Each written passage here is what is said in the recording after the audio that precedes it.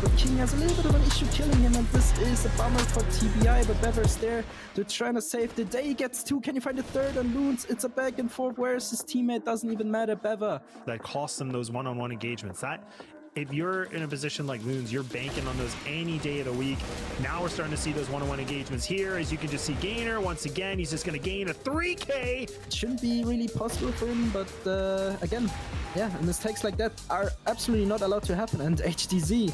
And now Lazarus, once again, they're loading things up and their defuse is getting attempted, but King's doing everything in his power to be able to stop this. Oh my God, he's able to find this kill. He's got a knife to a gunfight. He's trying everything and can.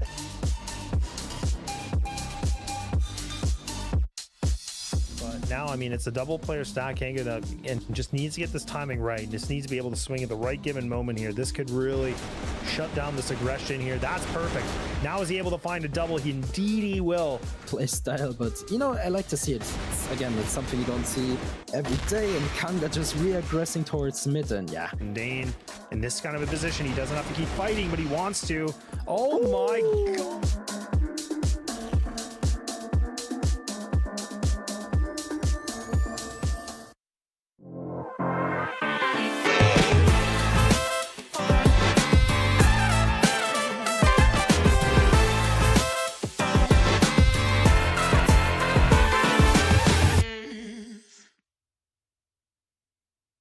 All right, welcome everybody. We're ready to go for day number 2 here for the CFS Path 2024 for the EUMENA. And it's, of course, myself, Laz, and joined once more with Pando. And man, we had ourselves a pretty big day yesterday. Lots of action, lots of different games, a few little bit of an upsets. But how you doing, all things considered? Yeah, I'm doing pretty well. Thanks for asking. I'm always glad to cast games with you. And yeah, you're absolutely right. We had some wonderful games yesterday. I thought it was really, really interesting to see. Also, some of the teams we usually don't get to see, right? 2 open teams, and the same for today, right? I don't want to take it away already, but we're gonna see 2 teams that are pretty interesting to see, both first and second place in the CrossFire Open League. So definitely something that I'm looking forward to. Yeah. Yeah, no, definitely. I mean, that's the thing where we got to see a lot of, really good games yesterday, a couple debuts for some of the previous CFWL teams, and like you said, some of the open teams. But now it's going to be kind of a similar bit of a story, right? Because we'll kind of bring up a little bit of that stuff in just a moment here. But, again, for anybody that's not quite familiar with how this format works, again, this is the the regional qualifier, which means that these teams are fighting for a spot to go to the finals, to be able to see if they can get themselves booking a ticket later down the road here for future tournament. So it's really a big deal, right? I mean, this is kind of really, again, intense competition to get yourself to go to that regional qualifier, the final, which is obviously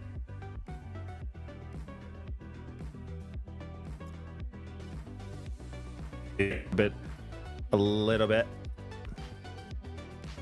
So yeah, checking Group A here, it's pretty interesting, Anubis Gaming at the moment at the top of the list, but yeah, just recapping real quick. Anubis versus Demons 2-0 for Anubis, Lazarus versus TBI 2-1 for Lazarus, and of course SSV versus SOLTREX.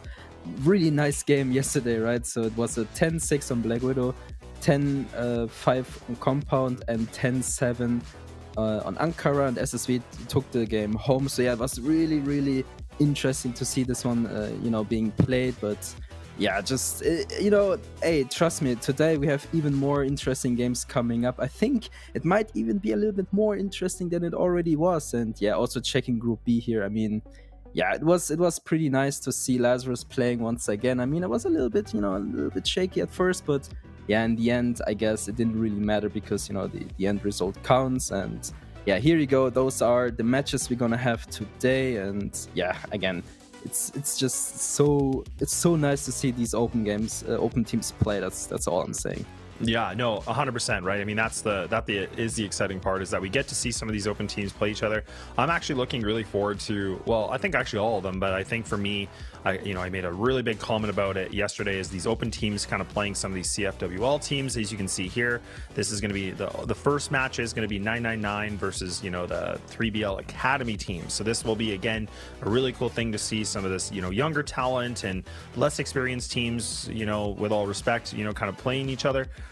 And then it's going to be, the Anubis and SSV game, which I think that should be a bit of a bar burner in itself. But, you know, before we go a little bit too deep into it, we do have ourselves an interview pretty much ready to go here. So let's take a look and let's see what they got to say for this match. Hello everyone, I'm Minkin and I'm the team captain of 999. So as a newcomer to the regional finals, our biggest challenge was to hold our win streak.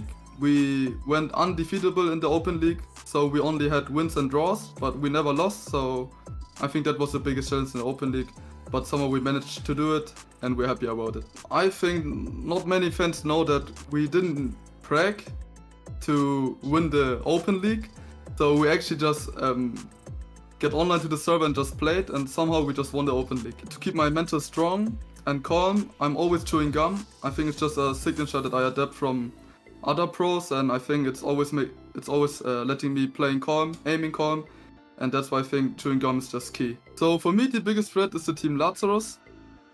They have such great players that played many years now, and I think it's very hard to get through them, but in my opinion, we can smash every team if every one of us is playing really well and has just a good day. I think if I could change anything about our team, then it's to keep our players calm, because we're really chaotic. If something happens in the map, we're just shouting each other, and somehow it works. We actually won the open league, but I think it's a really bad point in our team when we're just shouting each other and just no one's listening to one player. And as a team captain, of course, it's really hard to do some calls that could help the team to win. So I want to give a big shout out to our fans who supports us. We know we came out of nowhere, but it means the world to us to have you cheering for us, and we will do our best not to disappoint you guys in the qualifiers.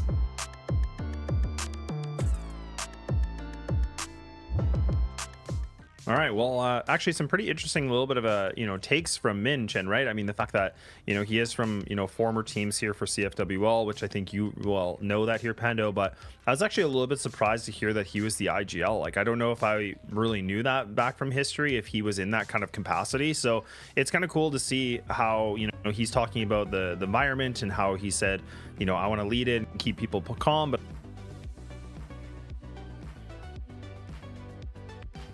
means on something so we can make the right play. So it definitely sounds like he's trying to take on a new challenge of being an IGL, which is pretty exciting.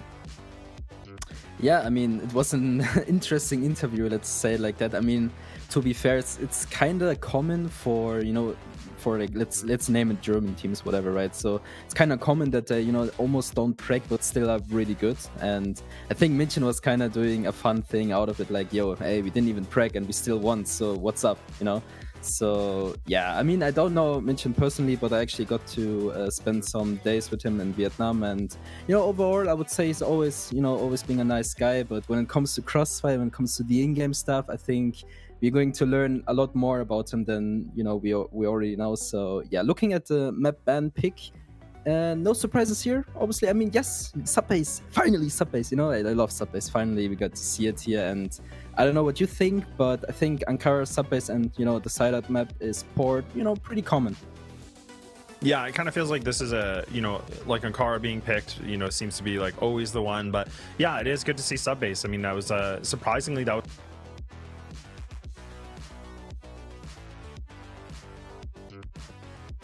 are trying to put that into their map pool as well, and just kind of putting themselves in a position where they want to play it. So it always makes it exciting, right? It adds a little bit of variety, a little bit of flavor into this. But I mean, is there any intake for you? Like, I know you have a little bit of experience with both these teams. Like, is there anybody that you're kind of looking out for, or somebody that's going to be maybe the playmaker, maybe on the first map of Ankara?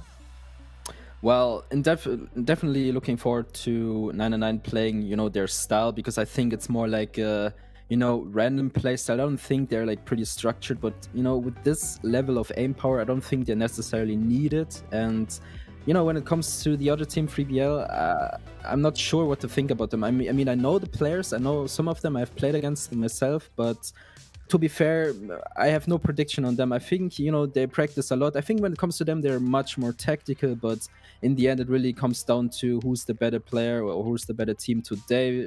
But yeah, I'm just looking forward for this next game.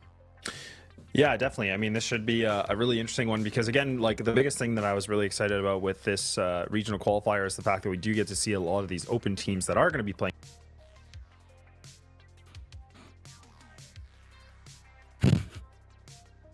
Okay, well, it's all good, man. So yeah, again, in general, I'm just looking forward for this game here, and yeah, 999 just again is a team that doesn't really go for much tactics. They just press W, want to win fast as soon as possible, really. And we have seen this yesterday already, right? From I think it was SSV. They also play a lot of W strats, like okay, let's push this, let's push that, and we're gonna see the same strats from them as well, I believe. And again, from Free BL Academy, I feel like they're much more strategic, much more calm, less like okay, let's just run down and see what happens, right? So definitely one thing that we expect from them. No doubt at all. So we'll have to wait and see. But I mean, this will be a really good map pool. We'll have to see how it's going to be able to pan out, just because, like you said, Ankara is going to be the first one on the docket, and then Subbase is going to be that. But maybe it's a 3-mapper, maybe it won't be. That's going to be the biggest question, right? Because yesterday we got to see it go to a 3-map. So, I mean, that's I'll be interested to know if it is going to be a 2-0 or if it really is going to go the full distance of these teams kind of showcasing their map picks and then really coming down to the wire.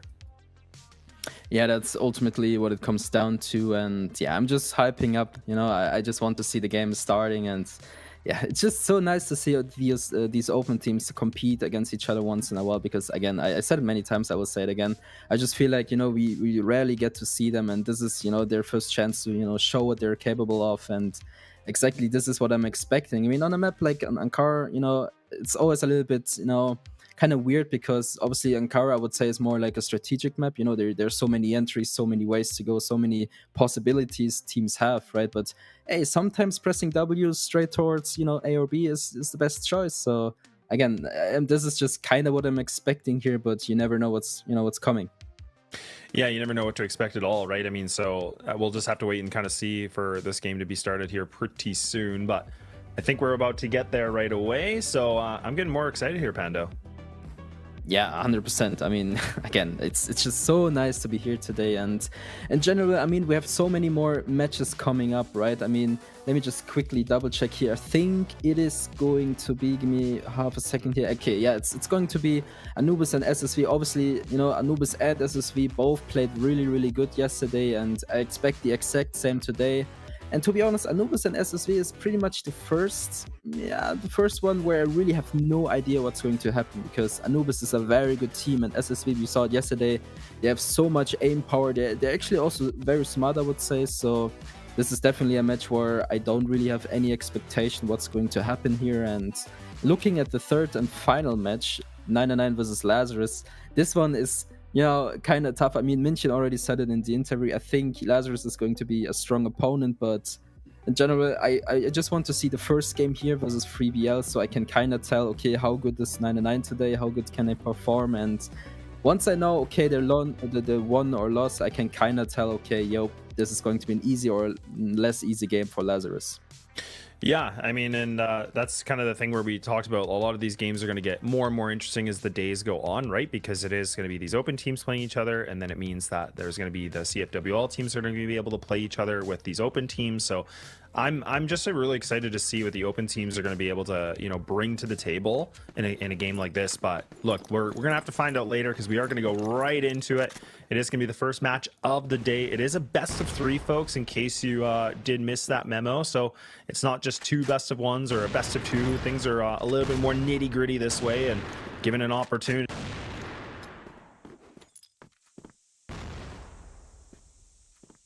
are going to be on the GR side, and 999 will be starting on that blacklist. Well, this seems to be the case, and a little bit of a slow start here actually from 999. Maybe they want to start off the day a little bit slower than I expected them to do, but it's fine, slowly but surely starting off the day. I mean, so far everything is just very chill, Free BA just chilling, just playing the absolute standard, nothing really to comment here. But hey, sometimes it is like that, you just gotta be careful not to do any mistakes here. And oh, okay, so yeah, but again, now 999 is in front of A, just grouping up, probably just preparing an A go here, and this might a little bit, might become a little bit challenging for Doctor and Dizzy here, because a 5 versus 2 situation, I can tell one more player is grouping towards A here, and I think it's Travis. And look at this. This is the first one to fall. It's back and forth so far, but now the pressure starts to come through, and Travis needs to back off, needs to wait for help here. And it seems like this is definitely a first bomb plant for 999. I mean, they're still waiting for it. There we go. Now the bomb gets planted. And the question is, 3BL here, what are they going to do? Are they just going to waste a little bit of more time waiting for something here? But I don't think they will be given any free kills here, especially CRS and Dreamer just not peeking it at all. So 3BL has to make a move now. 20 seconds on the board. Favor good for 2. Favor good for 3. What a highlight from this guy, already starting off big. And I mean, what is there left to say? It's a first round for 999. Okay. Then let's see what's going to happen here.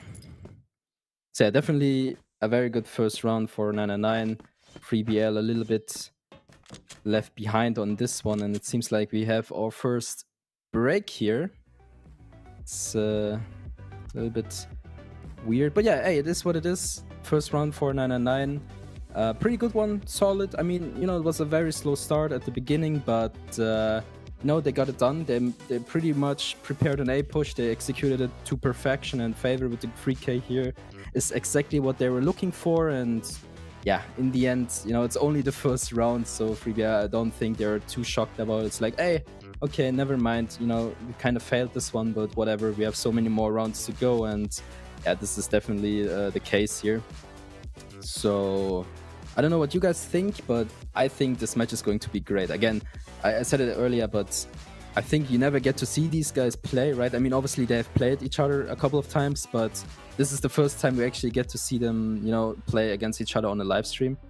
And, in general, I just think it's just such a nice thing to see once in a while. But you can also tell that playstyle is a little bit different. It was already different yesterday when SOLTREX and SSV played each other.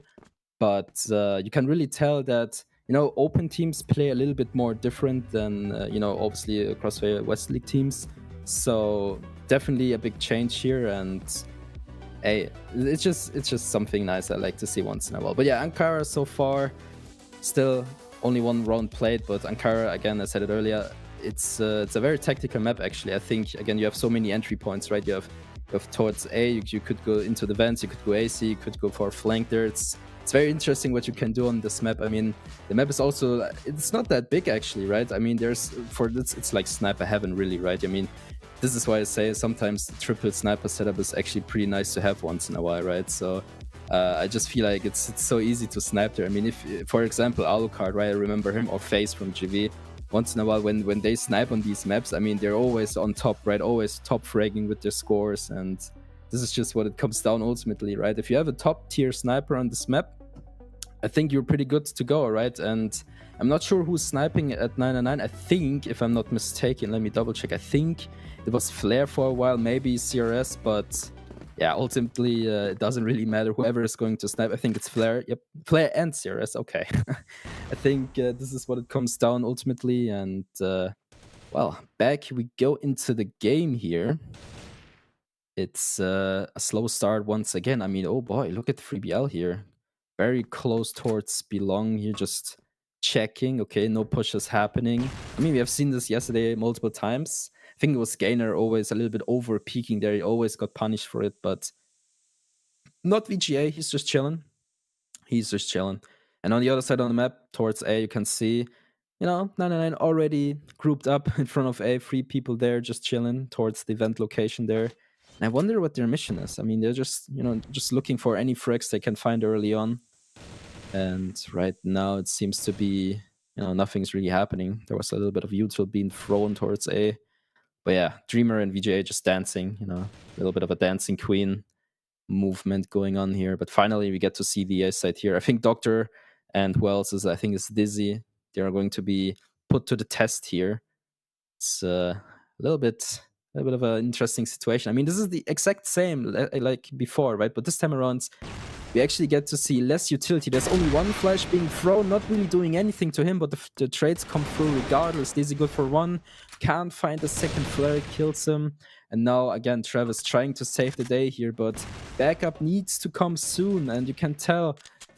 Who is it? Stamp. He's just sniping towards the A bomb location. He's just waiting for someone to cross his crosshair, but nothing is really happening here. Look at Flare. Flare's just dancing around. It's insane. He's still alive. So CRS and Flare now backing up, trying to find VGA here. But who's going to be the first one to be the death here? And it's, yeah, VGA just gets both of them apparently. Okay. Yeah, that happens. Yeah, once in a while, you know. I think they had something else in mind, but... yeah, not this time around. VGA 100% ready for them here, not even giving them a chance. And I feel like, you know, the execution from 99 ultimately was pretty okay, but I think the flash was kind of, you know, not very useful there because, you know, one of 3BL's members were just, you know, chilling under the stairs there. So it's kind of hard to flash that player out. But yeah, eventually it wasn't really, you know, that thing that made them lose the round. But regardless, next round, you know, we are back towards A here. It feels like, you know, 99 really likes to go towards A. And, well, a little bit. I mean, yeah, this is actually what I mentioned earlier, right? I mean, they're just not wasting any time. They just like to run and gun. And look at this. A side is completely open, but they don't know it.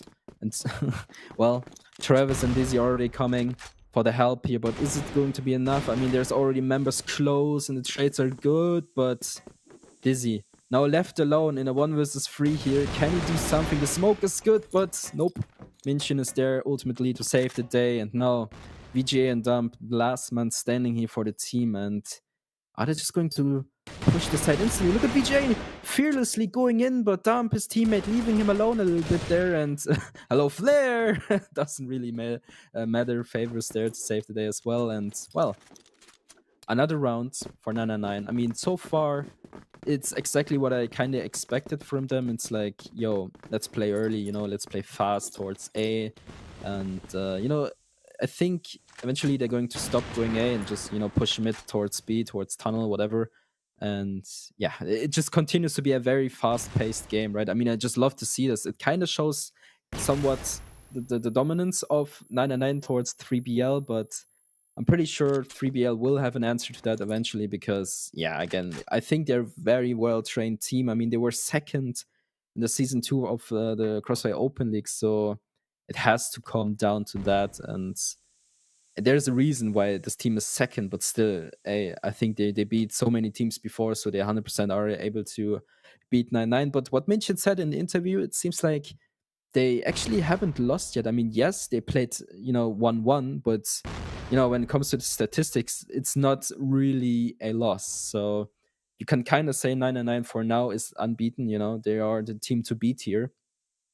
And it's definitely a big challenge for 3BL here. And look at this, the execution will come through once again. Doctor in the key position, can't really do anything.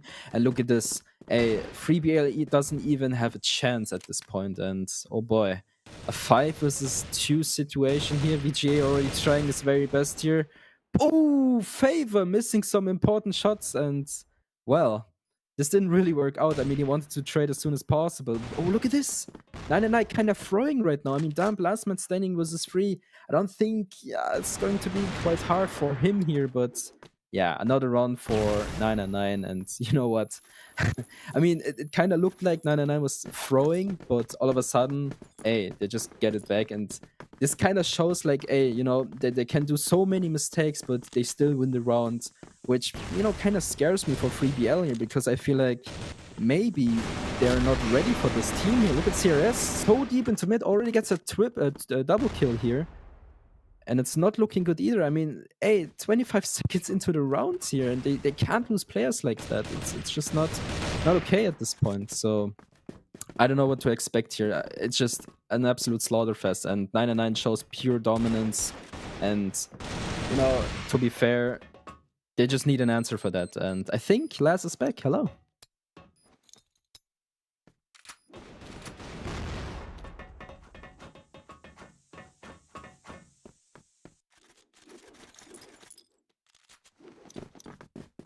themselves in a pretty decent lead, and you love to see it. And I mean, the one thing I don't know if you talked about it was one of the things that was really interesting is the fact of seeing like, you know, some players like CRS and, you know, seeing like Minkin and stuff like that. So it's pretty cool to see some guys like this that are still competing in this team. And even right now, pretty interesting to see 3BL, you know, Academy putting themselves in a great position here for the first duel.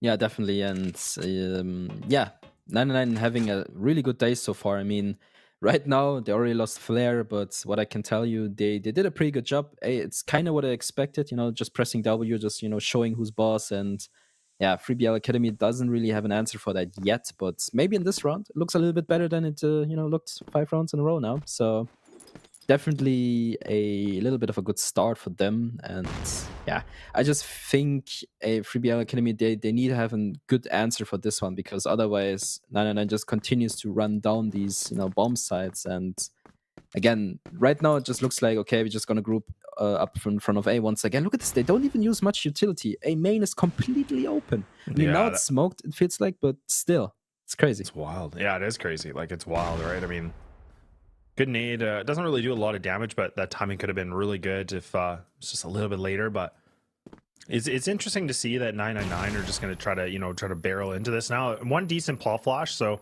you can see that Dizzy's actually, you know, right in the open here. So yeah, going to get punished for it. But now Doctor needs to be able to find some big kills here, and that's going to be 2. That's a good start. Maybe a little bit more. Some extra utility getting thrown here, and now 999 just leaving down to Faber, and he's going to have to do a big one. But no, it's the Doctor's orders. He's right in the prescription, and it's going to be 3BL Academy that get themselves back in a secondary round, which was not much needed, to be honest. Yeah, no, Doctor did so much work. I mean, got a triple kill in the end there. Good double kill as well. Quick reactions here, and I think it was really well done by them. I mean, finally we get to see some responses from, you know, Academy here, and it's really nice to see, you know. It is a much needed one, and I think it's it's a little bit of an much needed one, like I said. So yeah, 99 pretty sure they're, you know, okay, hey, maybe it's not that easy anymore. Maybe they actually need to use more utility, more, you know, strats instead of just pressing W. So yeah, that's one thing to go with. Yeah, it definitely is, right? I mean, that was the biggest thing of criticism from yesterday's game, where we saw, you know, SSV, you know, taking on SOLTREX, and we were saying, like, it felt like SSV, I know it's going to put a dagger in your heart because you know the guys, but it felt like strategically there was some lackluster moments, I thought, for me in comparison to someone like, or a team like SOLTREX. So I think that's the thing where I'm really, really curious about how this, you know, whole qualifier is going to pan out for these teams, because you know, you can definitely, you know, run and frag and do all these things, definitely, but it's only going to last so long, right? And I think we got to see that a little bit from yesterday's previous series, but it'll be interesting when they play some of these like higher tiered experienced teams that are here, right? Like that Anubis game is definitely going to be one that I'm really going to keep my eye on. Yeah, I'm glad you bring Anubis up. I mean, it's kind of the same situation we had yesterday, right? When Anubis played 36 Demons, right?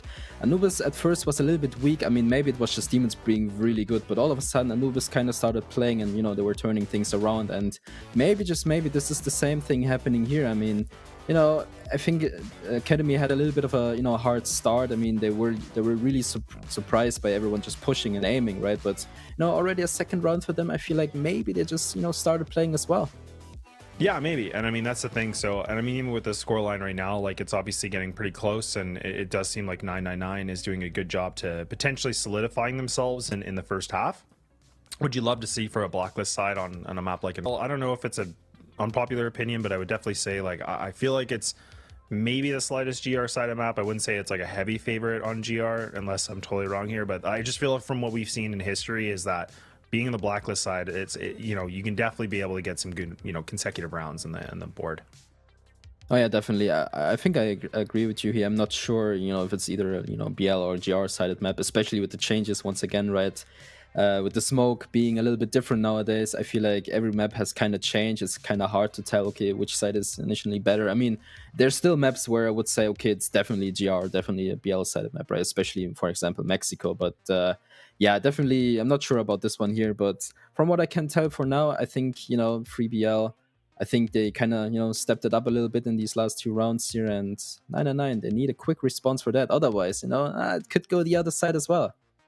Yeah, it definitely could. I mean, that's the thing about for 3BL Academy that I think you know, they were essentially in the open. It looks like they were kind of in second place, whereas 999, I think you probably already mentioned this, but they were obviously the top dogs, right? Like they didn't take a loss, like Minkin was mentioning in his interview. Like, yeah, we haven't taken a loss. We had a couple like draws maybe here and there, but like that's not really a loss. It's not like they got blown out and things like that. So it's a pretty cool thing to see. But you have to remember as well that for me, this 999 roster looks pretty scary just because there's a lot of players that are on this team that have been able to play some high level competition before. So you talk about the experience, you talk about what's, you know, kind of being combined here in the open. So that's where it gets really, really exciting, right? And a little bit of vengeance maybe. And someone like Minkin is, you know, I was really happy to see how well he played on GV, and, you know, he looked like he was a decent player. I was kind of surprised he actually didn't make the full build, to be honest. It always felt like he was kind of the sixth player, but now he's just going to run his own team and see what they can do. So it's looking pretty good so far, but we'll see how cool, calm, and collected he can keep those guys, considering how, you know, close the scoreline is getting at the moment. Yeah, it's kind of funny that you bring it up. I mean, if you bring it down, it's kind of funny. So Minkin was a sub player for GV, then all of a sudden, you know, he's a main player for Seven, but now Minkin is out of the mix, so Seven is back in GV. But there's also other players that used to play in these big teams. I mean, for example, Favor, right? He was also a player for Flipside. I'm not sure if he was also a player for GV before. So just for you, Flipside was also a team that, you know, it's kind of the same like Golden V. So just so you know. And yeah, so again, this is a strong lineup because they have strong players, right? They used to, you know, play in the big leagues as well. So it doesn't really surprise me that they, you know, they don't need to practice all that much, so they can still be, you know, beating these teams. So yeah, just a quick info there. And again, for 3BL Academy, I feel like, you know, if they're I am not sure about this, but if they are actually an academy team of 3BL, I expect them to be, you know, very good strategically and also very good with the aiming after all. But yeah, we're just gonna need to wait and find out what's going to happen here. Yeah, and it just seems like you know, just folks, there is just like a tech issue that we're just trying to figure out right now. So we're just waiting on that little bit of an update, just in case you're wondering why are we back to our faces and what we're talking about. But yeah, we're hopefully going to be back in the game here momentarily. We're just kind of figuring things out, obviously. But you know, the one thing I appreciate you bring up, Pendo, is for 3BL Academy is you know, I really like what 3BL do as an organization. You can tell they put a lot of investment into the teams, and they're trying to do all these right things. Like the 3BL team itself, like they have a gaming house, they're playing together all the time. They're really trying to build this, you know, Egyptian, you know, super team. But look, we'll have to see if you know, they've been able to allow some of that, you know, expertise and mentorship here. But so far, Damp's going to get taken out, and 999 going to be able to figure out another opening duel here. But look at that perfect read. CRS gets the perfect timing, checks his 6, and now they're going to be able to find themselves in a 5-on-3 advantage so early on in the round. Yeah, once again, they just continue to be absolutely dominant. And yeah, a 5 versus 3 situation, not pretty ideal for the academy team here, but you know, they somewhat have the right clue. You can tell VGA already getting so much map control here, but doesn't even matter in the end. It's only Dizzy holding off this push, and well, Travis in the back there might eventually be able to get something done here, but he buys a little bit of time. You know, VGA in the back, maybe, just maybe, if he has the right timing, he has a good chance of killing these players. But yeah, at this point, to be honest, let's be real, it's very difficult to win this one. Look at Flair. This, you know, just peeking with his pistol. Doesn't even matter. Look at this. Catch the streamer off guard. VGA.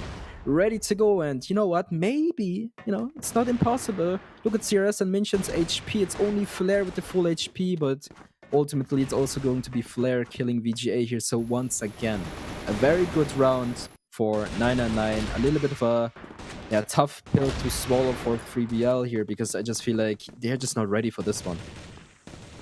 No, definitely not. I mean, it seems like 999 just, again, like using their experience is kind of a big buff right now, right? Whereas the 3BL Academy team, like they're trying everything to see what kind of strategic setups they can bring into this. And now they're going to try to go for a mid fight. So right now, VGA is just on the other side of pit.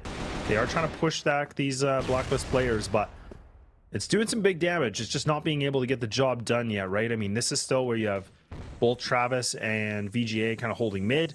Now they might try to pull off on this, but VGA still wants to be able to get that kill. He still wants to be able to find something. But Minkin might be able to get the timing of this, and oh my, he actually overexposes himself and overpeaks that, so he's going to get punished for it. And now Damp's going to be able to ignite the Om, and now it's just Dreamer trying to do everything in his power, and he's able to find himself a double collide here, but doing everything maybe for a triple. My God, what a way to find that one too. So now things are getting a little bit more tight and interesting, but the HP, you got to remember, this is critical. These guys are under 30 HP combined, so one shot of anything is going to take them out. So they have to be absolutely careful in what they do. And that nade, that's going to add an extra chunky damage. The nade's going to take down the planter. So now Dreamer, he's going to have some big dreams here, because this is now putting himself in a 1-on-2, which would be the quad kill for this round, to be able to bring them in another round. Yeah, definitely a hard one to Dreamer here, but to be fair, I was kind of surprised that Faber actually got killed by the Nader, because I was about to say, okay, there's one more nade on the side of, you know, FreeBL Academy here, but you know, they used it pretty well. Actually got Faber in this mix. But yeah, now the flank comes through from Dreamer here. I'm not sure if this is the right decision here by him. I mean, it's super risky either way. It doesn't even matter what he does, it's super risky all the time, because he's on 9 HP. It's a one hit anywhere with any weapon. So yeah, going towards A here is probably the right decision. 20 seconds on the bomb. The bomb will go down, and FreeBL Academy will start to rotate eventually. And I think you will just go for a main here, but oh, never mind. You know, sticks on the sides, which, you know, is a little bit risky here, but it is what it is in the end. The push will come through. Dreamer with a good position here, but is it ultimately going to be enough? He needs the patience play. Gets one. Can he get two? No, Doctor's there to save the day, but almost. Close enough. A little bit too close for comfort for FreeBL here, but well, it is what it is. A 6-3 for the half. Yeah, not bad at all, honestly. And that's the thing, is like FreeBL Academy, I feel like they did a good way for just, again, we talked about their strategic review of this, and I like their setups. They got it a little bit close for comfort in that. Like Travis going for this fight probably felt like it didn't need to happen, and VGA there too.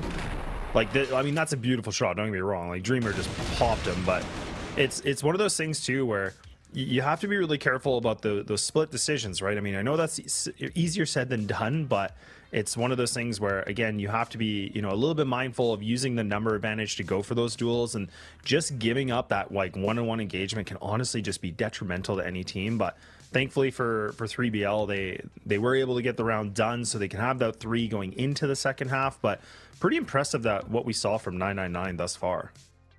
Yeah, so far I'm absolutely impressed. Again, it's a little bit what I expected from them, but yeah, also looking towards FreeBL Academy here, especially VGA here, a little bit of an overpeak here, very unnecessary to be fair. I mean, they won the rounds, you know, after all, but I thought, at least it feels like it's a little bit unnecessary to, you know, take these risks, because why would you take a 1v1 fight when you have the upper numbers, right? So yeah, you know, they got away with their life there, but it's still a 3-round differential here, and I feel like if they continue to play like this, it's going to be very tough for them to, you know, turn things around, and especially now with 999 on the on the GR side. Look at this. He's so aggressive towards mid. He doesn't even care. And well, if this isn't confidence, I don't know what is. Yeah, exactly, right? I mean, and even CRS is now going to play Invent. So he's playing in this position with the Om. So this is going to be, again, kind of a one and done, right? Like, you have to be able to get out of this. Now he's just going to get overwhelmed by the numbers. So maybe a little bit of a misplay, I would say, just with the positioning of that. Really hoping you're going to hit all these shots. And 3BL Academy, they're going to take full advantage of this. They're just going to barrel into this site. They're going to be able to get the C4 down. So now 999, they have a retake scenario where they have 2 that are going to be through A main, 2 that are going to come through fence. So they have a nice little bit of a pinch, but this is all about the timing. This is where they have to be able to utilize this utility.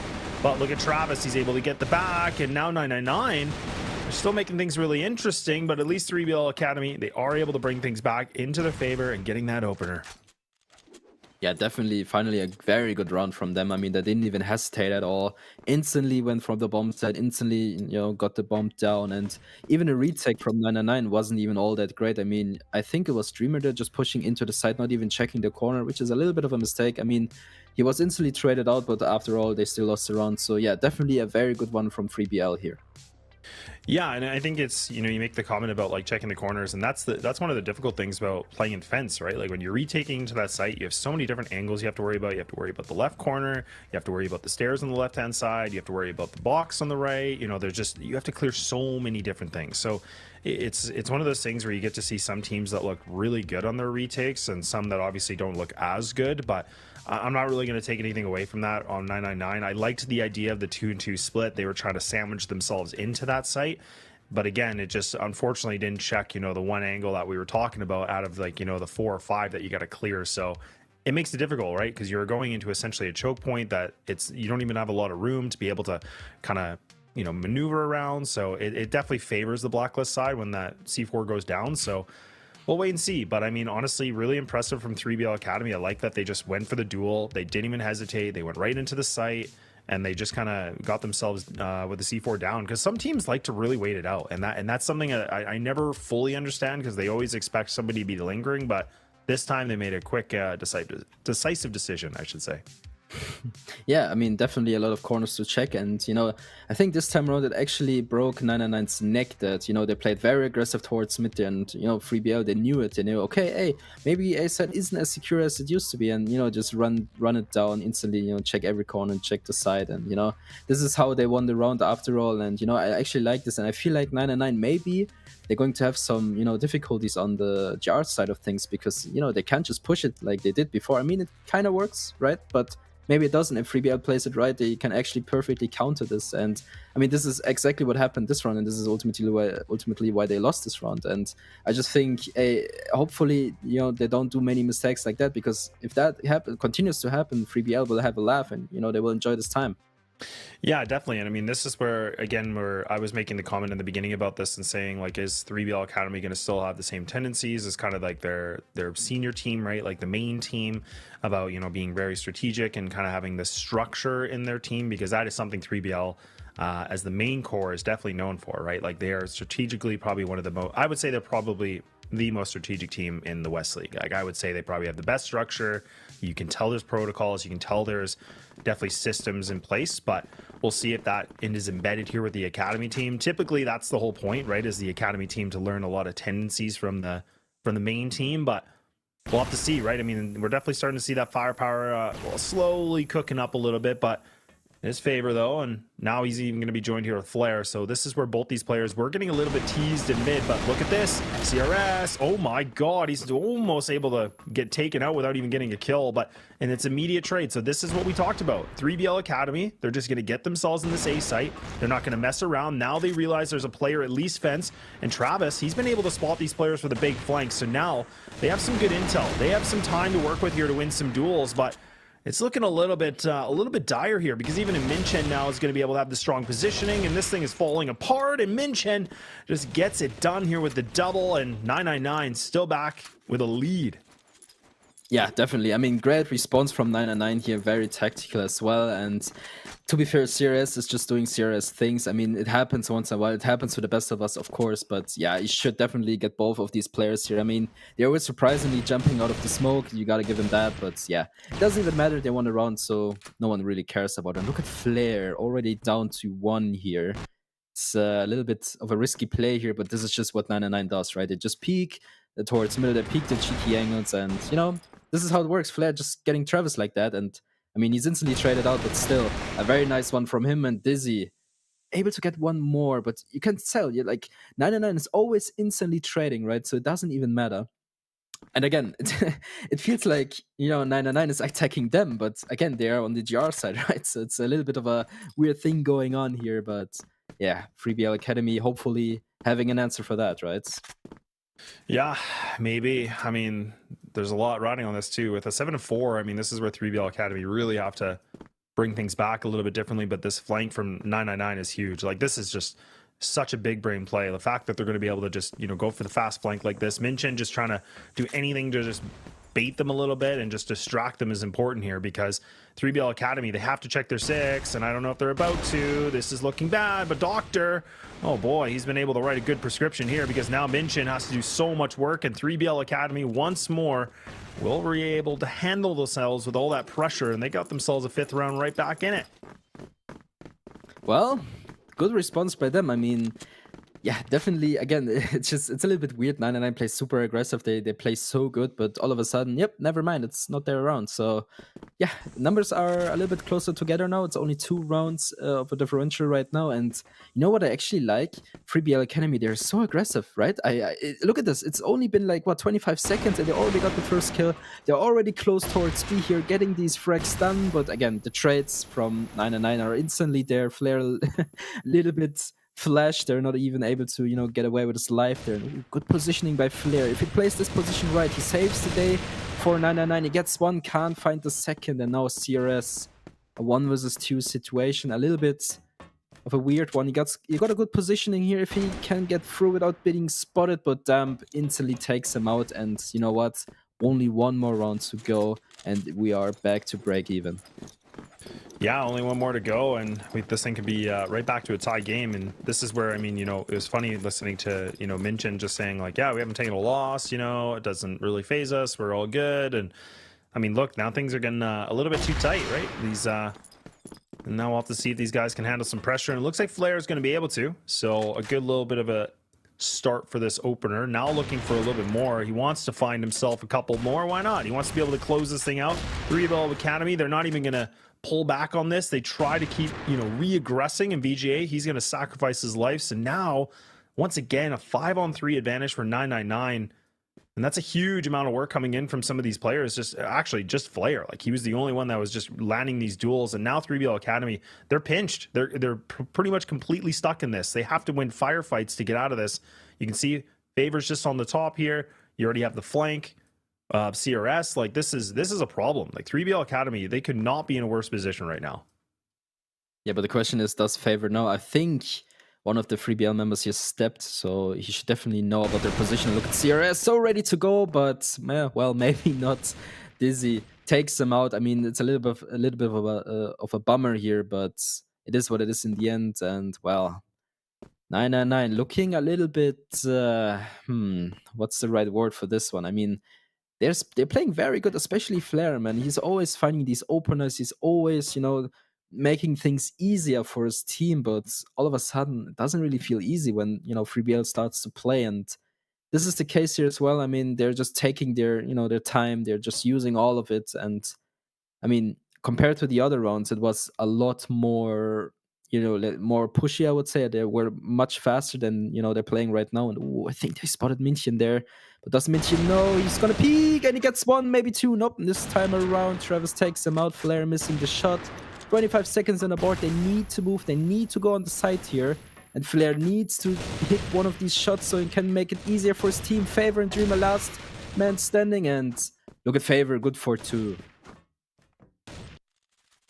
Yeah, not bad at all. I mean, some kind of, like, shots being missed from Flair, but honestly, like, it's hard to really criticize that because, again, let's not forget, like, the first opening duels was the fact of him, putting himself with the opener and then, just kind of biding some time. So I think he did a pretty good job despite, like, not able to, get an extra kill. But, I mean, playing his role as best as he could, just kind of jiggling around, being a major distraction is everything you need. So job well done here from 999. Now 3BL Academy going to go back for the old A exec, but again, you have to worry. I mean, CRS is going to be grouped up here. They have a nice little bit of a choke point, and they got some players ready to go, but Favor's able to find that double, but right back into it. 3BL Academy, they're able to find that double, so making it into a 3-3.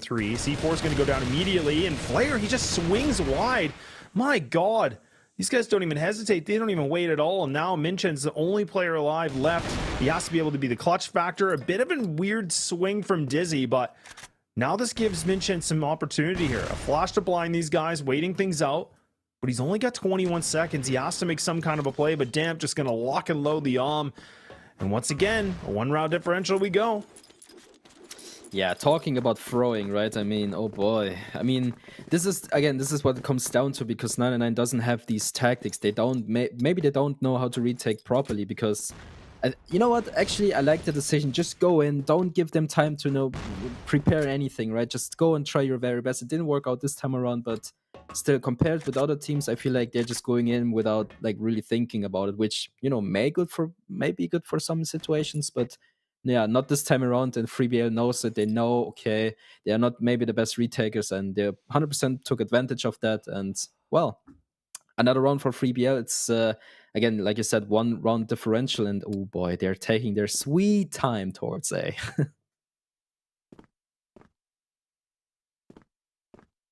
Yeah, and I mean, this is one of the things I always love seeing on this map is like this AA pop, right? Because a couple teams have different ways to do this. Because you can, like just on the light post there, you can throw a couple different nades. Like there's a nice, nade you can throw, some good flashes, and that flash is going to be thrown, I think, from Damp, if I'm not mistaken. But it's a question if this is actually going to pan out well. The C4 gets dropped here from Favor, so that's a nice one. But 3BL Academy again are able to get themselves in the advantage in terms of the duels. They're able to win these engagements. So this is something that 999 was relying on. It's starting to be a bit of a moot point. They're not able to really find themselves much success here on anchoring these sites. Minkin trying to get himself in there, but look at Dreamer. My God, he's a dream catcher, and he finds that triple, locking it down. Ooh. Why not make it a 4th? Put themselves on the map point. Yeah, I mean, definitely, this is what I was talking about, right? Sometimes it works, sometimes it doesn't. This time around, it worked perfectly fine. He was like, you know what? Let's just go, right? And he went in, he got the double, got the triple, and initially even the 4th. So definitely a world push here. I mean, look at this. No one can even stop this guy at this point. And, well, back to this. And, well, this time around, he's actually the first one to fall. But you know what? I don't think it even matters. He finally, got on the scoreboard. He got something done for his team, and now the rest of them needs to step up. Maybe another, first kill by Flare would be nice. But yeah, 3BL, it's a match point. They need to step it up. They need to, take control of the situation. And for now, they have a little bit of a chance, They have 1-man advantage. But if they're not careful, this might turn faster than you can think of. And yep, there's the trades. Again, I feel like 999 is so good when it comes to trading. They instantly trade each other out. And look at this. They're already close to the bombs. But look at Flare. There is the Flare I was talking about. He gets a nice double, makes things even more possible for his team. And now, a 2 versus 2 situation. Favor and CRS versus Travis and Doctor. I don't know what you think, but I think this one is going to be very interesting. 20 seconds on the board. Who is going to be the first one to fall? And Favor not checking the corner, but it doesn't matter. CRS is there to save the day. No, save the day. No, it's only Doctor left alone versus 2, and it's so hard for him. There's no chance whatsoever, and this is the first map for 999. Yeah, not bad at all. 999, they definitely made it a little bit interesting, but I think they did a really good job just being able to react to some of the, executes that were coming through. They were able to find some really good duels, just again to slow things down a little bit. But yeah, you got to give it to Flare, man. I felt like, he might not have been the top of the charts in terms of frags. I feel like he probably was close, but I mean, he played really, really well. He was able to find at least 1 or 2 kills. It felt like every other round. So that's something you need, right? Especially as somebody being your sniper, you need that player to be able to, get those high amount of kills. So not bad for 999. And, for them to be able to, I'm just looking if that was their pick. It was their pick. So, I mean, honestly, it looked pretty clean. Like there was a couple, A-holds that weren't the greatest. But honestly, that's still the same thing about 3BL Academy, that I was wondering if they were going to be somewhat similar to their predecessor of a team, and it does look like they are. And honestly, I was pretty impressed to see what they were able to bring to the table despite the loss here. So I think there's still plenty of opportunity where we can see sub base, and to be honest, that's a pretty tactic map. So I do think there's a lot that's going to advantage here for 3BL Academy. Yeah, I totally agree with you. I mean, ultimately, again, it's kind of funny to see them win here, because I think what 3BL has problems with is, 999 plays so random, it's so hard to predict, right? So usually, okay, someone crossed mid, so where is he going? What are they going to do, right? But they're just playing fully random. I mean, look at Flare. Flare's just peeking here, peeking there. He's so mobile with the sniper, right? It doesn't even matter. Once you see Flare, you either dead or you just don't know what he does, right? So it's a very, very nice play from him, especially from Dreamer in the last few rounds there, right? With his 4K, very decisive, very strong for his team. But yeah, 3BL. So I don't know what they're going to do on, I think it's sub base, right? So it's going to be a very tough one for them, I feel like. Yeah, it might be, right? I mean, this is a pick for 3BL Academy, but I mean, I felt like, considering, Ankara wasn't their pick, I mean, you knew 999 were going into that feeling pretty good. I mean, obviously yesterday, what we saw from the open teams is they get their map pick, they looked way better on it, and that clearly was the case, right? So, I mean, that's where I wondered, and, if that's going to be kind of the same thing, but there were some really good plays that, again, we see from, 999 just able to get multi-kills and locking things down when they needed to, and that was kind of a little bit different from 3BL Academy, where I felt like you could see the teamwork was there and the system was there. Not to say it wasn't for 999, but I felt like you can definitely tell there was a lot of experience on this 999 team, where they were kind of getting themselves out of sticky situations with some pretty big duels and just that ability of their fragging. But I mean, this round here for Dreamer, like that was wild. That was a crazy 4K, but that was a really good showing from them. I thought, despite them having kind of a little bit of a jumpy like second half, I felt like they were able to close things out pretty well. But 3BL Academy, I'm definitely looking forward to see what they're going to be bringing to the table. They will be on that blacklist side too, so let's not forget that as well. And that's I think that might be a slight disadvantage, but at the same time, I'm going to be very curious what they're going to be able to bring with their strategy on this. Yeah, it's definitely a good question how they're going to play on the blacklist. But yeah, again, I feel like with 999 playing like this, it's really hard to really do anything. I mean, to be fair, I feel like 3BL should have been a little bit better. I mean, they were pretty close. Yes, I give them that. But still, I feel like, again, they play so random. 3BL should just, play better at this point. But again, we're just going to wait to see what happens on subbase. So definitely a good start for 999 and 3BL. They got to step it up. They need to make it gameplay. Maybe just play random as well. Maybe just, do something that no one really can, predict. So definitely something I'm looking forward to. And yeah, I don't know about you, but so far I like what I'm seeing. I like these, CrossFire open teams clashes. So looking at the scores here, let's check. Okay, yeah, so look at this. I mean, yeah, everyone from 999 is really up there, and yeah, on the other side, obviously, it's a little bit tough. I mean, especially Dump. I think he was also sniping as well, so a little bit of a hard score for a sniper player, to be fair.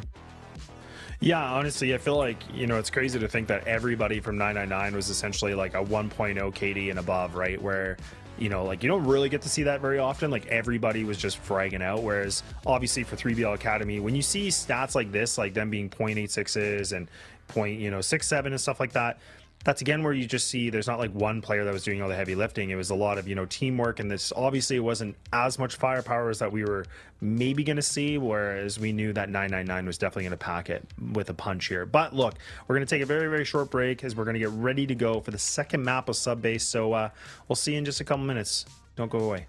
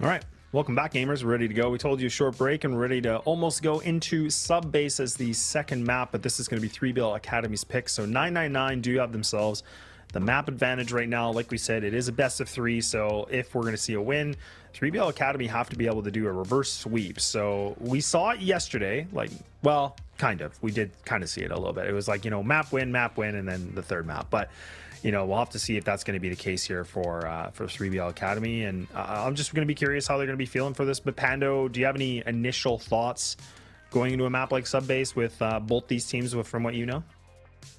Well, good question. I mean, I love Subbase, right? So let's break it down. I think it was 3BL starting on the BL side, so this is going to be a little bit more tactical. At least that's what I'm expecting, right? So the point where it really gets interesting is when 999 gets to the BL side, because again, if they play so aggressively and if they're just pressing W all the time, this is going to be tough, because once you get dominated on Subbase, it's really, really hard to come back from this one. So definitely something I'm looking forward to. But, you know, also on the GR side, if 999 just decides to push Machine Room, pushes mid or whatever, this is going to be quite interesting to see. But it seems like they are having a different kind of plan here. I mean, there's someone getting boosted into the vents, probably with a sniper. Yep, I think it's Flare, yeah. This is super, super standard, but I just loved it. A sniper in the vent location is insane. I mean, the only one that, I'm 100% serious, the only one that can stop a sniper in vent is FaZe with a shotgun. So, yeah, this is something I'm looking forward to here. No, definitely. I mean, actually, CRS is getting counter-aggressive on this. I like this. Trying to just, you know, get the timing of that. You could hear, like, Dizzy was just spamming away. So I think he was trying to count as many bullets as possible. So a little bit of a cheeky attempt. I don't mind it. But, I mean, with that attempt does cost the HP for both Favor and CRS. So this is not a great position for them. But, you know, on the other side of the coin is 3BL Academy definitely have some players that are wounded as well. So some decent damage being inflicted from both sides, but definitely gives a little bit of that leg up here for 3BL Academy. You could see that there was some aggression on the stairs. They were just trying to, again, see if they can get a little bit cheeky, maybe get a, you know, rotate off guard. But CRS is the player that is just like in radio here, just kind of, again, spotting things out for A. Otherwise, it is going to be leaving Minkin by himself as the sole anchor. So now Dreamer, oh God, he's not able to land any sort of a shot. It's a complete whiff. So now Favor, he's going to have to be able to find them something, not at all. And even 3BL Academy, they've just taken this with storm. Now Minkin and Flare, the last two players that are required here for the 2-on-4. They made it with one so far, so this is a big clutch factor for them. 3VL Academy just have to make sure they don't overpeak. They take it nicely, and honestly, a pretty swift first round. Yeah, to be fair, a wonderful execution by 3BL Academy here. I mean, this was literally by the book. I mean, this is why Subbase is so tough, you know, because if a good BL team pushes everywhere, it's so difficult to hold anything. So this was the perfect example. I hope everyone here in the chat has, you know, a pen and paper so they can actually write that down. But yeah, for 999, it's a little bit unfortunate. I mean, they got damaged so early on in the round, so it was also a little bit, you know, a factor here. But yeah, definitely a very good run from 3BL here. And well, it is what it is in the end. We see another very def positioning from 999 this time around. I mean, yeah, maybe they slowed it down a bit. Maybe they just don't like to push on the GR side all that much. And I think, to be fair, this is probably the best decision they could have done here. And now it's up to 3BL what the next plan is. Yeah, kind of slowing down a lot here. So, I mean, 3BL Academy, again, that's where we were saying, like, look, it's really gonna be really cool to see what kind of strategies and executes they bring into this map. That last round was definitely really, really beautiful. Like you said, it was definitely something to take a lot of notes of here. So right now you can even see Dizzy's got himself in a good position. They're getting ready for maybe even a pop on a little bit of jail, and that's gonna be Favor just on the other side of it too. So this is where it gets a little bit interesting. But at the same token, 3BL Academy now, they look like they're actually going to swarm right in through. There we go. I was going to say maybe jail. Yeah, so now Minkin has to be able to pop off, and that's not too bad. He finds himself that double, but he just can't quite enough to get the triple. So now the man advantage here in favor for the Academy team. But are they going to be able to lock things down? The C4 still not planted, but there's still plenty of time to work with. But you still have to worry about Dreamer. You still have to worry about CRS. Those guys are close, and they're looking to have a fight. Well, the bomb gets planted, and Dreamer not wasting any time, not really waiting for his teammate here, just kind of bites them, and CRS now left alone with his free.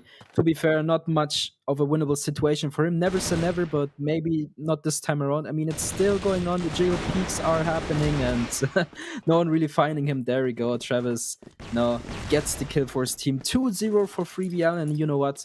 I think this is the point where, you know, 3BL just proves that practice makes perfect. These executions are insane. They're so good. by the book. This is insane. Like, you don't get to see this much from open teams, right? But they do it so well, and I just love what I'm seeing here. Yeah, it is really good to see. And right now, 3BL Academy are definitely looking pretty good. But 999, they're still desperate to get themselves around into this.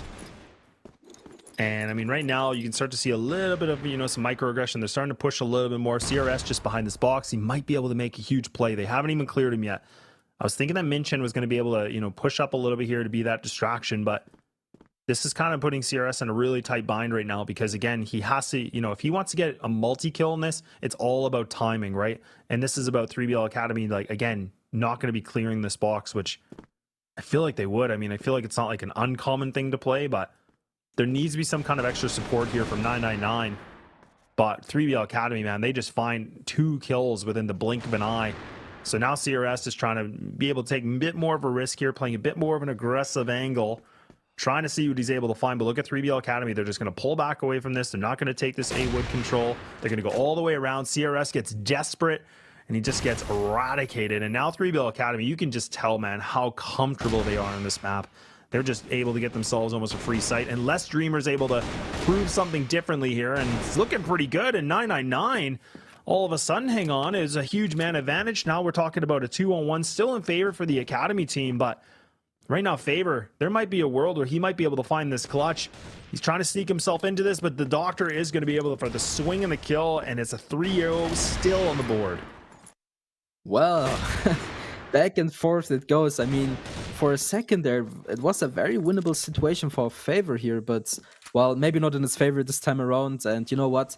I feel like 999, they just get punished for over-aggressing all the time. I mean, these single fights, they worked so great on the first map, but here in Subbase, I feel like, you know what, they don't work at all. They just get punished and punished over and over again. I mean, Sierra single picking the sniper can work here and there, but definitely not right now. And this is what I'm seeing over and over again. And, you know, you got to give it to 3BL Academy here. They're prepared so well. You can really tell they're not over aggressing.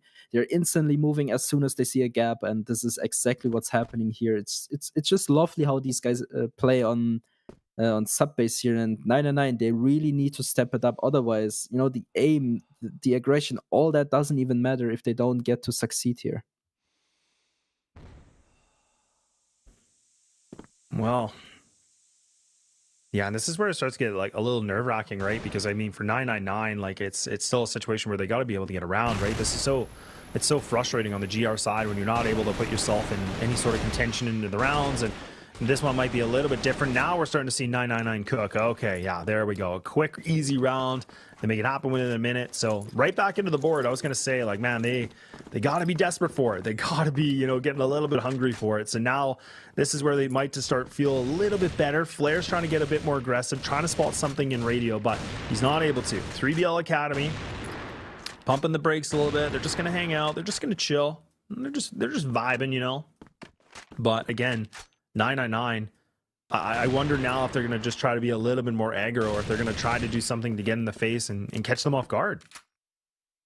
Yeah, to be fair, I don't think they should be playing more aggressive here. I mean, it hasn't really worked out. It worked once, okay, but they still shouldn't go with this tactic. And yeah, not a good trade here, CRS. It's a little bit, oh, look at Flair, is so aggressive. I mean, yeah, but just don't do that. I mean, you're giving away, you know, the equal man position here, and now it's already, again, a man disadvantage for them, and I don't feel like this is the right choice here by them. And what I also wanted to mention earlier, because of the smoke change, right? One smoke just, you know, blocks off the entire sector of the Woods location here, and this doesn't even, you know, it used to give info whoever goes down towards A, right? But now you can't get this info, so you have to play aggressive towards what, otherwise A down is a little bit of a, you know, risky spot, and this is just something I wanted to mention. But look at Favor now. He has everything in his hands. Can he get 2? No, he only gets 1. Doctor trades him out, but there's Dreamer, another trade coming through, and now it's Minkin against 2 once again. Okay, the clutch factor needed here for 999, and it's a question if he's going to be able to do this, but he's still got some time. So the experienced here player, the IGL of 999, needing to be a mastermind here, needs to be able to be the headshot master. Damp just kind of getting a little bit aggressive, just kind of toying with him, but oh, these angles. Oh my God, I thought he might have been able to find that. He made a beautiful shot on the right, but once again, 3BL Academy they're going to be able to have themselves in a pretty gigantic lead here with a 4-1 scoreline. And you just love to see it, right? I mean, this is where their executes are not the most complex, but honestly, it's just enough that they're just getting so much map control. You just love to see it. Now we talk about map control from 999. They're going to push on to B, radio control. They're trying to see what they're able to find. Nobody's home. So now this is going to be an open site. You can now see Flares kind of rechange his position. So they're going to play a full retake setup on this. This could be problematic because I feel like this has got to be one of the most difficult sites to retake on. Again, I keep complimenting, 3BL, but I gotta give it to them. What an insane rotation. So aware of this, of the positions of their enemies, and this is going to be a very difficult retake. I mean, never say never, but we're gonna see how this one pans out. And look at this. It is just not looking good for 999 at the moment. And another triple kill from Damp here. Flare, last man standing, even giving Damp the 4K here. Good shot. Welcome to the highlights, but amazing. I'm just flashed by how well 3BL plays on the BL side of things, but I gotta give it to them. That one thing, for me personally, I always think BL is so much better than a GR side on sub-base at least. So whenever, it kind of depends how strong is 3BL going to win the half here. Is it just going to be a 5-4 or is it even going to be more? So for me personally, I think the first half depends if 999 is even able to bring this one back. Yeah, it's definitely begging the question right now, right? It's a question about, 3BL Academy have really put themselves in a great position about the 5-1. But what we saw yesterday is like some teams that had, the 5-1 lead, and they really just kind of crumbled and lost the last 3. But look, I mean, they've been playing really well. I mean, you can definitely tell they know what they're doing. They feel comfortable on it. Their executes have just been pretty much flawless. It feels like, honestly, the post plants are good. Like, it has been hard to make any sort of note about their blacklist side thus far. It's actually 999 that just really don't look comfortable on this at all. But I mean, there's a lot relying on Minkin now, and actually does get a little bit, aggressive on the peak. And now Academy, man, they get the books out, they're studying hard, and they're just going to ace that site. So now look at how fast they're able to take these bodies again. The positioning is just phenomenal, and you can see 999, they just don't have an answer at all. Travis has already caused a lot of problems, even able to reposition like this and stay alive. That is just insane. Yeah, it's not only insane, it's mind-blowing, right? I mean, not checking the corner, there is a rookie mistake. Let's be real here, but maybe they're, able to bring this one back. It's 15 seconds on the board. The HP of Dreamer is a little bit low here, so it's definitely a hard one to ask for. And yeah, at this point, I wouldn't even, thinking about victory here. And yeah, Doctor letting Favor know that this is their map, this is their victory here. And, so far, 6-1. Dominant, they're putting themselves on the map. And you know what, I feel like if 999 doesn't have the answer here, I mean, look at this, they're just instantly pushing, trying to get some map control, but it's falling apart. Oh no, it's falling apart for them. You know what, hey, CRS is now the last one standing here, and you know what, it's not gonna happen for them, definitely not. Yeah, maybe not, right? Unless CRS does the most impossible situation, an ace clutch needed to get a secondary round into this. It just feels like it's too far short. It just feels like it's not meant to be, and it isn't. It's going to be a flawless round, a 7-1 half. We haven't seen a big lead like this in a long time, right? I mean, this has been a domination. These guys have just demolished here on sub base. So now 999, desperation here for the last round to see what they're able to find. Minkin does get aggressive, but again, no trades, so he's by himself and he gets punished for it. It's only 1 kill. And 3BL Academy, once more, they have a full option if they want to go for this A site. They could even backtrack and go B here. You can see they have so much time to work with. There's still 2 minutes on the clock. They already have Travis just kind of going through lockers. He's going to try to get some intel. This is perfect, man. They are in the driver's seat this round, and you can just tell because 999, they're already losing bodies. They're dropping like flies.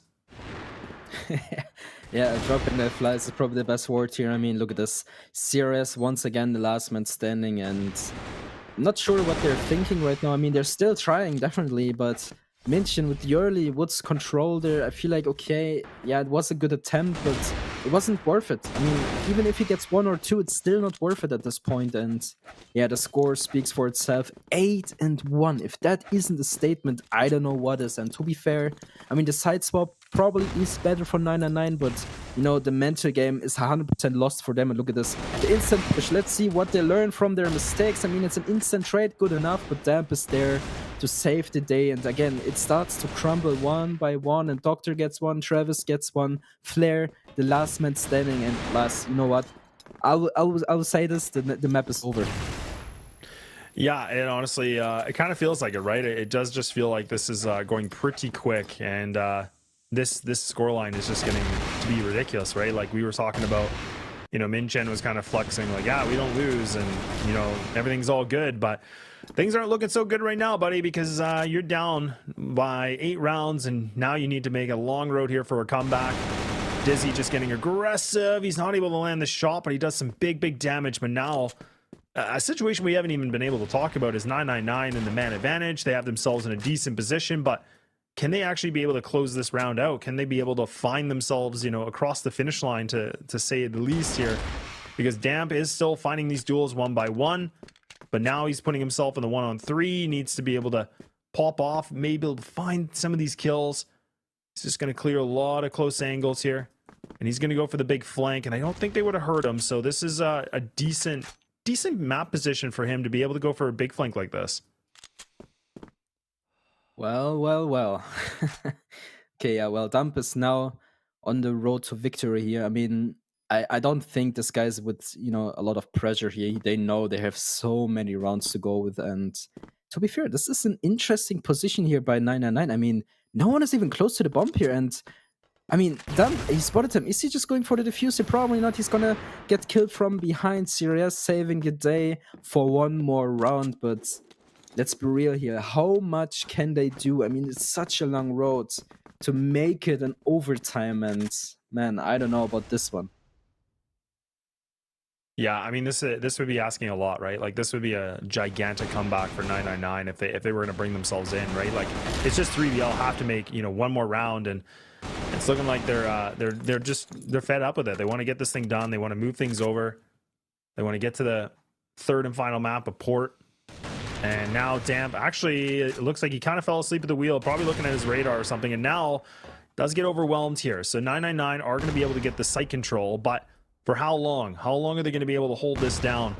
Some good nades, tenderizing a little bit against Dreamer. VGA's low though, so right now this is a position here with 3BL Academy, and they're going to use this utility. Oh boy, but Dreamer's still able to find this double, leaving it just down to the 1v1, but it's Travis that's just taking heads, taking names, and he's going to end it with a 3K. And my God, it's a 10-2. Yeah, much deserved one. I mean, it is what it is in the end. I hope for 999 they're not too disappointed, obviously. I mean, it's only one map. It's a 1-1 now. There's a third map coming our way. I think it's Port. So, again, 3BL, they played it to perfection. They played it so well. The aiming was even on point, much better than they did on the first map. So, definitely a much deserved one. Yeah, and that's the biggest thing we've noticed, right? Is I really kind of noticed the fact of these open teams. You know, you can tell on their map pick, like they just seem like a totally different team on it. They look way better on it.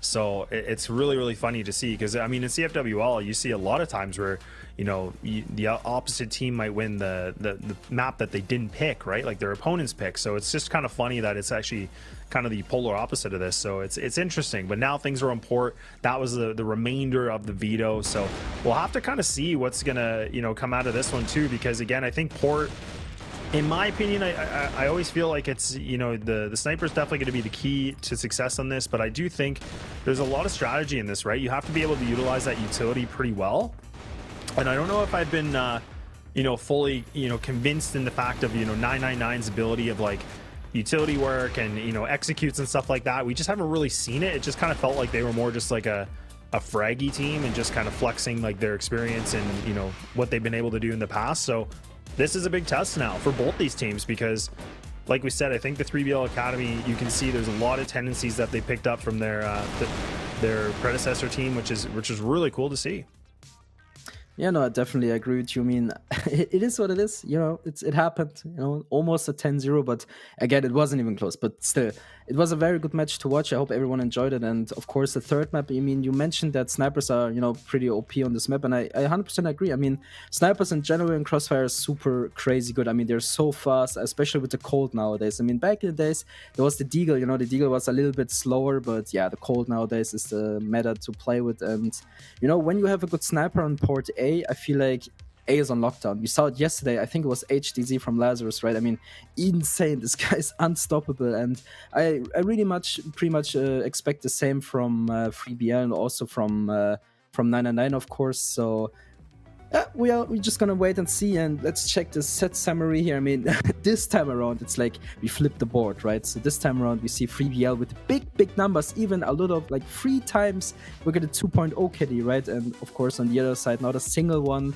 that is above 1. So yeah, definitely a hard one to, you know, swallow for 999. Yeah, like it's funny actually, because the stats are actually substantially worse. Obviously, with the scoreline, makes a lot of sense here for 999. But you could tell even with that 10-7, which was on Ankara, like 3BL Academy were still able to have a pretty decent amount of stats considering that wasn't their map. But you know what? We are just going to get ready to go for port. We're going to take a little bit of a break as we get these players to cool off and get ready for the third and final of this first series. So grab some popcorn or whatever you eat in the morning, the afternoon, or evening, wherever you are. We'll be back in a bit. Bye bye.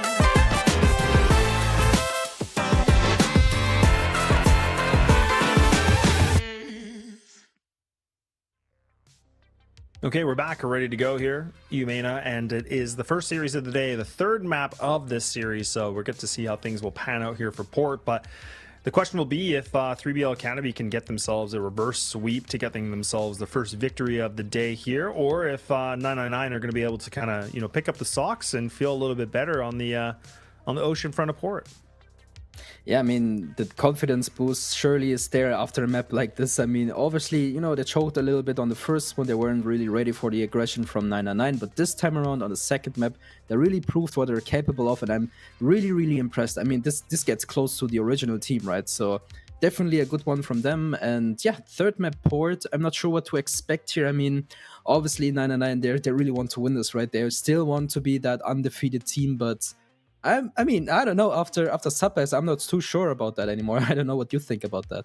Yeah, it's hard to say, right? Like, because it feels like it's very similar in the fact of like the SSV and the SOLTREX game, where like we got to see both these teams play their map picks, and they just looked so deadly, right? Like they just looked so good, and then it was that third and final map that was really grueling and right down to the end. But it's hard to say because that was a beating, man. Like that was a substantial win. That was like a 10-2. Like 3BL Academy looked like they didn't even break a sweat on that map. So I mean, now 999, we have to see how well they can, you know, make a comeback into this one. Like I said, they're going to be on the blacklist side. So probably a bit harder for them. So we'll have to see again about their utility usage and just kind of that teamwork. That's something I'm still looking out for on this group, just to see what they can do against a 3BL Academy team. But so far, so good. I mean, they find the first opening duel. They take down Travis. That was deep in mid-bridge, so that's not bad. So now 3BL Academy, it's going to be a big question if they want to go for something risky. And actually, right now, Pando, they've essentially just vacated B. They've leaned on this A site, leaving the VGA just in mid. So they're going to hope that there's an A execute, or worst case, they're just going to go for a full retake. Yeah, definitely. I mean, first of all, someone needs to give Sirius a little bit of a movement train here. I mean, I don't know what he tried to do there. I mean, whatever. So yeah, definitely a big gamble from them. Stacking A is an interesting move, but if 999 doesn't really go for B, but okay, they do now, but it was a little bit of a risky thing here, but it is what it is. So finally, them finding one is a big kill, breaking even the numbers once again, but look at this, Ditsy ready for 2. I mean, this guy is so ready to go. First of all, I was a little bit shocked here, but look at this retake. The bomb hasn't even been planted yet, and they're so ready to go. Okay, 3BL here gets the first round. I was a little bit scared at first because CRS got the first kill on bridge there, but oh boy, they're so ready to go. Yeah, definitely, and that was a good bounce back too. Like I said, like again, losing the opening player like this, within like seconds, they're losing somebody really, really quickly. But at least this time, there's a trade back, right? Travis does equip the so not bad. So they're able to take down Flare, so that's a big pickup. That's the only player from 999 that's put himself in. Well, he's only got 2 and 2, but he is the only player that has been able to find, multi kills. So that's not a bad pickup so far for 3BL Academy. But now the question is, again, when you're down the man in the defense, like it always makes it so hard because you have to make so many different adjustments to your defense. You have to try to figure out what is the best setup right now. You can see they have a little bit of a leniency on this A site. Like they really are panicking that 999 want to just keep going for this. And honestly, rightfully so, because right now you can see in the minimap, 999, they're getting ready to go for this hit. They want to just execute onto this. So right now, 3BL Academy relying on Travis. He has to be able to hit this. He catches the kneecap of Minkin, but he just needs to buy time. That flash is perfect. That's going to land. But now we need the rifles. They have to be able to sing. It's a short lullaby. Travis tucking away, but look, he just gets done and removed. In 999, I think they've been able to maybe find themselves around unless VGA is able to do something crazy, but he will not. He is put to sleep. Yeah, definitely a good take from them. I feel like, 3BL had a lot of mistakes going on there, especially I don't know who it was on top, but, you could have checked the ladder first, but it is what it is. A great take from 999, a little bit of a sloppy one from 3BL, but it's a 1-1 right now, so still at the very beginning of this map. So far, I'm pretty happy with the results. I think both of these teams are pretty ready to go. I mean, look at the aggression from 999. They still go for them and they still succeed and they continue to do these things, right? I mean, 3BL, I hope they just, they don't go back to the roots here from map 1. So definitely a little bit of a shocker. Once again, look at CRS just peeking like that. Doctor doesn't even stand a chance. And now all of a sudden, a 5 versus 2 situation. Definitely not what you are looking forward to. I mean, look at this. One player's on B, one player's on A. They're not even together. So this makes it even worse. So whatever happens next is going to be decisive if they're going to win this round. And look at this. They still continue to push the side because they know it can only be one player and if he gets one more, maybe, but this is not the case. Flare instantly gets him and Sirius finds VJ as soon as possible as well. Yeah, not bad at all, right? I mean, again, it just seems like this firepower is really starting to kick it up a little bit here for 999, but they're just winning these fights and they're not getting traded out, right? That this really is a problem. Like the fact that, like you said, this round where it was just the replay there, it was a 2-on-5. Like it just, again, madness. Like you have to be able to find a situation where you can just bring back these numbers in some way. And that's so important on the GR side. Like you cannot sacrifice a body because it's a little bit more doable on the BL side, I would say. Like when you're on that GR, as soon as you lose one player, 2, obviously, etc., it just makes it that much worse for wear here on the defense. So I think for 999, just utilizing these duels and not getting traded out has just been a huge benefit for them right now. But we'll see if 3BL Academy can kind of learn from this and adjust to this. And they are going to go for a 1-2-2 setup. So right now they've put essentially Travis and Dizzy kind of close into mid, tucked away a little bit. Have VGA, again, being the jump spot on this. Oh, God, he has to be able to get a kill, but no, he doesn't. But now Dizzy has to do something big, and he can't either. So again, these trades are just lackluster. Nobody's able to find anything. 999 are just putting themselves in these big advantages, and look at how split apart the academy team is here. Like, you have one player that's close on GR spawn, you have one that's coming through the big warehouse flank. Dam's just trying to make a play for himself, but it's short-lived. This should be another round unless, you know, Doctor's able to find something big.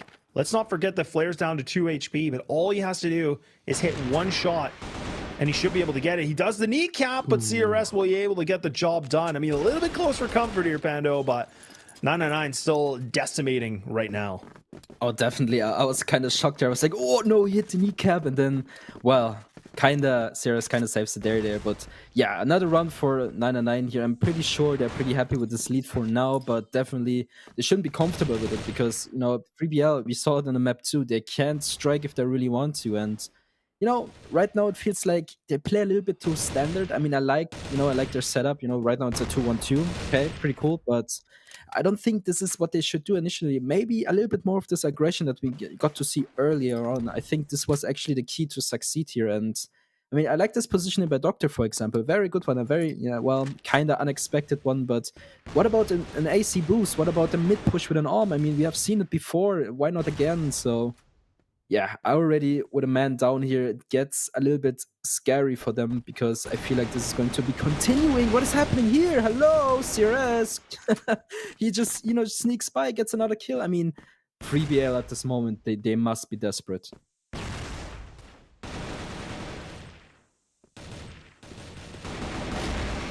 Ooh, nice little bit of a flank here from Dizzy, though. But again, like you saw 3 members to go against, right? I mean, that's not going to be easy, and this retake is not going to be the easiest task for him. But he does have a nade. He could actually try to throw it into sight, but he's just going to try to gun out, but can't get it done. And 999, once again, they're going in with a big lead.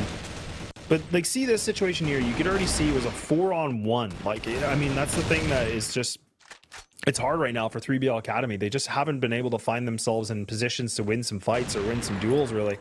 It's come down to scrappy rounds.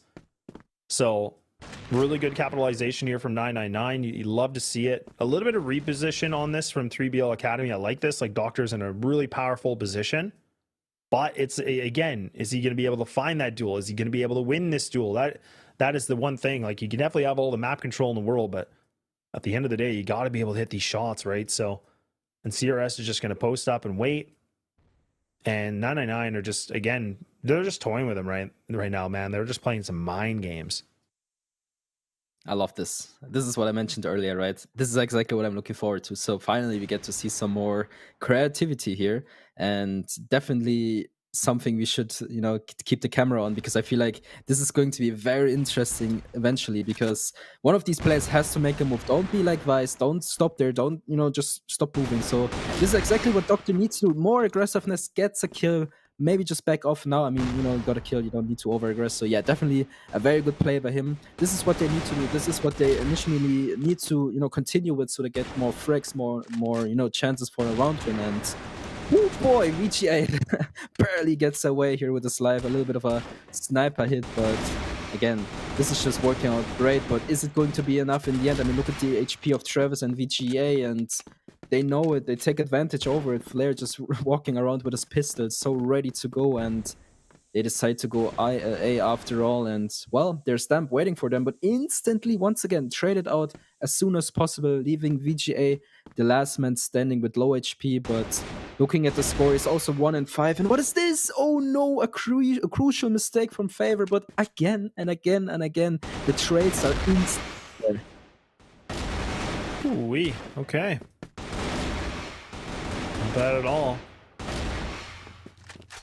Yeah, a little bit better, but again, just like, I love this work from 999, man. Like, it really is just, like we said, we were wondering, like, how was this third map going to be? We were wondering, are they going to be able to bring things back? Or they kind of burnt out a little bit, but clearly not the case, right? They're definitely playing themselves a really good game right now. The Blacklist side is just looking like it's the flavor right now. So it's the meal you want. So, I mean, if they can be able to have even a more bigger lead. I mean, we saw that was 8-1 on the map 2. I think that was 3BL when they were on their Blacklist side. I don't know if we're there yet, Pando, but I mean, maybe. Like, it just feels like they've been really in the driver's seat. They've been just kind of, smooth sailing, I should say. Like, not really any bumps in the water. Well, VGA, the first one to fall once again. Yeah, it continues to be a little bit spooky for them. Almost feels like, I mean, I don't know what's happened on the second map. I mean, let's be real. Okay, let's recap that for a moment. So, historically, Egyptian teams always were insanely good on sub base. I don't know what it is, but it just feels like they're almost better than everyone else, right? So, considering 3BL Academy is also an Egyptian team, it kind of makes sense for them to just destroy everyone on this map. But I don't know. On all other maps right now, it feels like, look at this. 99 just has the upper hand by far. I mean, it's a 1 versus 5 situation. Nice one tap here by Doctor, at least giving us a little bit of a show here. But to be fair, right now, it just feels like 99 is unstoppable, and 3BL, they just don't have the answer for it. They don't have anything to respond. Yeah, and I'm actually a little bit surprised. Like, I mean, this is just, it's like a whole other monster, right? It feels like, they were like evolving like a Pokemon or something into like the better form or something, the higher tier. But I mean, that's the thing about 999. Like, I was giving a lot of criticism for a map too. Like, they didn't look like their self at all. They didn't really look like they were competitive. And now they wanted me to eat my own words, because they look like they want to just get this map done with a storm here. So 3BL Academy, like, these are the tough games, especially when you have such a dominant, second map, and then you're going into third feeling really good. Like, I talk about it, and I know people probably always go, oh, Laz talks about the mental game and, competitive gaming and stuff. And it's like, it's such a big deal, man, because again, like 3BL Academy, they got to be probably in the dumps right now. They cannot be feeling good about how this is going. But that's the thing about, strong teams. And it's like, how well can you get yourself out of the rut? I guess we're about to find out here in just a few minutes, but there's a lot of talking that's needed here with the players and also the coach.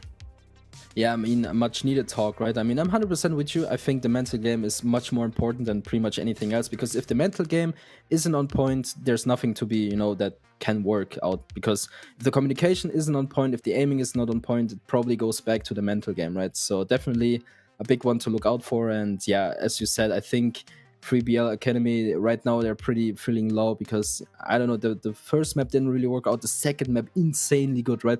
To perfection. And then all of a sudden the third map, oopsie, doesn't really work out for them either. So, well, it is a tough ask for them. But on the other side, 99, they must be, feeling pretty happy. Probably were pretty mad at the second map, like, oh, what is happening and why are we getting destroyed? But maybe Minkin is keeping the word. Maybe it's like, oh, you know what? It happens. Maybe we tied once in a while, but we ain't getting beaten. Yeah, and that's the thing. Like, I mean, maybe they really are going to keep that a little bit of an undefeated streak a little bit more alive here while they can in the regional qualifiers. But look, I don't think that's going to be the same case against some of these other teams, if you want my opinion. But that's for a different time and a different day. But I think the one thing that is clear right now is that, Minkin has done a good job to be able to bounce back into this game with his team, and everybody's hitting shots. It's not like it's just him or it's just one person. It's definitely a full effort here. So, and that's the thing I was kind of worried about for 3BL, is just, again, this firepower doesn't seem as strong as 999, but we were also talking about this on the desk before, where we said 999 is a pretty stacked roster in the sense of like players that have played in CFS, players that have played in CFWL, players that have been able to do some pretty cool things historically. So we knew there was a lot kind of on this team, but we were wondering, is it going to mesh well? Is it going to be okay? Didn't look like it on sub base, so they probably know that's a map they probably never want to play again, but not for now at least. But I mean, to say to, being on port, the way that they're just demolishing this map, it's uncanny, man. It's crazy to me. Like, I still can't even fathom it. Yeah, and to be fair, again, 999, they have a lot of experience. They have a lot of experienced players, to be fair. But, when it comes to, beating these higher up teams, I feel like this might get a little bit scary for them. Again, like for open teams, sure might be enough, right? But when it comes to these like top tier teams, it will be a little bit scary for them. But this is not the conversation right now. I mean, it doesn't really matter. Now they have to play these, open teams as well. I mean, 999, they were second, but still a pretty good team, I would say. But yeah, for now, they're just the way better team. Again, second map was a little bit sloppy, but the rest counts, right? This first map was good. Third map, for now at least, looks very, very good. So if this continues to be, they take back the take home the victory for this one. And I'm just looking forward for the next one here, because I just feel like, 3BL doesn't really have an answer for anything here. Yeah, it kind of seems like it, right? It just feels like 3BL have kind of run out of options, and they don't really, it seems like a shell of themselves, right? Like that's always the biggest thing, is that you have such a good second map, and you're riding in the high of that going into the third, and it's just been, kind of just the door has been closed on you. So, I mean, unless this tech issue is going to allow some kind of a, little bit of a flame to be built up again for these guys and to ignite themselves better. But I mean, it's just been such a dominant performance that we've seen from 999. I just can't imagine it's going to slow down here and now. But look, it's you know, my predictions have been a little bit off these days. So I mean, that's the thing. It could be the opposite, and maybe we do see a bit of a comeback story for these guys. I have no idea, but the one thing I do know is we are, I think, just about there. There seemed to be a technical issue because, like I said, it seemed a little bit weird that we were taking a bit of a, you know, right back out of the server because the scoreline was getting pretty big, and I didn't think it'd be making a lot of sense for a tactical, obviously. But we'll wait and see. We're hopefully going to jump back into it pretty quick. Yeah, this is you know, what we are waiting for here, and yeah, I just agree with you here. I think you pretty much hit the point here, but yeah, in the end, if FreeBL again, it doesn't have the answer for the right, you know, moment here. It feels like they're just gonna lose over and over again, and you know, that doesn't really fit them because again, the second map was so good, it was so well done. You know, the tactics were on point, the aiming was on point. 999 didn't even stand a chance, and I'm pretty sure everyone will pretty much ban Suppers against 3BL Academy now. But yeah, that's just it is what it is. But yeah, I just hope we jump into the game pretty soon again and we, you know, get to enjoy more CrossFire action. But for now, it's just you and me, you know. It's a little bit, we need to maybe waste a little bit more time here.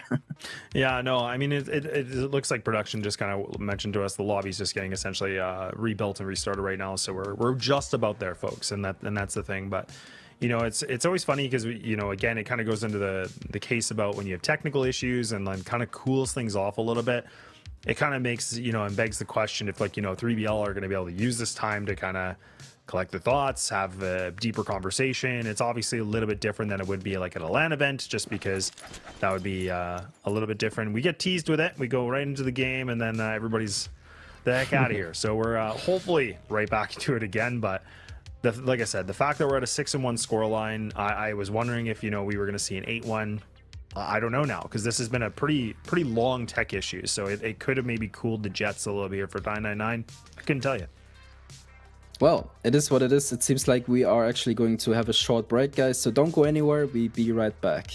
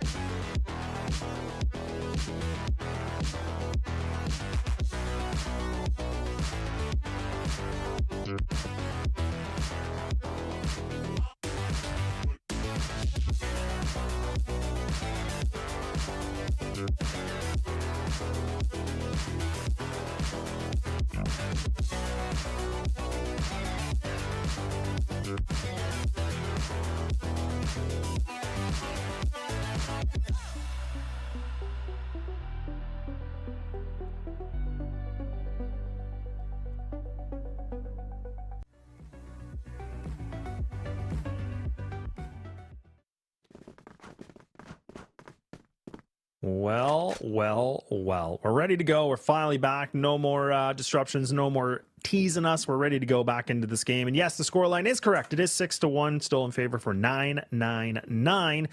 We'll have to see if they're going to be able to maintain this dominant form, or if maybe this little bit of a break has cooled them off and these Jets aren't burning with so much octane here. But Pando, how you feeling about this one? We optimistic, or are we thinking this one's a wash? Ooh, yeah, it's a great question to ask. I mean, to be fair, the long break, definitely, cooled down 9-9 for a bit, and I, hope that 3BL also got the chance to, maybe talk through things like, hey, what went wrong? What can we change? We need to have a change, and I'm just looking forward for that. I mean, right now, as we can tell, I think 9-9 also kind of slowed down a bit. I mean, they're still very aggressive towards mid, you can tell. Favor just, dancing around the Harvey jump, but yeah, definitely a little bit of a slow start. Let's see, can he do the jump better than CRS did? It's the question I have. Oh, nope, we don't get to see it. Okay, unlucky then. Yeah, however, again, I feel like 3BL hopefully, had a chance to, talk things through, cool down a bit, and well, so far, nothing has happened. Nothing at all. Yeah, it's slow and steady. Maybe to win a race, I have no idea, but 3BL Academy really going to need to come up big right now. And VGA, now they're going to lock things in. This counter flash is going to be really, really important. Dizzy is here as well. So you got the two players ready to go. The rotates are coming in. But now 999, they have themselves in the sight, but now they're blind. Everybody is blind. And now they're just trying to patiently wait. C4 is going to go down. It's a 5-on-5, and Minchin's able to find somebody just overextending their welcome. And look at Minchin! Just shuts this thing down with triple. They are just trying to get this thing closed out quick and dirty. And that is going to be a 7-1 scoreline. Whoo-wee! Oh yeah, definitely. I mean, yeah, good triple kill here from Minchin. I mean, he's definitely not falling asleep, it seems at least. And you know what? I think 999 is just going to push along now because the confidence is on top of the of the game, and Sirius just being the flanker here. And oh, damn! It seems like he has something else to say about that. And instantly picking up Minchin is one way to start the round, because yeah, Minchin with the triple kill last round definitely needs to, be sitting on the chair right now. But again, looking at the overall score, 7-1, definitely, a big one to think about for 3BL. And yeah, I just feel like, 999, they still play the exact same game where we, stop watching for a moment there, because still super aggressive, still super risky, but it works over and over again. And again, I'm not sure what the issue is with 3BL. Again, they played super well on the second map, but all that, surprisingly is gone now, and it's back to 999 with the domination. Yeah, it is looking like domination, and I mean, losing Minchin this early, I mean, again, this is a great position right now for 3BL Academy, I should say, but they're going to be able to capitalize on this. That is the biggest question here.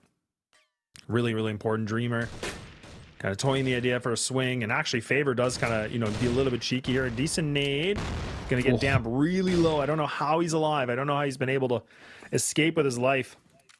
And I mean, now has to kind of tuck tail a little bit, needs to kind of hide himself out on this. And 999 are doing a good job of just really throwing these guys off in their positioning here. Flair trying to get a little bit aggressive in mid.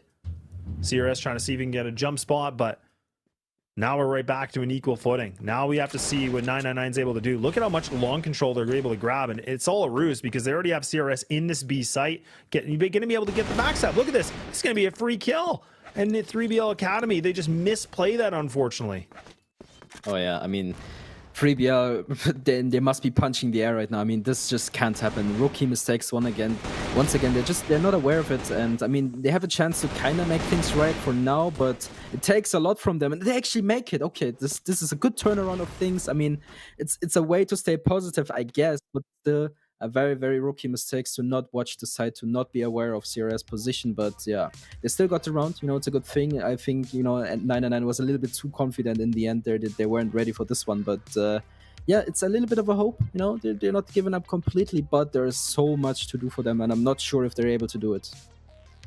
Yeah, it's hard to know, right? I mean, if, you know, with a big lead like this, it's a good way to feel a lot better going into the GR side here for 999. And honestly, I loved everything we saw from them. Like, I was, you know, making a lot of criticism about, I wasn't really overly impressed with their teamwork, but I think they did a good job here where they were manipulating the defensive setup from 3BL Academy and catching them off guard. Like, the fact that CRS was in a position like that, where he got a free sight like that and able to get the kill, like, I mean, that should never happen, right? You should be always able to have one defensive player kind of just playing passive, just getting that information in the least spot. You could see like the comms, they were definitely on edge. And I mean, that's bound to happen, especially with a big score line like that. It's where you start to make some decisions that probably you wouldn't normally. So that's where we saw them kind of crumbling a little bit with that pressure. But at the same token, look, like 999 looked like they were coming in with a good game plan, and they executed it pretty much flawlessly, honestly. So we get to see another dominant first half, but now we have to wait to see how well they can play on the GR side. And I'm not even that worried, because I feel like 999 have really been impressive so far on their defensive side, if you don't want to count the second map, obviously.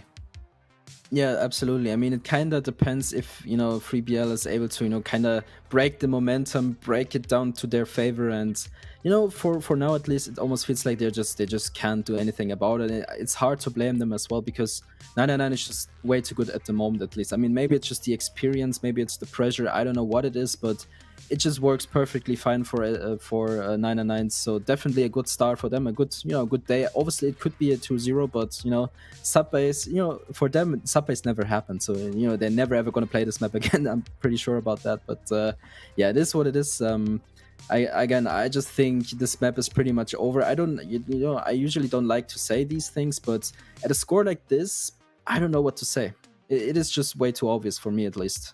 Yeah, it kind of feels like the writing's a bit on the wall. I mean, again, it would have to be 3BL Academy to make a comeback of the week or something like that, right? I mean, that would be a pretty big way for them to find them in overtime conversation, or even to get the map win. But I mean, just the way that we're seeing 999 playing right now, they just look like they're pretty flawless on this, right? There really hasn't been too many mistakes they've been making. And even when they're down the man, when they lose the first engagement, they bring it right back in. They are able to bounce back. And that's something where, you know, we see a lot of teams like TBI, like I was criticizing, they like look, you know, not as confident and not as clean on it, but that's definitely not the case here. But it is 7-2. We're going into the second half of the last map of the first series here for the EUMENA. But once again, 999 gonna just have Flair here with the You're gonna have the single here for Damp. So nothing kind of cheeky, nothing a little bit out of the ordinary. So, and 3BL Academy just playing it very passive. They're just waiting things out. They just want to try to buy their time. They realize that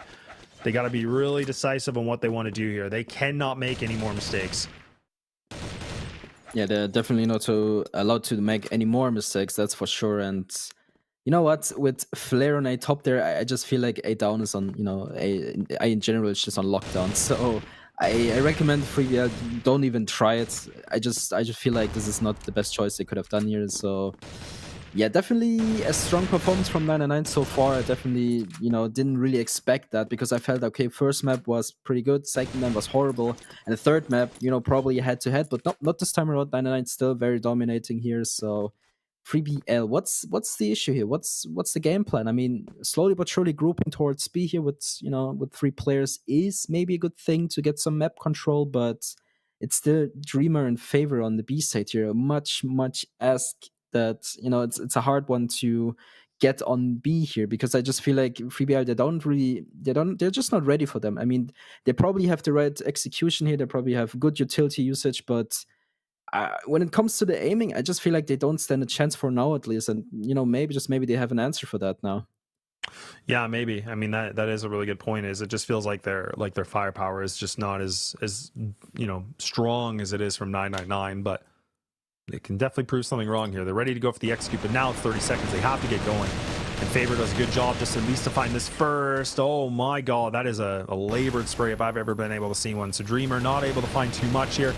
And now we see it's just a little bit of back and forth. It is going to be the man advantage right now for the Academy team, but are they going to be able to hold on to this advantage? That's the biggest question, and it's looking like Minkin's trying to be able to stop this one here. Both players from the Academy side here tucked away in the corner, and that's going to work out nicely for them somehow in some way, so they will keep themselves in this game with the first opening round here in the second half. But boy, oh boy, I was getting a little bit nervous, them trying to, run the clock that low, trying to get themselves into the execute. I mean, for anybody that knows me, they know I absolutely hate it. So it just adds the extra stress, but they do well, all things considered. Yeah, I mean, to be fair, it was a very sloppy push from 3BL Academy, but I feel like someone needs to tell Dreamer that his M4 is 100% wallbang, right? He was behind the box, but he decided to fully peek them, didn't really hit any shots, so I feel like if he could have kind of repositioned himself a little bit better, that would be a much different story here. But, in the end, it is what it is. Another round for 3BL Academy, putting the scores a little bit, closer together, but it's still a tough road for them. It's still super far away, but, in this round, it feels like, okay, they already got CRS. It's a good start to go with, but there's so much more to do. But, hey, I also got to give it to them. They have a slow approach here. They are very tactical. They don't rush things. They take their sweet time, and at least for one round, I can say it works, it works out for them.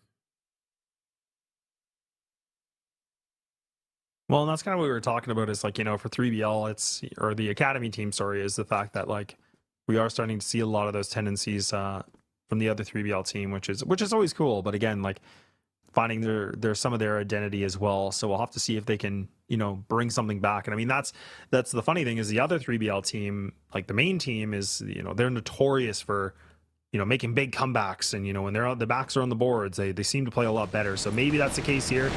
Favor actually, you're not giving a lot of favors here because he's just allowing the site control to be up for grabs, but he's just trying to hang out. He's trying to wait things out.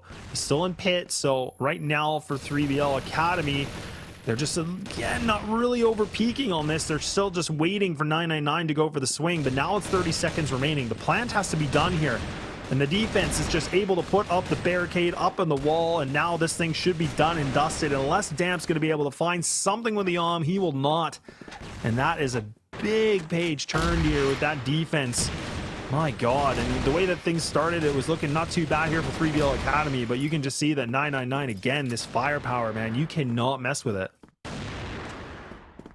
Yeah, well, back to the, old book, back to the absolute standard, I guess. And, this time around, I gotta give it to Dreamer. He instantly improved his positioning and instantly used the wallbanger of the M4, so a much better run from him. And you know what? I think ultimately this is also why they won this run. Better position. You didn't really drop as soon as possible. So, yeah, back to, 8 and 3. I feel like 3BL Academy, they're kind of lost here. I don't know what the answer for this problem is. I mean, again, they're going for a B execute here. I think, it's a good attempt, but look at this Flare just dancing around with his pistol.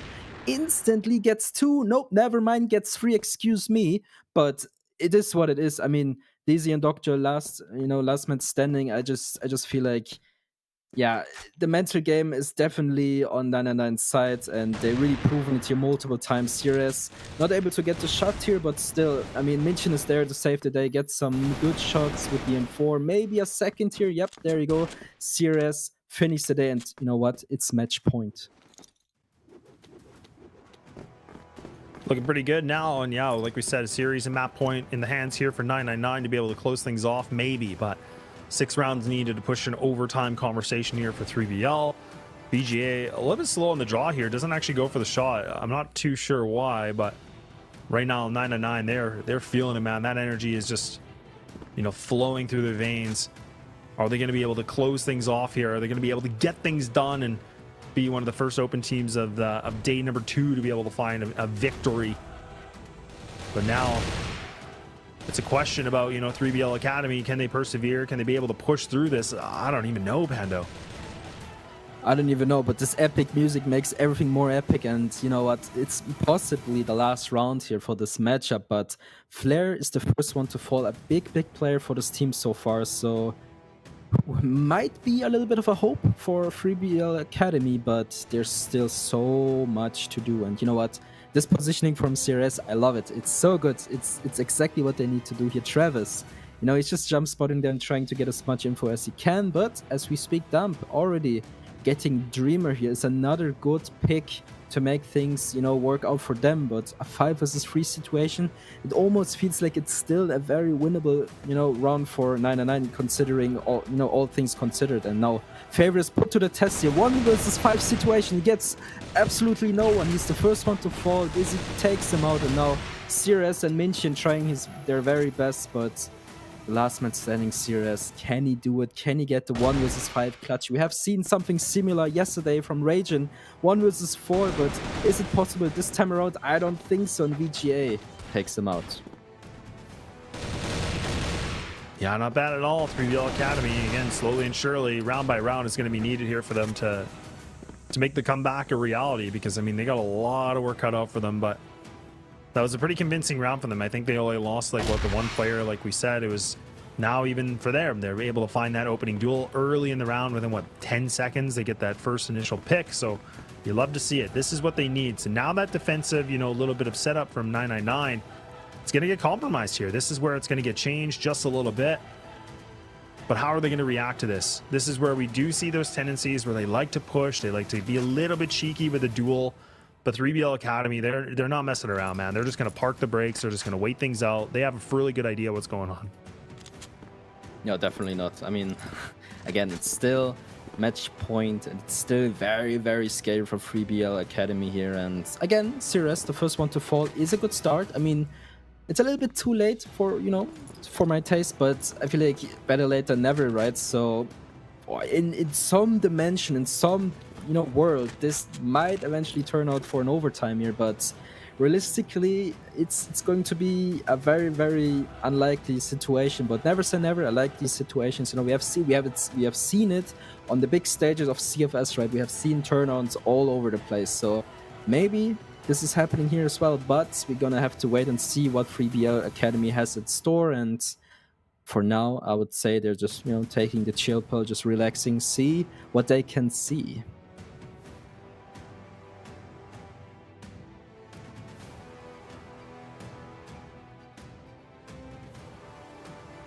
Yeah, the time is now, right? I mean, this is the thing. You're at 40 seconds. You don't really have a lot of map control. Like, this is the thing. Like, now they're going to go right back for a B execute, it looks like. That's going to be Dreamer. So, again, he's in a position he's by himself. Like, he has to be able to lock things down. He has 2 pieces of utility, and now he's deciding to play the gunfight. So this is really risky. He has to be able to hit these shots. And that's not going to do. He's only able to do some damage against Travis, but again, just allowing 3BL Academy able to get this plant. Now a lot of work is cut out here for 999. It's a 3-on-5. HP's low of Travis, but again, you can just see the Academy team. They don't want to end it here. They want to be able to close things out, and they're still taking it round by round. And 999 making some poor decisions on the positioning, in my opinion. So they're making this scoreline getting closer and closer. But at the same token, I mean, 3BL Academy, they've been doing a great job. Again, the backs on the boards, and they still are swinging. Absolutely. I mean, I agree with you here, but I have to say, Dreamer, you know, his positioning was actually quite well. It's a good off angle, but I don't think there's any other player that plays this angle better than Awesome. You know, Awesome from GV. He always plays this angle, and I saw multiple frags from him from this position. So yeah, definitely a hard angle to play, but it's not impossible. It's always, you know, a little bit risky, but yeah, this time around didn't really work out for Dreamer. I mean, he took one player to almost 1 HP, I think. So yeah, it is still a very scary situation. I mean, 999, even though they lost like, what, two rounds, I feel like they're still pretty confident with this lead. They don't feel too scared about it, but you know what? Even though, you know, they shouldn't be scared, I feel like they play much more reserved. They know, okay, we are almost at the safe spot here, but we still need to play our game here. And, you know, this is what I kind of feel like they're playing here, because, you know, they're not over peaking as much as they did earlier, right? No more flare one taps or no more flare, you know, insane peaks. So this time around, they play much more reserved. And again, 3BL Academy grouping up in front of me, just looking for whatever they can find. But for now, if 99 continues to play like this, they won't find anyone here.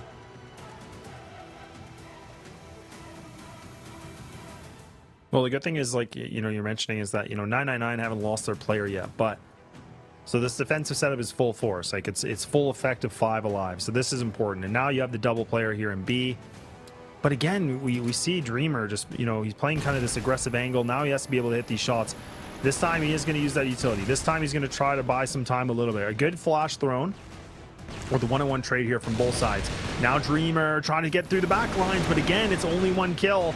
3BL Academy, they're spraying frantically, but now Travis is able to find himself a double. Now, once again, another attempt here. 999 just trying to do the same thing over and over, having somebody boost it from pit, looking for these fights, and it just collapses again. And we're starting to see, you know, again, 999 losing their options, and this scoreline just is getting smaller and smaller. Oh boy, we are getting there. I mean, it's 3 more rounds, you know. Okay. Is it actually going to happen here? I mean, you know, I said it earlier, it's super, super unlikely, but 999, are they choking it to the end here? I mean, for now, you know, this epic music goes on and on and on. I feel like it's a little bit scary almost, because, you know, again, 999, they continue to play exactly the same, right? I mean, there's a little bit of a change. I can see, who's this? It's Flare in BC again. I like this. You know, it's a good change, but no more over peaking, no more, you know, early frags from anyone. So this game is getting more intense than ever, right? So it's a best of 3. We are almost at the finish line. We are barely, you know, we are almost there, I would say. So what's going to happen here? It's a tough ask, and, you know, I don't know how you feel about this, but I just love this. I love how 999 is kind of struggling to, you know, get over the finish line here. And 3BL Academy, they just take advantage over it. They know they have the momentum here, even though they're a little bit behind. So definitely something I'm looking forward to, and I like this grouping in front of A. This is going to be an A split push. Travis from AC, the rest from A long, and CRS, he needs to hit that first shot. If he misses the shot, I think 3BL Academy will have this round. Well, one player's already made it across. He's been able to leap himself into this, but CRS at least can find the second duel on this one, so gives himself a little bit of something. Now the rifles, now things are starting to cook, and now 3BL Academy, unfortunately, this tail might be ending, and it will. It is going to be Minkin to be able to get things done with a triple, and it does end here with a 10-6 after a pretty grueling effort, but at least the job is done, and 999 will be able to find themselves the first win of day number 2.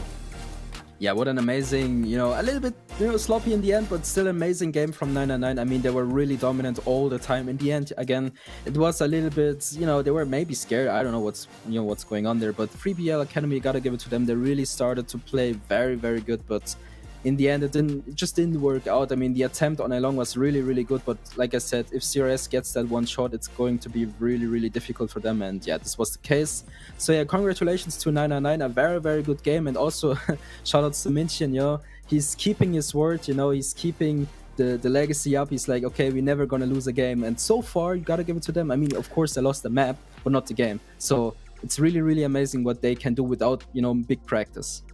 That's true, and I mean, look, like I said, I'm gonna be a bit of a realist on that, because I know that's not gonna last very long. Like that's the thing, right? Like if there was gonna be a match where you can continue your undefeated streak, it was definitely gonna be against 3BL Academy. But I mean, it was definitely tough. I mean, you could tell, like, when there was some strategies and executes and some of these, you know, crunch moments, it seems like 999 really were struggling. So that's where I'm curious when they play, you know, like Lazarus, or they play like TBI.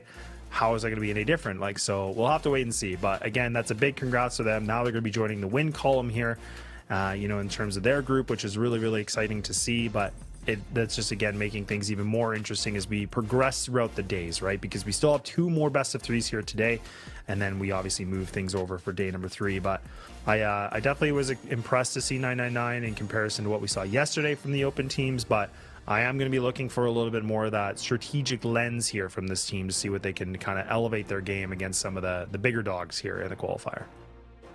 Well, it is what it is. Our first match is over, and you know what? I just loved it. It was really intense till the end. I mean, again, the first map was very, very good from 999. The second map, again, insane by 3BL Academy. And the third map, you know, it was very, very, very, very good from 999. And also, you gotta give it to 3BL Academy. They started playing, they started, you know, bringing those scores up. But in the end, we gotta be honest, 999 was the much better team. They really deserved the victory for, you know, for today. And you know, there's one more match coming up for them, so they definitely go into this, you know, third match today with, you know, smiling faces. So definitely a big win for them, and maybe it helps them against Lazarus later on. Yeah, and again, just a little bit of obviously some of the highlights to showcase this. And I mean, it's crazy to think that, you know, again, like 999 at one point in this map, we're at 7-2, and then we ended that game 10-6. So I mean, that was, again, I think you made a really good point earlier on where, you know, 3BL were really starting to ride on the momentum and building some rounds, and it just would have been like, if that first half would have been closer, I don't know if that scoreline would have been the same, right? Like, I feel like maybe even 3BL Academy could have been able to find themselves a victory. Just the way they were playing, you could tell it was like already looking so much better. Like, they doubled their rounds in the second half. Then, you know what I mean? Like, it's kind of crazy. So it's it was definitely close, but I mean, a little bit unfortunate for 3BL Academy, but they definitely put up a really good fight. Definitely did, and we can tell from the highlights everyone is so on point, like we, you know, pretty much expected from them. But yeah, I'm just, again, looking forward for the next game. It's going to be very interesting. Let me just quickly double check who we are going to see next. It should be SSV and Anubis. A very, very interesting game in my opinion. I know, you know, Anubis played pretty well yesterday. SSV played, you know, also decent. I would say not very, very insanely good, but still pretty good in overall. So I don't know about you, Les, but I'm very looking forward for these games.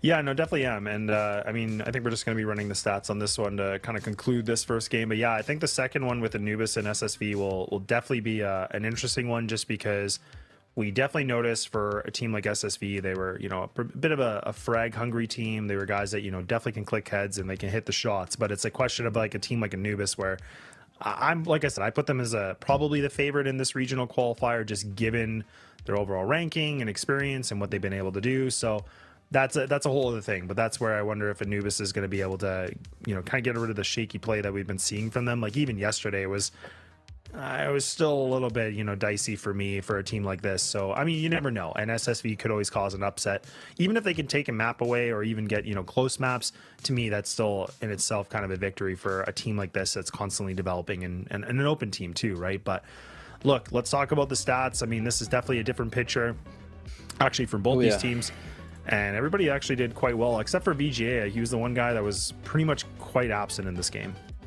Yeah, I would say he's pretty much out of the game, to be fair. I mean, it happens, you know, to the best of us, but, you know, at the stage here, this shouldn't really be happening. And, you know, maybe if everyone from 3BL Academy would have played a little bit better, maybe they had a better chance, but it is what it is in the end. Let's take a look at the key players. It's Flair and, of course, Dizzy.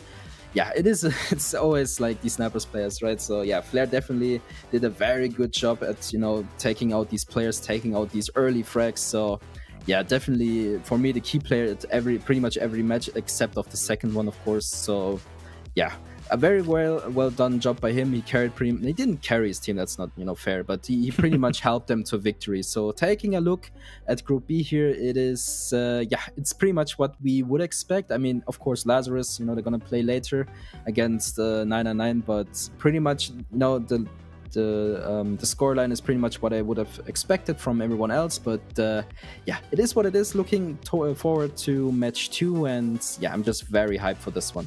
Yeah, this is probably, in my opinion, probably one of the best matchups, just because, you know, this is where we're going to see the first open team taking on, like I said, probably, in my opinion, the favorites. But then also match 3 will also be interesting, just because I think 999 have showed us that they can play quite well, but they are also going to be in the same boat as SSV. So it will be definitely interesting to see what's going to be commenced from this. But I think we are just going to get a little bit ready for a short break as we get that match 2 a little bit prepared and getting these guys ready to go, because it's definitely going to be an interesting one to see if Anubis are going to be able to have a 2-0, or maybe they're going to have a bit of a grueling matchup here for a 3-map series. But we'll have to wait. We'll have to find out, because look, we don't even know, and we're going to take a break to see what we can collect our thoughts with. So grab a snack and refreshment, and we'll be back. Bye-bye.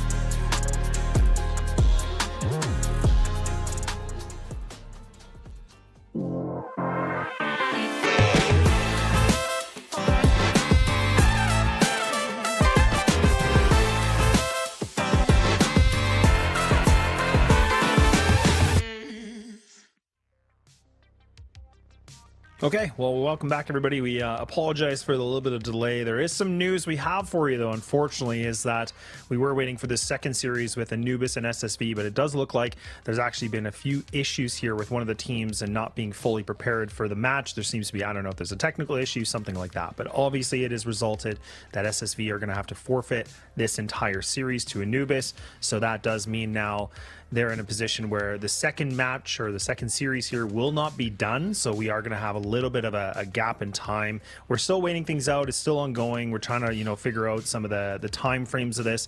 So it does kind of mix things up a little bit here, right? So now this puts, SSV with a loss. They're going to have a huge round differential against them. That's going to make things a little bit problematic. But I mean, again, this is just sometimes there's some things that are out of the realm and out of control, and that's what makes it a little bit difficult. But for Anubis, it's going to be looking good because they're going to have themselves at a 2-0.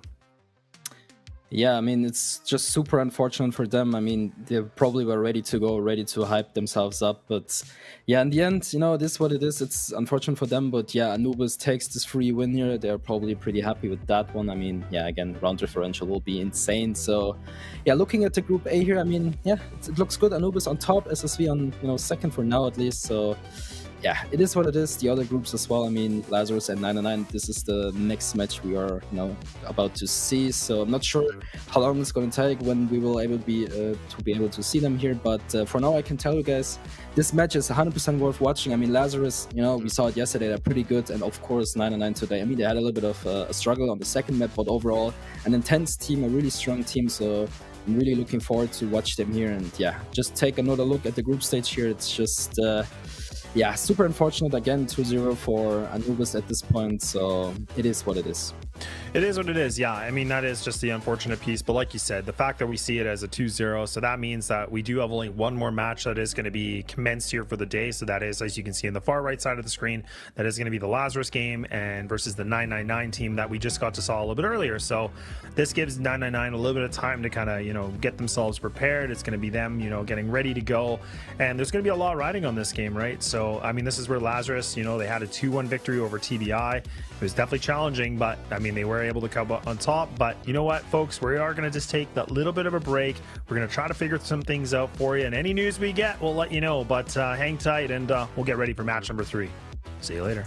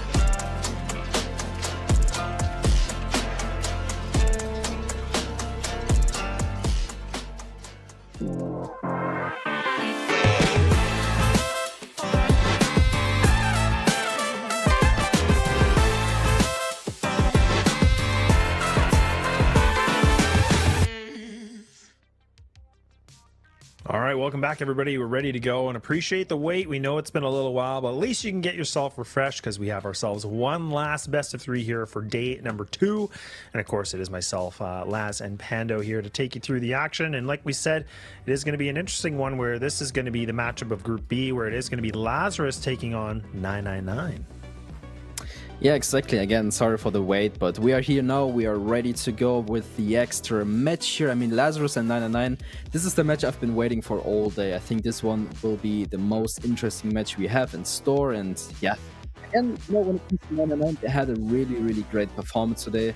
Really strong, really, passionate, I would say. But, when it comes to Lazarus, yesterday they were also very good. I mean, if I double check here, I think it was a 2-1. Let me double check. Yeah, 2-1 versus TBI. So, it wasn't perfect, but it was still very good. So, yeah, it is what it is. But guys, we are ready for the interview. Let's go. Hello, my name is Luns. I'm the captain of Team Lazarus. It takes a lot of discipline, motivation, commitment to keep up with the competition right now. The years go by, the teams get better and better, and we are under a lot of pressure right now because of this, and we are trying everything what we can do in terms of time, but it's really a hard task for us. The challenge of being surprised because we hardly know the teams we play. The playstyle is not the same which we play in the CrossFire West League. That's why it's a big challenge for us. Compared to the league, we cannot prepare that much because the teams come from the open league. We don't know them. That's why we will stick to the plan we have, and that's it. We are not going to think too much about it mentally. I wouldn't change anything from our gameplay, expect that we could be a little bit more flexible in some situations, but we are working really hard on it. We are a bit calmer and can discuss any problem without arguing. Everyone is listening to the leader, and that's a big plus point for high pressure situations. We don't have too many expectations for this tournament right now, and therefore we also minimize the pressure on ourselves, because anything can happen in this tournament, especially against the teams we play. The focus is on ourselves, and we will do our best to make it to the regional finals. Our goal is to make it to the regional finals right now, and after that to have a chance to win a spot for the CFS 2024 Grand Finals. Thank you everyone who supports our team, and we will try our best for the upcoming regional qualifiers.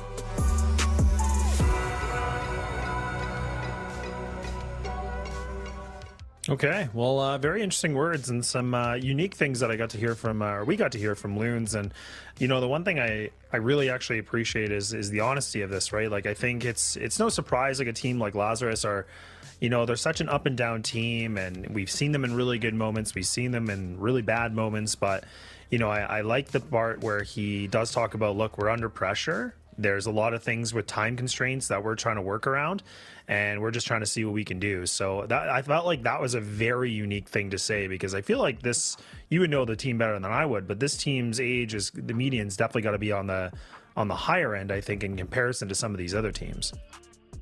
Yeah, absolutely. And what I take from this interview is just like the calmness the Loons kind of tries to show, right? I mean, he's been in this, in this industry for so long. He knows pretty much every player. I mean, obviously there are new ones here and there all the time, like he mentioned as well. But I just feel like Loons is pretty much on top of everyone. He knows how everything works in this game. He's, one of the smartest CrossFire players I know. And again, looking at these map band picks, it's pretty obvious what they're going for. I mean, it's pretty standard once again: Ankara, Port, and Mexico. Mexico's kind of cool, Mexico, we don't get to see that once in a while, but yeah, Ankara, their start on the GR side of things, and same goes for Port. So yeah, pretty much what you would expect from them. And again, I feel like Lazarus, they had a strong performance yesterday. I pretty much expect them to have a strong performance today as well, but considering 999, I feel like this is going to be a very interesting match. Yeah, it definitely will be, right? Because I mean, the fact is too, like you said, the map pool is going to be the pick of Lazarus with Ankara, and then 999 with Port, and then Mexico is the decider, which that's always an interesting one, because I feel like you never really get to see that very often. So I'm glad to see there was a little bit of a change up from Lazarus, because we saw Yesterday, they went for the pick of Black Widow. They lost that 10-6 against TBI, and then they essentially did the reverse sweep, right? So that's where they were able to make a comeback. I think we saw that they weren't quite that well on that map. I was kind of thinking they had something up their sleeves.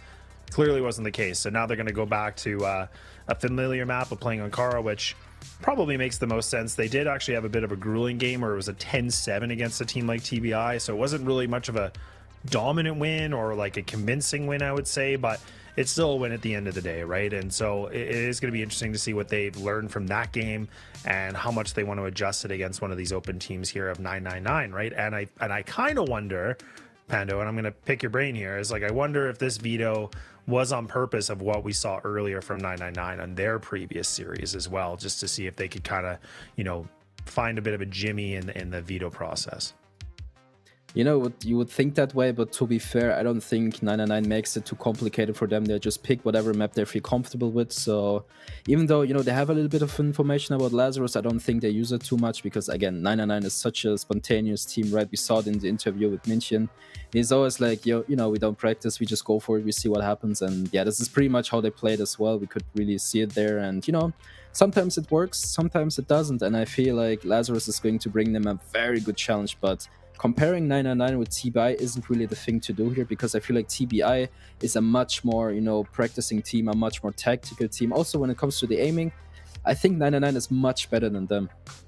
Oh, okay. Interesting. And that's actually a really interesting little point you make because, you know, I'm really torn about this. Like, I think I would probably argue, and I feel like a broken record about this, but I would probably argue that 999 is probably stronger fraggers than I would say from Lazarus. Like, I feel like Lazarus to me are one of those teams where you really don't know what you're going to get on that day. Like, I really don't think you know. Like, you know they're going to play slow. You know they're going to be like a methodical kind of approach, but you don't really know who's going to show up. That's the good and bad thing about Lazarus.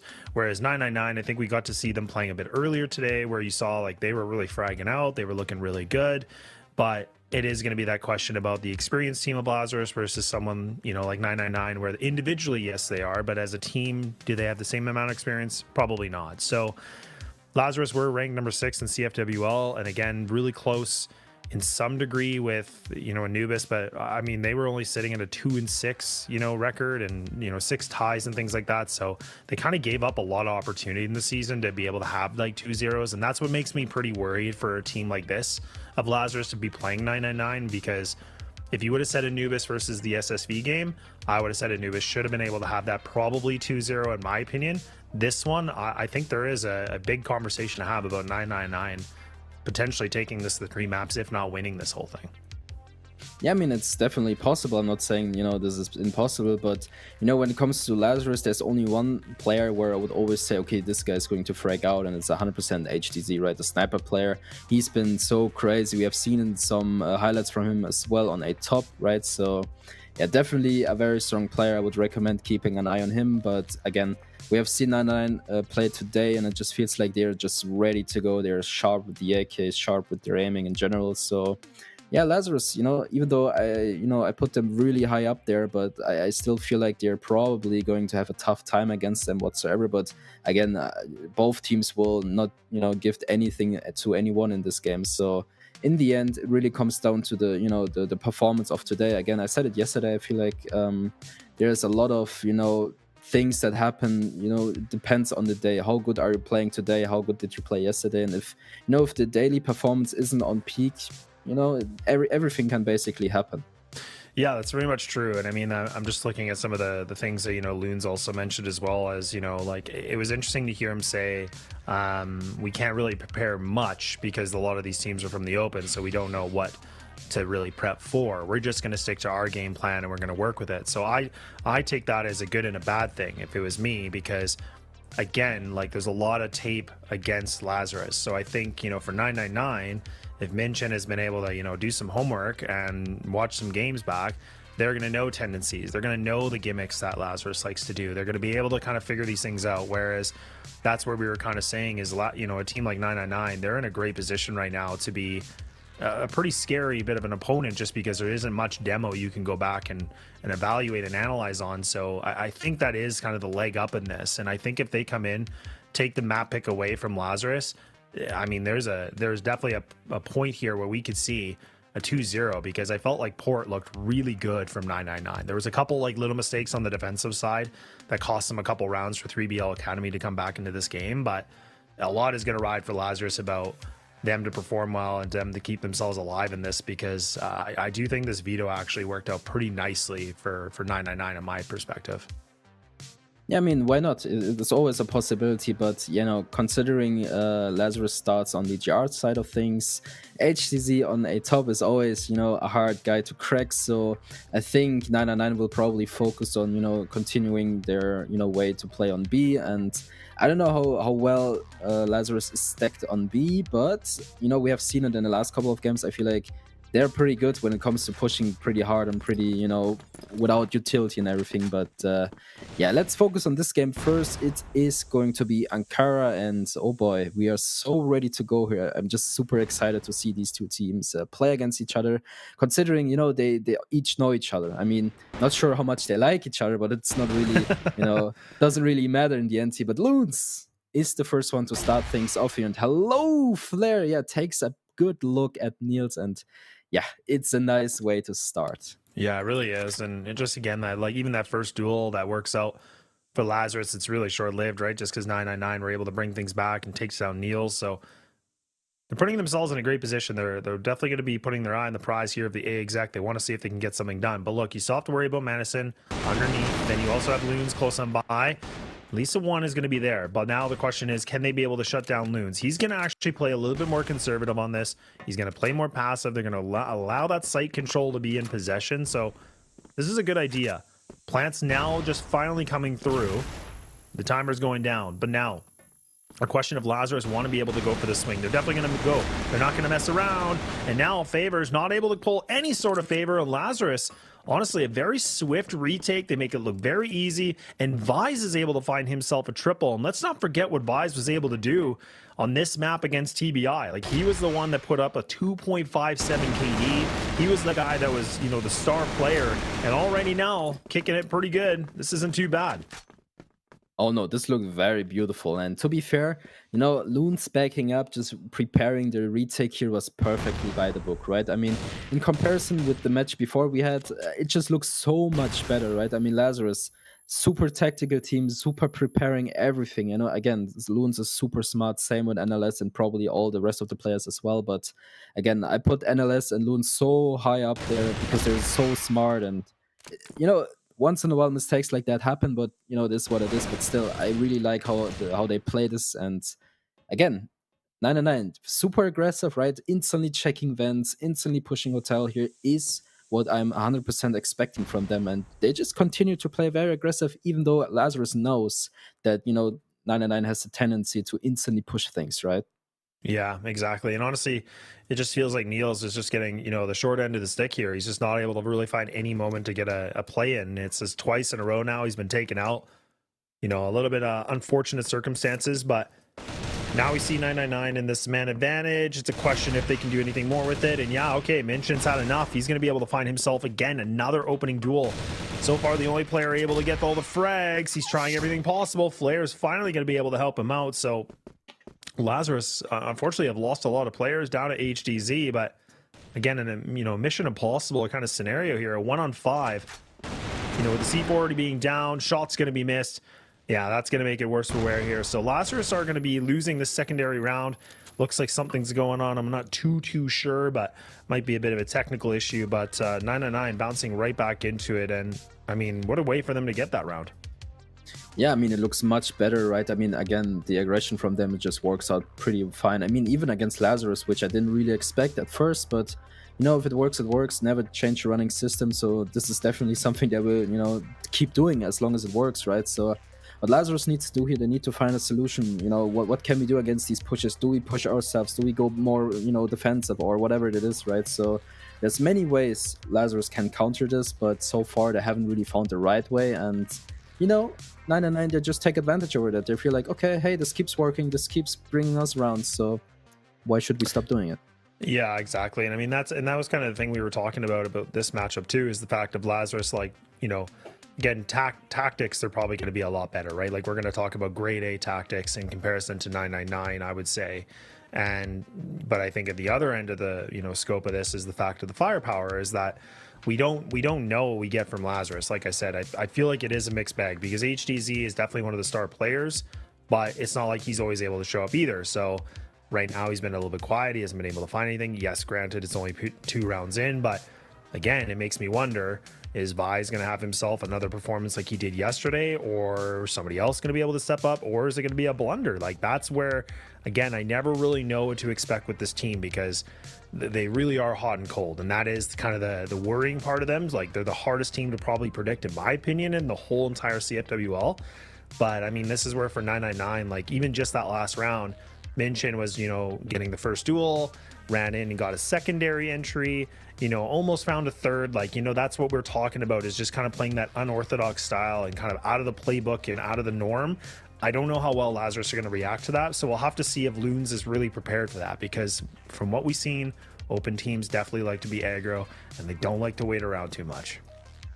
Yeah, I mean, it's basically like Loons mentioned, right? It's kind of hard to prepare against teams like, from the open league, but in the end, you just play your game, right? You do exactly everything like you practice it, so it doesn't really matter in the end, I guess. But yeah, still, I think Lazarus is kind of having a hard time, playing against these teams because, again, you can't really predict anything. And so what is the thing you do against that, right? So in the end, you just play your game, you try to find new ways to go around these teams. And again, it just feels like a bit weird, but Lazarus, I put them very high up. I feel like they're going to find a solution about this. And I don't know, as soon as HGZ wakes up, I feel like the game turns around pretty quickly.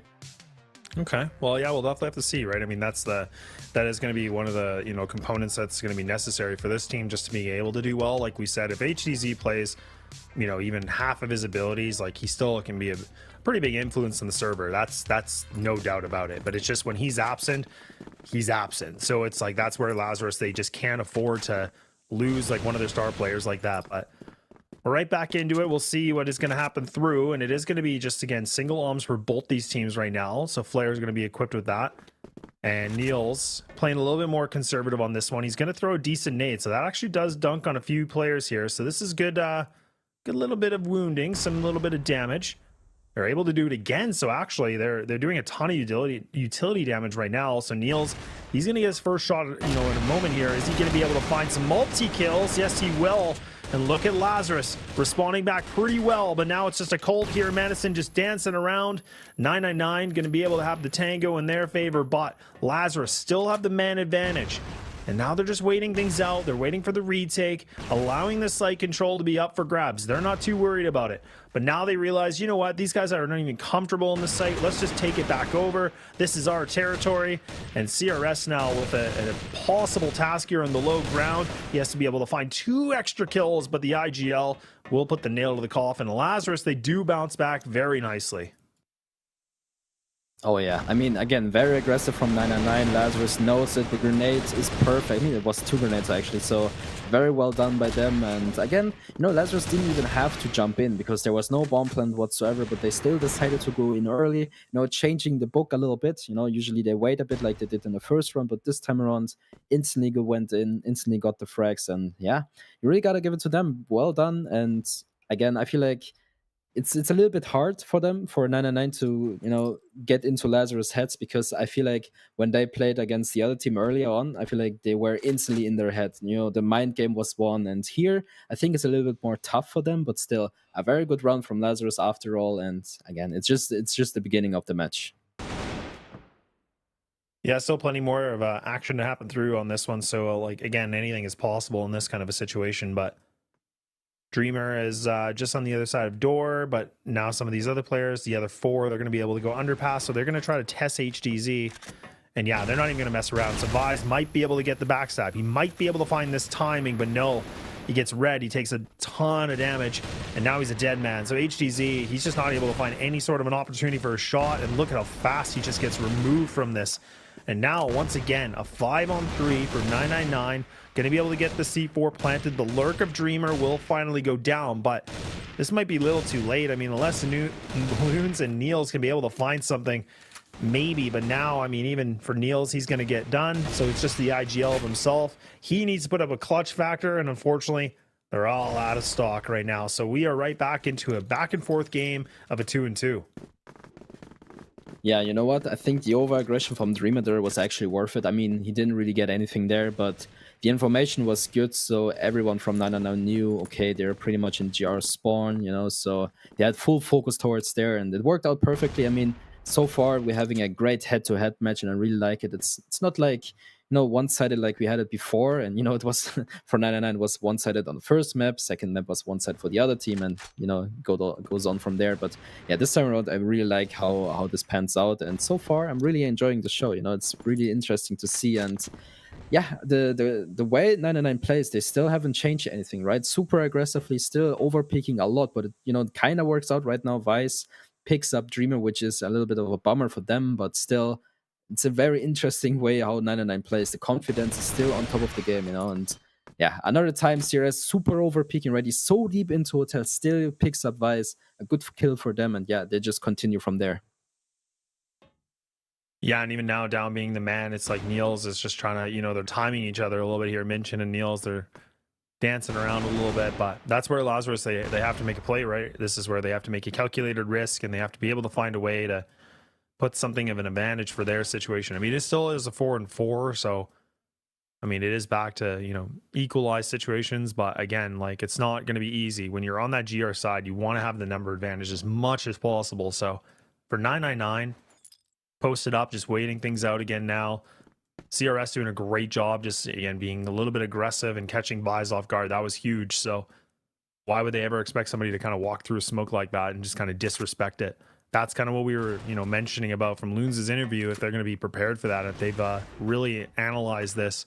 But now time is ticking. It's 33 seconds. Underpass they go. HDZ only able to get one shot off. So now there is still a player available. Loons, he's just on the back of sight. He's going to try everything. He's got the M4, full chamber of bullets, but he needs to be able to get these shots. He's doing a lot of damage against Min, but is he going to be able to find a duel? That is the biggest question. Time is ticking now, and he's going to get done. Niels, a little bit of a sneaky play from him. You can already see underneath. He's trying to see if he can get the timing of this, but might be a little too late. Maybe just a little bit too late. He can't find that shot, and he will get decimated. And now 999 back into a lead, and it looks like once again a little bit of a tactical timeout, I would kind of assume, in this kind of a situation.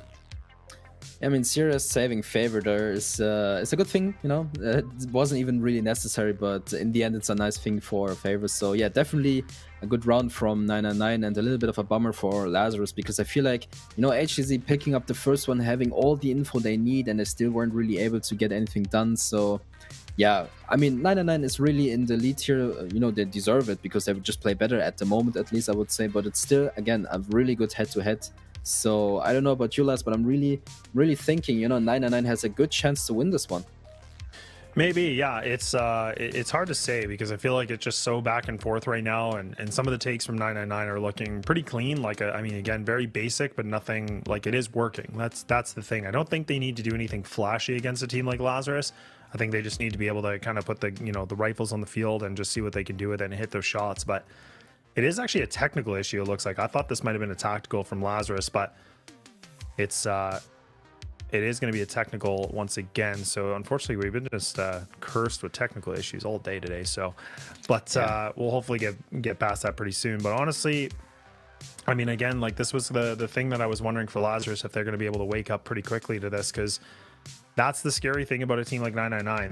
They're going to disrespect you. They're going to do whatever they can to get control of the map. And I mean, that's the exciting part of them, but that's also, you know, the receiving end of it. Like, a team like Lazarus, it's definitely the scary part.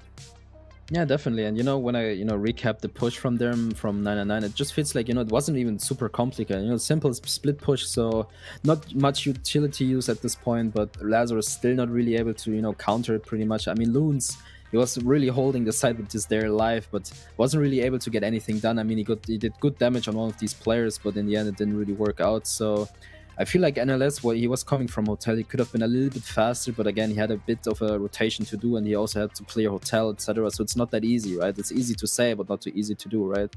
But yeah, in the end, 999 holding it off pretty well. I mean, again, favor turning its back towards Hotel is a little bit random, but I feel like it doesn't even matter because, you know, they're just backing each other up, and a round is a round, so who cares?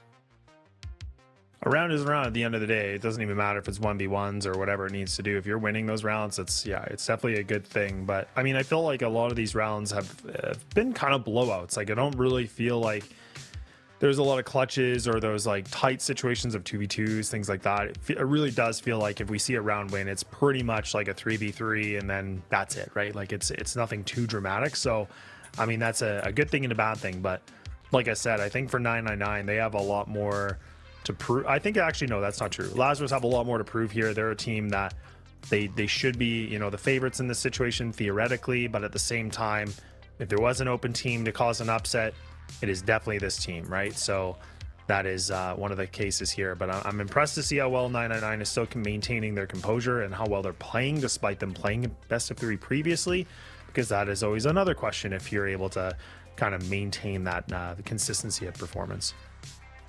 Yeah, absolutely. I mean, we still have a little bit of time left, I guess. So, you know, historically, let's talk about Lazarus a bit. I mean, they've been playing forever. You know, they've been basically the same roster for a long time. I mean, they had a bit of a change with 40 like a little bit ago. So kind of missing 40, you know, he kind of just vanished. He was a really good sniper player for a long time, even, you know, before Lazarus was Lazarus. You know, they were called all talents before. So that's a little bit of a historical point of view. But yeah, again, I just feel like Lazarus is one of the, you know, better teams usually, but they hadn't really had a good season so far. And again, in this tournament so far, I would say they look pretty good, you know, not on top of their, you know, game, but still a very strong team to compete against. And yeah, historically 999, obviously they're kind of a new team, but still the players in this roster are pretty experienced, most of them at least. So it's always a nice thing to see them play against each other. And it seems like we are back into the game.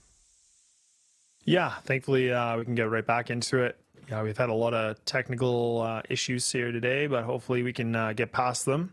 We can move on and get some crossfire action underway here, uninterrupted. That's going to be the big goal here for day number 2. But we'll have to see. As again, Lazarus did in the previous round lose it, so this lead is, you know, back into favor for 999. And nothing creative here. I don't feel like Lazarus is typically a team we normally see double alm setup, but we'll see if they're going to be able to put HDZ in a good position right now, because he is kind of just posted up on the back of, you know, B. He's just kind of watching for the underpass. He's playing a better angle this time, at least. Like, he is in a position that he should be able to get a shot and fall back, whereas before normally he's deep on the B ramp where he's, you know, very exposed to many different angles. But 999 just, you know, clearing out mid. They're just trying to make sure nobody's around. Even Lazarus right now, Pando, they've kind of changed up their composition and put a lot of a heavy lean on this A side. So they really got an inkling that this is going to be an A execute. Yeah, maybe Lazarus been watching the earlier games before, because again, 999, you know, they kind of prefer going towards A here. And yeah, Lazarus definitely putting the right numbers on A here. So I feel like this is a good call from them, but we're going to see if it's going to be enough to hold off 999's push, because again, they tried it before, but now with one more man on site, maybe it's a little bit easier. And Analyst is going to be on the test here, gets one favor, trades them out, but Loons is there to instantly trade out as well. And it's a little bit of a back and forth for Lazarus in favor here, but CRS, the last man standing, cannot do anything against Loons here. Good for free, amazing players so far. I mean, he's really stepping it up for his team. I mean, he's leading them, he's putting the numbers on the board. I mean, what else can you ask him? Yeah, honestly, you know, that's a really good thing you bring up, because it's, you know, the one thing I've always kind of noticed in Crossfire is that a lot of IGLs, you know, they actually do still perform quite well, right? I mean, that's one of the things, and Loons is definitely one of those guys that he can put up some really decent numbers, but now it's HDZ that's going to need to put up some numbers, and look at that, HDZ finds himself too. So he's cracking a couple bodies, he's body slamming them down. So that's what they needed. That's what they needed with their star sniper player to be able to do. But now the question is, they can even convert this, because look at CRS, he's in the back lines, he's trying everything, they can't seem to get a kill. My god, I don't know how it worked out like that. It was so good for Lazarus, and then 999, man, they just closed the door right in front of their face. A little bit shaky from CRS once again. I feel like, hey, let's be honest, the hardest kills are always from behind. This is always the case. Whenever you shoot someone from behind, it's super difficult, right? So can't blame the man. So yeah, in the end, HTZ, good 2 kills, right? He really tried his best to prevent this push from happening, but in the end, it didn't really work out. It's still in favor of 999, and I feel like this should have been Lazarus round. I mean, 999, they just pushed it. Press W, instantly went for A. There was no chance for HTZ whatsoever, but still, he was able to get 2 frags, which is very good for the team. But, Lazarus, they need to be aware of these pushes because they were able to see the matches earlier on, and this is nothing 999 didn't do before, right? So they should really be aware of it, I feel like. Mm-hmm. Yeah, no doubt about it. Yeah, it makes me wonder if Lazarus, were able to watch the previous game of 999 just to see some little bit of, ideas and maybe what they were kind of doing, which would make a lot of sense, right? Just for them to do their homework. We know that, Loons would definitely be that guy that would want to do that. Now Niels is going to play deep in vent, so he's actually going to try to be a little bit more aggro. He wants to be able to find this play potentially. He's going to hold a little bit of an angle, but oh man, it was Flare and Favor that were able to get themselves a nice little bit of a jimmy of the two of them. And Flare will get the job done. And now CRS, I believe he actually spotted Vise. So he's got some really good intel that a player was close. Now he's kind of retreating back. He's going to try to take advantage of this. And I think he actually was able to slip into a hotel. So this is huge. I think he got the timing of Vise. I don't think he knows this, but he still wins the fight. No. So actually, not a bad sight from him. Yeah, talking about overpeaking again, right? I mean, it worked out once, okay, fair enough, but twice, a little bit harsh to, consider. But yeah, time is running low. I mean, 999, they have to make a move eventually. It looks like they are going for a B hit, and Lazarus, they kind of smell it. They have an idea, but Madison, he needs to move away from A. They need to have this info as soon as possible. Look at this. Minkin already good for 2, almost 3 favors there to save the day, so... Madison, 1 versus 4. It's a very unlikely situation. Flare, good map awareness. He knows where he is. And you know what? I feel like Lazarus, they had the upper hand in the beginning, especially here. Vice, super awareness, right? But yeah, Minkin picking up all these players here is just not something that should happen. But again, those are mistakes that can happen because, it's still very early. But still, if you want to win the half, this is definitely not the way to play. No, definitely. I mean, this is a really good work from 999. And again, just that's where you're talking a lot about, what they're able to bring to the server about their firepower, right? I mean, that really is just down to that point. Like we were saying, like they really are just winning a lot of duels. And that's the thing. Like it seems like Lazarus, they sometimes can have good teamwork to get the trades and maybe a multi-kill, something like that. But you definitely notice that 999 are putting themselves in some big moments here to really catch them off guard and kind of get the Achilles heel against them. So, I mean, 5-3 last round of the first half, we go of map number 1, but it's a question of 999 are going to be able to get a comfort lead here with a 6-3, because I mean, for them to switch over to the GR side, that will be very interesting to see how well they can be composed against a strategic team of Lazarus. But with 1:20 remaining, it kind of seems like they have like the 4-1 split, maybe the lurk of one player just kind of making hotel, maybe just trying to find an engagement, which would be Dreamer, but they're kind of tempting the idea here, Pando, but really they have lots of time to change it. Oh yeah, absolutely. I mean, they're just toying with the idea, right? I mean, they had the opportunity, they decided to, never mind, let's just push, mid to B, I guess. That's what it looks like. So a very good split push coming through. Vice with a big ask here in hotel. I hope we get to see it soon because it's always a nice gunfight here. It's interesting because, it's very important. Whoever wins this one, opens up the map there, the hotel area, right? So a lot of trades happening here. It's interesting. Flare just hopping with his pistol here. Yep, thank you HTZ, thank you for the frag. And yeah, this just looks really, really good from 999. Lazarus doesn't really stand a chance. And now NLS with the rotation here, a little bit late to the party and not even able to get Dreamer here. It's a little bit sloppy. I mean, in the end, 999 winning the first half here. And I don't know what you think about this, but so far 999 is really putting up a fight. Yeah, they really are. I mean, them being able to finish this, first half with a 6-3 is definitely kind of what I was maybe a little bit expecting. Maybe a 5-4. I was kind of thinking it was be a bit closer than this, but I mean, the fact that they were, just again getting map control, finding duels to catch them off guard of Lazarus, like that was a big key here. That was a really good success point for these guys, and those were things that I think Lazarus they also have to realize is you know, they're gonna have to be on their toes a little bit more. That like these guys aren't gonna give you a lot of respect. They're gonna try to do some funny things. They're gonna try to, you know, go for duels that you would never expect. And Loons did kind of make that comment in his interview, but it's a matter if they're actually gonna execute that. Do they actually know that, or are they just kind of saying it for the sake of saying it? So we'll have to see how well 999 can do on the GR side, because again, I mean, GR side does take a lot of good coordination and teamwork and communication, so we'll have to see if they can handle a decent team like Lazarus here.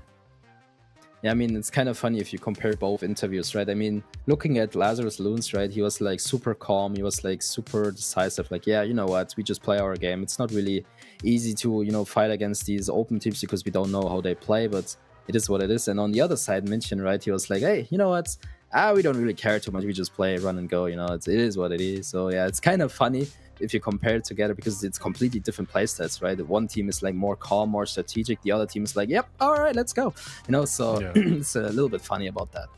Yeah, no, it is. And that is really funny, because it's a very different, you know, tones that you see from the earlier interview with Minkin, like you were saying, and then the different interview here with Loons. Like you could tell Loons was trying to be a bit humble about everything and trying to be a bit reserved, and also recognizing there's a lot of pressure for them. So that's where, again, like a team that is in like a high established league like CFWL, it is about them kind of maintaining why they're in CFWL and why they're able to keep themselves in that kind of top, you know, echelon of competition. Whereas a team like, you know, this for 999, they're kind of just running and gunning. They're still playing. They're playing competitive. They're obviously doing the right things because they haven't taken a loss all the open season. So it's one of those things where really, I think when you talk about a lot to lose, it is definitely Lazarus in this best of three, because they're the ones that have to be able to kind of maintain the status of they should be able to take this. But 999 are definitely one of those teams that might be able to cause the upset, if I was going to call it, for the first couple days. And already now things are looking a little upsetting as Flair, he finds himself the first opening tool. Finally give HTZ to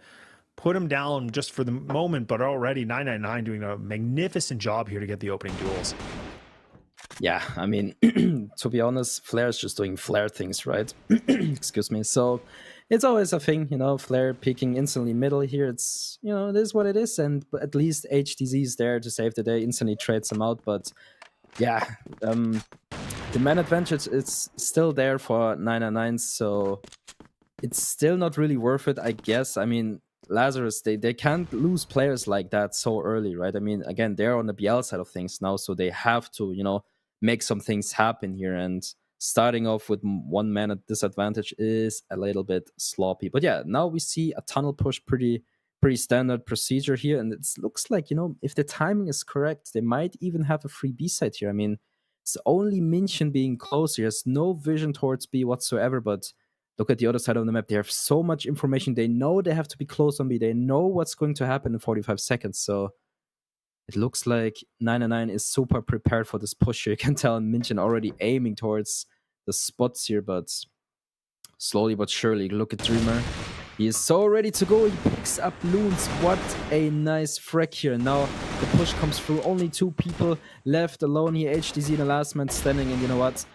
I feel like Lazarus is just taking way too much time to execute these pushes.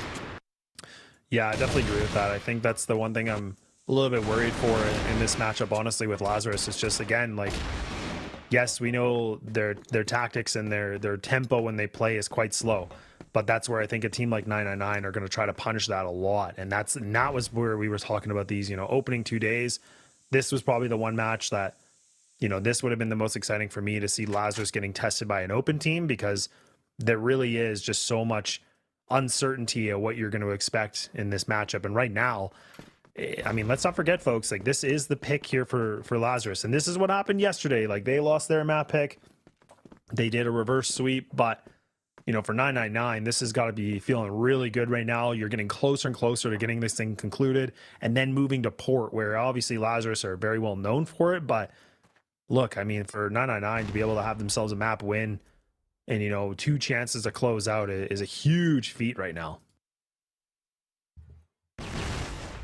Lazarus slowly but surely making sure the push comes through, and now 999 is technically, you know, holding the side pretty well. But look at this, NLS good for 1, Favor is good for 2, holds down the side all by himself, and now there's 2 more plays he needs to hold off. The flash is so good, Vice takes advantage over it, and now look at this. The push is falling apart, but there's still 2 players remaining, Flare and Dreamer, going on to the side. Maybe not, just struggling a little bit, but there you go. He's on the side. Flare picks up Vice. Where's Loons? Where's the support? Now HTT left alone. He's not even on the side anymore. I mean, this was a throw, 100%. Oh boy. Well, yeah, this was not really the best round to see from a team like Lazarus. Like, again, just this is where, you know, I just feel like I'm like picking on him, and I'm not trying to, but this is where, again, my criticism and, you know, my experience with like watching them and seeing them cast and stuff like that is, it is really much about being hot and cold, and sometimes it just, these decisions just seem to be so weird and awkward. And that's where, again, even this engagement, like, I love that 909 just, again, fight for map control. They try to do something a little bit cheeky. Yes, they lose their 1 player, but they take out the IGL, so it's a good trade-off, to say the least. If they wouldn't have gotten something, then maybe it would have been a benefit for Lazarus here. But now that he's, you know, in the back seat, he's kind of just chilling, he might be able to help guide them just a little bit, but it's not going to be easy, because now you can see the positioning is very strong from 999. They're playing a lot of individual spots with no trades, but again, they're a team that could kind of get away with it if it's going to be them, right? I mean, that, like we said, their fragging abilities are quite high. Absolutely, and now we see Lazarus again trying to, you know, push towards A, and yeah, it feels a little bit, you know, they play a little bit of the book again, because usually Lazarus don't go for these easy pushes again. Everyone is just, you know, pushing from vent, and Vice is the first one to find double frags here, and this looks very good for Lazarus at the moment. Now Flare and Dreamer once again left alone in this retake situation. A good nade here from Lazarus, the flash as well. Flare completely blinded by the lights, and Menacin takes him out. Now Dreamer is left alone, and you know what? You know, I feel like because of Loons died first, right? Because Loons died first, he had so much info, so much time to think. He was actually able to, you know, guide Lazarus towards this map, towards the A side, I mean, and, you know, giving Lazarus the time to think, to actually, you know, let's think about what we are going to do here. I think this is actually the key to success here a bit. But right now, I don't know if it's going to be enough, because Streamer's still alive. I mean, he's probably going to lose the round, let's be real here. But again, if Lazarus doesn't step it up, I mean, it's 1 more round, okay, but 8-4 is not the optimal, you know, situation you want to be in. No, it's definitely not. I mean, and honestly, I feel like for me, like, he was the position of CRS, like in the A site, like underneath on balcony there. I didn't love that he was like playing with the Colts. Like, I get that you might be able to hit like maybe the odd 1 tap or something like that, but I felt like that was kind of a weird decision. I know the bullets are probably getting low in the chamber, but I just felt like that was such a disadvantage. That could have been a lockdown better. But look at what he's doing right now. Like, again, no respect at all. He's just going to push all the way into their spawn. And Loons is aware of this. Like, Loons is trying to escape with his life on this. But look at how much they're just pushing him back. And Loons has no idea. Oh, I thought Loons was going to be aware. This trigger discipline is just insane. Oh, no. Loons, you got to turn your back, my boy. And look at that. CRS can't be able to find a secondary. But look at the damage inflicted. Oh, man, 999, they are just going into their territory, and they don't even care where Lazarus are. Yeah, no, this is unacceptable. I mean, I'm speechless, okay? I've seen many crazy things here, okay? I've seen Raging pulling a 1 versus 4, okay? Fair enough, but this is probably the most dramatic thing I've seen all tournament long. I mean, it's only been like, what, 2 days, but still, this is 100% unacceptable. I mean, it was even Loons, you know, Loons, the mastermind of Lazarus, the smartest player in this roster. How did this happen? I mean, it must have been a crazy timing, right? I mean, I kind of want to say, okay, it happens, I guess, but no, it doesn't happen. Not like this. I mean, CRS instantly pushing their base, right? Alone this was crazy, but then also I don't know how he did it, but he got around Loons there, and yeah. I mean, even though Vice has a good position here, maybe for second, nope, never mind. But hey, right now I would say 999 is on top of the game. They're in Lazarus' heads. They won the mind game. They won everything. Even though Lazarus should be the most experienced team, right? But right now it doesn't even seem like that. No, it definitely doesn't. That was the thing. It's just, you know, this, you know, underdog story of a 999 is beautiful, because again, that's where I think Lazarus had to be ready for anything to happen. But right now, I mean, things could be happening for 999 to put themselves in a map win against the pick of Lazarus, which this was theirs. So a 10-4, if it can be destined here, this would be a you know, a big way to get a win, to be able to take down a CFWL team, a team that's been able to, you know, play some high competition before. But now things are getting a little bit more tense. 3-player stack here on the defense in this A site. You can see the Lazarus are really just paranoid of getting flanked. Like, they are looking everywhere now. They are just terrified of like the boogeyman of 999. It's actually funny that you bring that up. I mean, I would be the same, to be fair. I mean, once you get flanked like this, you will always be, you know, extra careful. But, you know, this time around, Lazarus deciding for a somewhat quicker push, but Flair is there to hold him off. If he gets at least one, this would have been insane. But okay, it's fine. He gets the info. They know they know he's pushing now. And look at this, Loons, NLS, both get all these frags. Where was this all game long? Why is it only coming now? Favor now left alone in a 1v5 situation. Look, flawless round by Lazarus. I know Lazarus has these games, you know, they know how to play CrossFire. They've been doing it for forever, right? But it almost feels like this is a little too late now. Maybe, and I mean, this is again where, you know, Lazarus really are, you know, that's where the experience might be able to benefit for them, maybe, but they still have 4 rounds to go for pushing overtime. Again, not to forget, that would be the first overtime of the day here in the last series. But look at now, 999 has already pushed a player, which is going to be Favor, into pit and mid pit right now. So real estate grabbed here. Like, the defensive side is just, you know, able to run all over the map. Lazarus are just tucked away. CRS, now he's put himself as the anchor, but they might not expect him to be here. Oh man, he might be able to get this timing, but oh no, but Vise gets the better of him. Survives with the skin of his teeth, and now they might just try to run into the site. But are they going to expect Flair? He's the Om, he's the sniper, he's trying everything he's possibly can. A beautiful shot here with the cold, but they need more than that. They need to have these rifles to back him up. And Lazarus, they're starting to make it a little bit of life back into this Pando. They're starting to do something here, but it's only 2 players remaining from 999 to be able to, you know, cause the damage to maybe win this round. But no, Lazarus will keep going on. Well, again, where was this all game, right? I mean, it's about time, right? I mean, this is just how Lazarus can play, right? They're so good. They're just really tactical, really brutal when it comes to these last, like, extra rounds, right? Because, again, it's like 3 more rounds they need to win for the overtime, but these rounds are super intense for them because they know they cannot lose a single, you know, player without, you know, having a benefit from it. So yeah, it's going to be a little bit stressful for them. At least now they're getting some rounds. It's, you know, if they're not able to win this, it's still good for the round differential. But again, if Lazarus, you know, understands the game again, if they know what they want to do, this can look much better. And you know what? I feel like this is the start of maybe a comeback. You know, Lazarus, again, super smart team, super, you know, common with these situations. But let's see what happens here.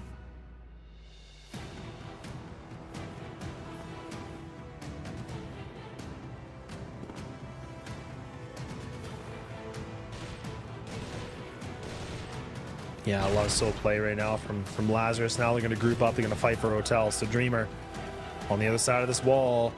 He has to be able to find a multi-kill. He has to be able to shut this down. And oh my god, he gets read like a book. And Madison just takes him out. And now Lazarus slowly and surely getting this map control, waiting things out. 999 shaking a little bit more in the boots here. Now realizing they have to clear many different angles here with that player deficit. And Flair just sitting in sight with the Om, trying to find a play. Double player here at A, but still, Favor's actually making a lean onto this A side, so they really do have some kind of thought that Lazarus, they want to backtrack and go for an A hit. Well, they surely take their sweet time, and it looks right now, it looks pretty good, you know? Hey, if they group in front of B, if they have the right timing here, 30 seconds on the board, they might catch Flair off guard. But look at this Flair, instant shot on Vice, but it's unfortunately only a leg shot, so Lazarus, they will have the side, they will have the upper hand for at least now. And the bomb gets planted. Minkin with a good grenade, not able to pick anyone up, but it's still a good position by him. And 999, they need to have a good retake now, because this is their chance to make things right. I mean, if Lazarus wins another round, things might get a little bit too scary, you know, a little bit too close for comfort, if you want to say so. But Lazarus, good for 2 already. Now Favor is left alone. 1 versus 4 situation. Gets 1. Maybe a second. I can't quite find him through the smoke. And yeah, this is going to be another round for Lazarus. And you know what? This is getting more intense than it already was. I mean, 2 more rounds. Lazarus on top of their game right now. Lazarus has everything to win here. Yeah, they definitely do. I mean, they're definitely putting themselves in a great position here where this was, you know, a very big scoreline before. Like, I think it was like a 9-4 if I'm not mistaken. So the fact that we're seeing this big of a comeback is definitely worrying here for 999 fans, because Lazarus are, you know, tooth and nail still, you know, kicking and screaming to see if they can keep themselves in this game, but they still need 2 rounds to push overtime. And this is where I always make this comment about, you know, these less teams, they got to be careful about their decisions, and now the pressure's building up against them too. Flair looking like he tries to re-aggress onto this, but he's going to reposition instead. And now Lazarus, yeah, there's no messing around on this plan. They're going to go for the 5-man execute, CRS, playing the anti-flash, ready for the counter utility as well. But this is important because nobody's close. The only closest player is going to be Flair. So for him, he has to either be able to fall back or he needs to reposition. Oh my god. Oh my god. He's behind this box. He's playing such a weird angle. He's able to get a first shot, but he's done. He's removed. And now 999, they need to find these kills.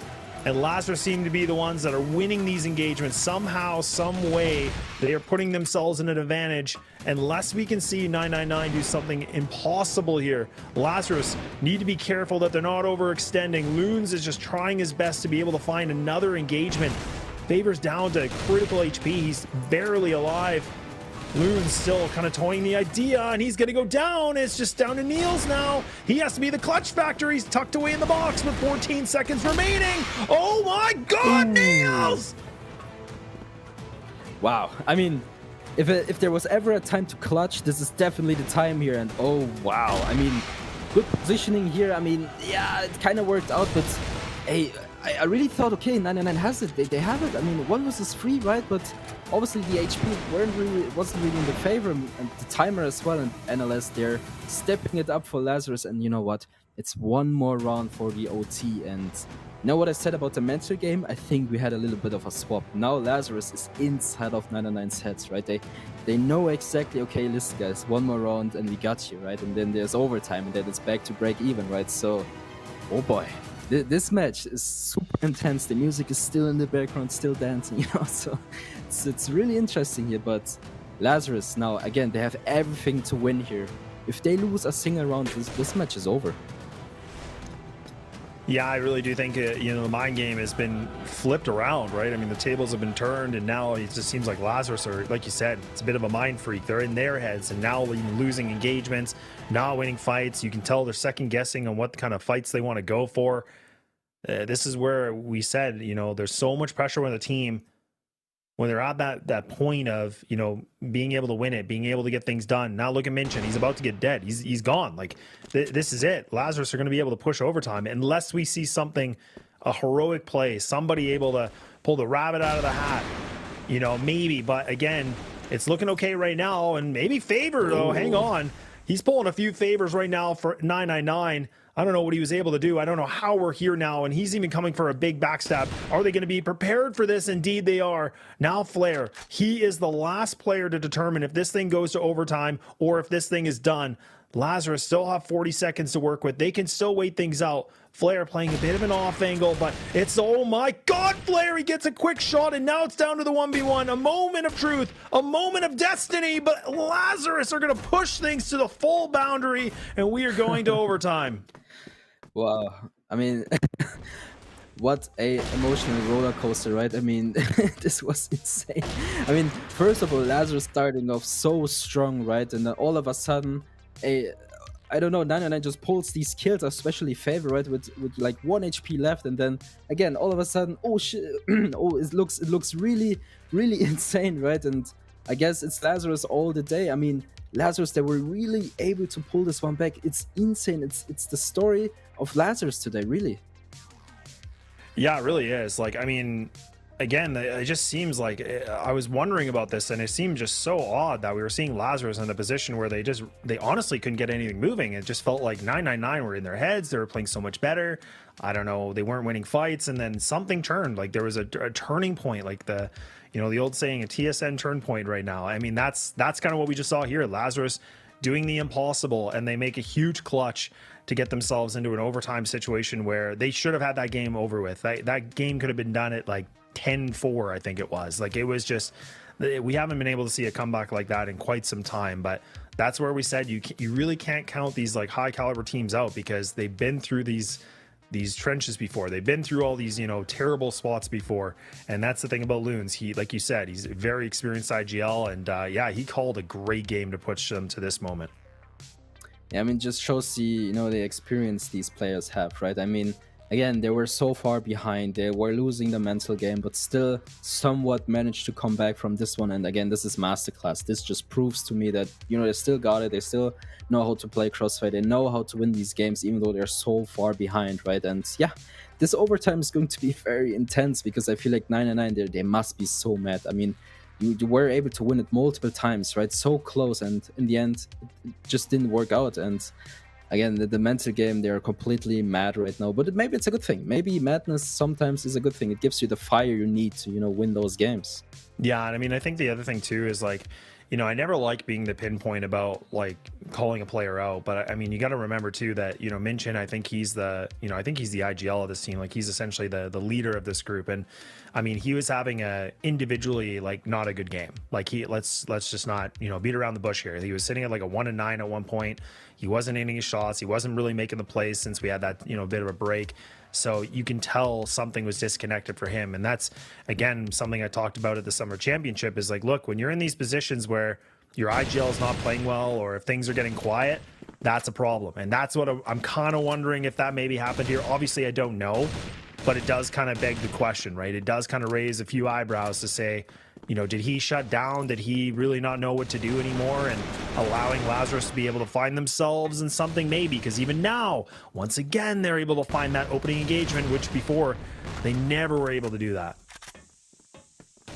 Well, Madison kind of dancing around the smoke. It's a nice thing to see once in a while. I mean, again, you can't really see names through the smoke anymore. Still, some players kind of masters, you know, the smoke play here. And I think Madison, again, we saw it yesterday. Madison was so good yesterday, and he continues to be very good on this map. And so far, I just can't believe Lazarus has come back from this, you know.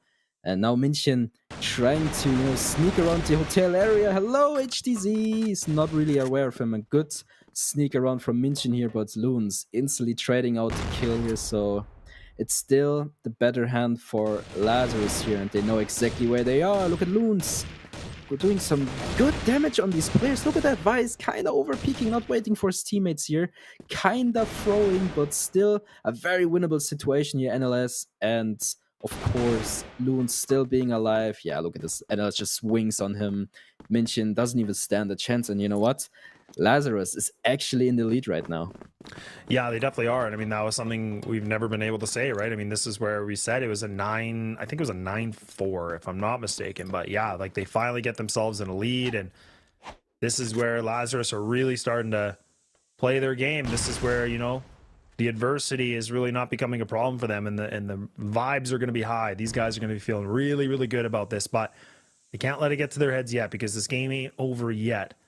It's still any moment here that 999 might be able to find themselves back into this, but a 2-1-2 here, the defensive setup of Lazarus. C4 is all the way in the back of mid, so you can tell that 999 have no plan of attack here. They're just looking for a duel. They're looking for a fight. They're trying to pick one, so, but I don't think Lazarus, they're going to give it to him. And now, again, since that break, we saw Minkin's put himself in a triple kill, so he's already starting to play a little bit better. But is it going to be enough? Do we see, you know, somebody, you know, to be wear the cape, be the hero right now for 999? You know, I actually think what's missing right now for 999 is these, you know, crazy plays from Flair. And Flair used to, you know, always peek mid, always peek some, you know, weird angles to get those first picks, but I feel like those are kind of missing for now, at least. I mean, it almost feels like Lazarus is getting the upper hand every single time in those early rounds, right? So, yeah, definitely a little bit of a bummer. And 999, they really need to step it up. I mean, again, they must be so desperate at this point. They had it. They already had it, but somehow they didn't really, you know, they weren't really able to bring this home. So Lazarus is super hyped up. They're so ready to go one round ahead all of a sudden. So, again, favor just chilling in front of A here, just waiting for his opportunity. And again, HTZ Loons, they just pick players one by one. These mistakes just can't happen for 999 right now. Again, another, one by one frag here. And look at this. Now all of a sudden, it's only Flair. Nothing has happened. 999 didn't even make a move, and Flair is really trying his very best to keep this round alive here. But 20 seconds on the board, 1 versus 3 situation. Let's be real. It's probably not gonna happen here. And oh boy, Lazarus, one more round for them. Yeah, one more round indeed, and yeah, things are round by round. They're doing a great job to be able to find themselves in a good moment to bring in this map back in their favor. And again, this was their pick. This is what we were talking about, and it was looking like it was abysmal, looking like it wasn't really the right pick, but clearly it was. And they have been able to dig deep and persevere through a lot of situations. HDZ puts himself in a good duel, and he's able to find the connection here with the Yom. So everything you need in 999, losing their IGL now. What are they going to be able to find? The lurk here of Flair, trying to put that sniper a bit aggressive, and he misses, and he's not going to be able to find the shot. So Lazarus still are able to intact their life. Niels, look at all these fights again. Niels just shutting things down once more, but CRS does get a little bit of a reply. A man advantage. Flair now trying to just hightail his way out of here. He's trying to get out, but he's just going to re-aggressive. Madison has a full read, and Lazarus again, man, it just seems like they're pages ahead, and now they got a retake scenario with the numbers in their advantage.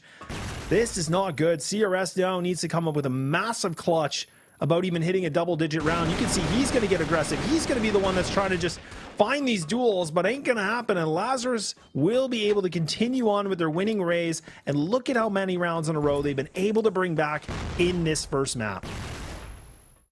Well, I mean, I'm speechless, right? I mean, good kills here from NLS, just on point, good double peak here. I mean, Lazarus, they just play this game to perfection, right? I mean, you know what? I really liked CRS' decision there to just peek, because there was really not anything else he could have done. I mean, maybe if he hit 1 or 2 shots there, it's all of a sudden very possible, right? But didn't really work out, and this is why Lazarus is so successful at the moment, at least. So I don't know, 999, all of a sudden, they haven't won a single round in forever, right? So I don't know what's going on in their heads, Laz.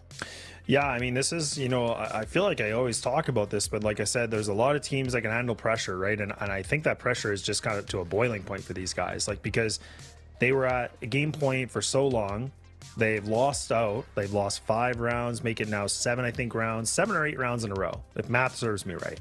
So how does that not affect you? So now we can see that 999, like, the comfortability, the comfy shorts they're wearing, the comfy shoes, they ain't comfy anymore. They're worn out. So this is becoming a problem for 999 fans, because Lazarus, they've been able to pull through something that doesn't happen very often, but when it happens, man, it really does put that dagger pretty deep in the chest. And right now, all Lazarus have to do is get one more, and this map is done. And this is the thing where we were saying that about 999. So these guys only had a short break. They had that 1 minute break to switch sides, and I don't know. They're gonna have to have a pretty good pep talk here to bring in this thing to a golden round scenario, maybe. But Flair not even able to get his shot off. You can see he's still hesitating. He's still kind of just scoping things out, and you can just tell they're shook, man. They really are. But at least Flair, he's gonna make things a little flashy.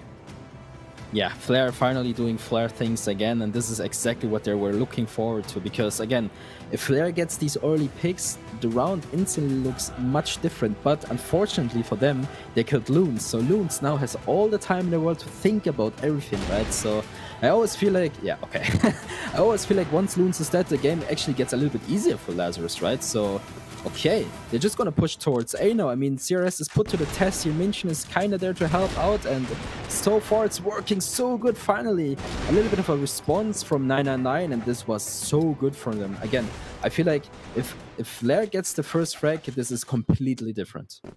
Yeah, it kind of seems like, the sniper has to be able to make the first shot, right? Like, it just seems so weird. Like, I don't get it. Like, 999, now I was thinking they were looking shook, but maybe that was enough they needed. Maybe that was enough for the spark to be reignited for these guys, because again, like, it just felt like as soon as Flair is able to get something moving, then these guys do play better. Like, maybe it's a momentum thing. I have no idea. Maybe the vibes and TeamSpeak or whatever they use is, going over the charts. But again, They got a long road. They got 2 more to bring things back. That's the first round they've been able to have in quite some time.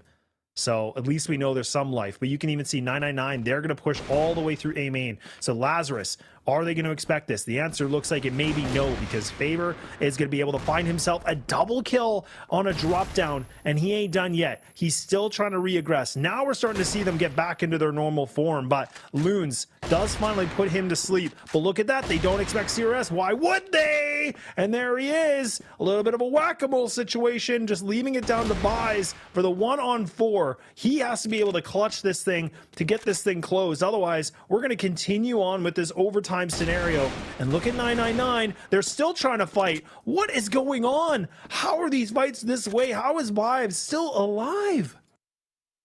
Well, he's definitely keeping the dream alive, right? So, again, a very roller coaster match so far. I feel like, you know, it's Lazarus, then it's 999 again, then Lazarus again. So right now, I don't know what's going to happen, but it feels like 999 finally found their confidence back. I mean, look at CRS even sniping now. He's like, all right, you know what? I'm just going to pick up the sniper, going to get my kills. So yeah, definitely a much needed comeback from 999. I mean, again, they could have won so much earlier, but you know, better later than never. And right now, there's a little bit of pressure left for them because they're not allowed to lose a single round, same as Lazarus earlier, right? So definitely a very interesting match so far. And I feel like, you know, maybe, just maybe, 999 found the confidence back, and Lazarus, they need to maintain theirs, because if they lose theirs, I don't think so. They don't think so. Flare. Okay, there's the first frag for Flare again, and you know how it goes. Yeah, we've seen this tale before, but is it going to be the same one? Is it going to be the same song that we've seen before for 999? And Niels has already tucked himself underneath very nicely. I don't know if Minkin's actually been able to spot him, but Niels has already pushed himself in house. Man, these guys have no idea. Yeah, they've walked by each other. Flair's dead. Okay, but it's going to be the question of Minkin. He's not been able to get close enough to get this trade, but now this positioning from Lazarus might be enough. That play from Niels, maybe, but no, Minkin will be able to find it back. 3 players remaining. Dreamer just on the other side of Hotel, waiting for his moment to pounce, waiting for his moment to come through this door. Plant's going to come through, but you can see Lazarus, they're in a position that they have to win a fight. They need to be able to find some kind of an engagement. They don't have any more utility except for Vise. He's got 1 piece left remaining from this. A good flash going to be used. Is it going to be enough, though? They have their positioning, and Madison does find something, and Lazarus may be able to dig deep, and indeed they will. Loons will be able to put the nail to the coffin. A 13-11 to end this first map. I don't even understand how we got to this situation at all. Well, definitely a very interesting game. I think we didn't promise too much earlier on, so yeah. What a comeback from Lazarus. You gotta give it to them. Again, I feel like this speaks for, you know, their experience, their map awareness, their everything basically. So yeah, definitely a big bummer for 999, because again, I feel like they had it before. They had it in their hands. They just had to grab it, right? But it is what it is in the end of the day. I mean, still, it is not the end of the day, right? So they still have, you know, potentially two maps to go. So I hope they just, you know, don't let go of the hope, because again, Minkin, he said they will go undefeated, right? So I hope they can kind of hold this promise, but maybe they won't. I don't know. I don't know. I feel like that was a pretty bold thing to say, like, oh yeah, we're undefeated and open and we're doing great and, you know, whatever, we'll just kind of run with it and see. It's like, yeah, I just feel like it was kind of like a BM in a way, just trying to flex a little bit. But it's like, look, like, you know, you're going to be playing better competition in this qualifier. And even if you make yourself into a situation where you get to go to the regional finals, then you're really playing some of the best teams, right? That's when you really are going to get some of that really stiff competition. So it was a bold thing for him to say, but that's where we talked about it for Loons. Like, he was very humble, saying, you know, there's a lot of pressure. We've been trying to practice. It's been hard to practice. And I mean, I got to give it to him, man. Like, I never would have thought they would have been able to make a comeback like that, because it's not easy to do. Like, sometimes as an IGL, you're trying so hard to think of what can you do differently? How do I make my team succeed better? But I got to give it to him, man. Loons just played a phenomenal game. Not even just like getting duels, but just his calling alone. Like, he was able to just find some really good deficiencies from 999 to really push through something that is not easy to do. No, absolutely not. And actually, we get to see these highlights. I mean, look how good 999 was in the beginning. No one could really, you know, contest him here. And it felt like, you know, this was going on for a long time, but all of a sudden Lazarus was like, you know what, actually we kind of want to win as well. And I mean, they did in the end, and I'm just super impressed by Lazarus. I hope to keep this up because, you know, if they're somewhat able to win the second map as well, that puts them in a very, very good position as well. I mean, not to forget, they're in a CrossFire West team, right? So they're in the West League, they are one of the better teams, and you know, 999, they're still, okay, they were in the Open League, now they're one of the West teams as well for the next season, but still, I feel like, you know, there's still a little bit of a difference happening, and hey, you gotta give it to 999. They put on a very, very good fight, but somehow they kind of choked to the end.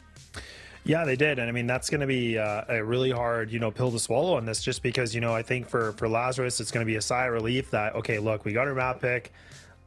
We did it somehow. You know, it was definitely not a sprint. It was a marathon, but that's the other side here for 999 where, again, like you talk about the mental aspect of it, is you were so close to getting it closed done.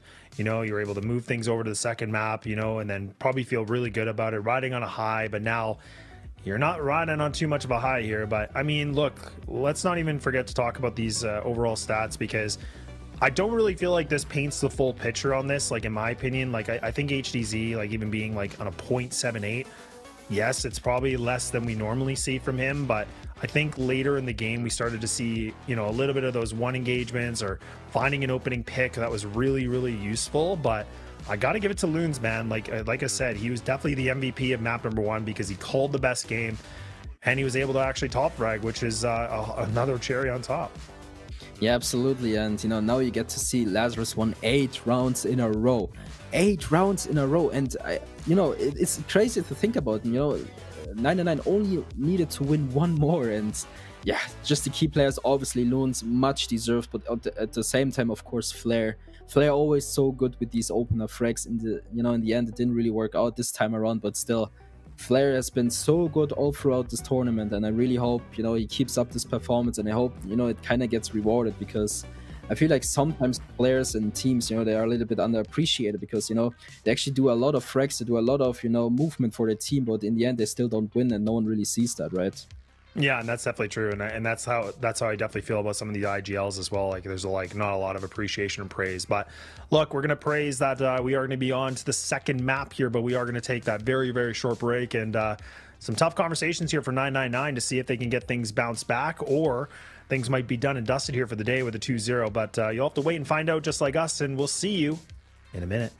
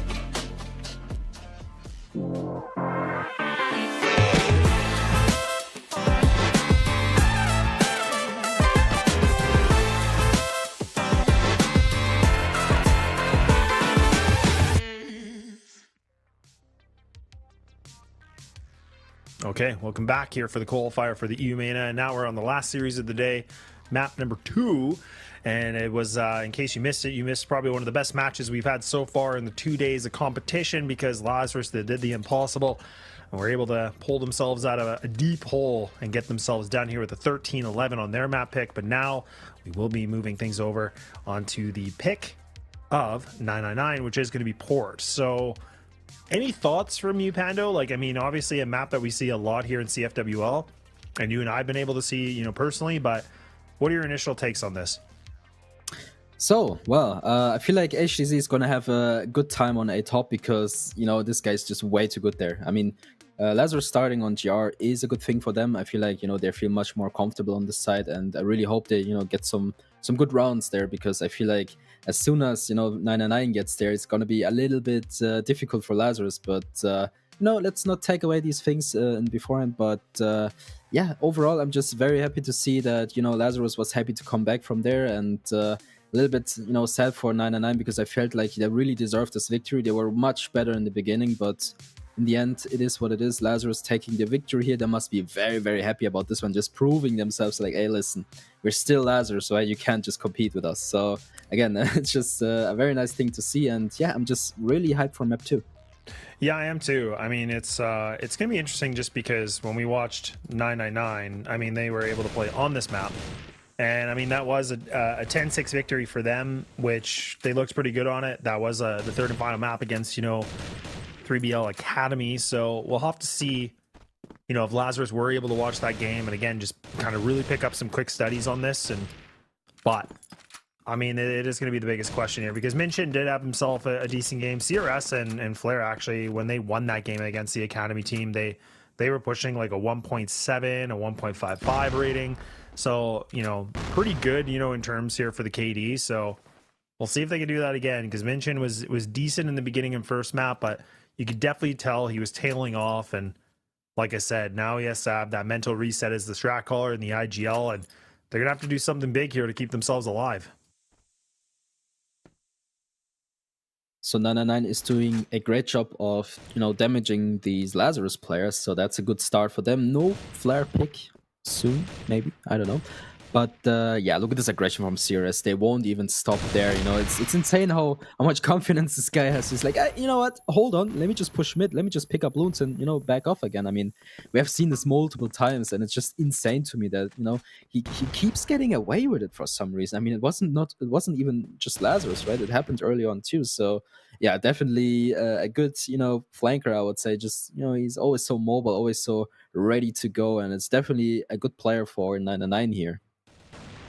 Yeah, it definitely is. But at least now HDZ, like you talked about, he's able to find himself a little bit of connection here with the So right back to a 4-4, but 999, you know, they have that C4 in the back and mid. So again, now they're looking like they want to group up on this B hit. And that is going to be the test of Niels and also Madison. So there is 2 players close. They have the other players as well for a quick rotate. So now the flash is going to get thrown. He's looking like he's ready for it. He's playing the anti-flash. But both of them combined are able to find one. But there is Favor with a triple kill. And then even a flare right behind as well. Holy moly guacamole. I don't know how they were able to do it, but they did it. Yeah, absolutely. Do you remember the fire I was talking about, the madness? I think there it is. There's all the madness in Favor. You know, he's like, man, we should have won this last match. We kind of didn't, so here's all I got, right? And this is exactly what I was looking forward to. You know, to be fair, I felt like NLS should have been, you know, a little bit more mobile there, because he was only able to get one, I think. And, you know, he was kind of spraying. I think maybe, just maybe, he was able to get one more if he didn't spray there. But again, it is what it is. Only one round lost, so not the end of the world. But again, 999, there's the fire, there's the spirit. I like to see it. It's just so amazing how this team, you know, still is competing. They're like, okay, we really choked the last map, but here we are not done yet.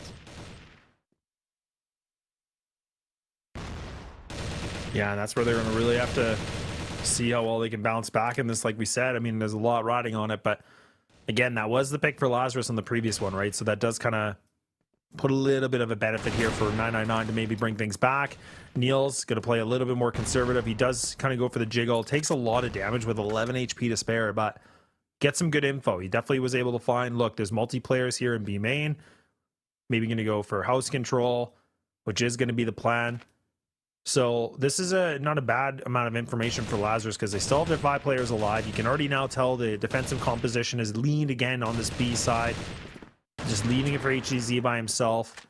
Even hearing the getting shot here in B warehouse is definitely a really good indication they have a pretty good read on this situation. But if CRS can get through mid on this, get the timing of eyes, I was going to say that might really just give up some good control.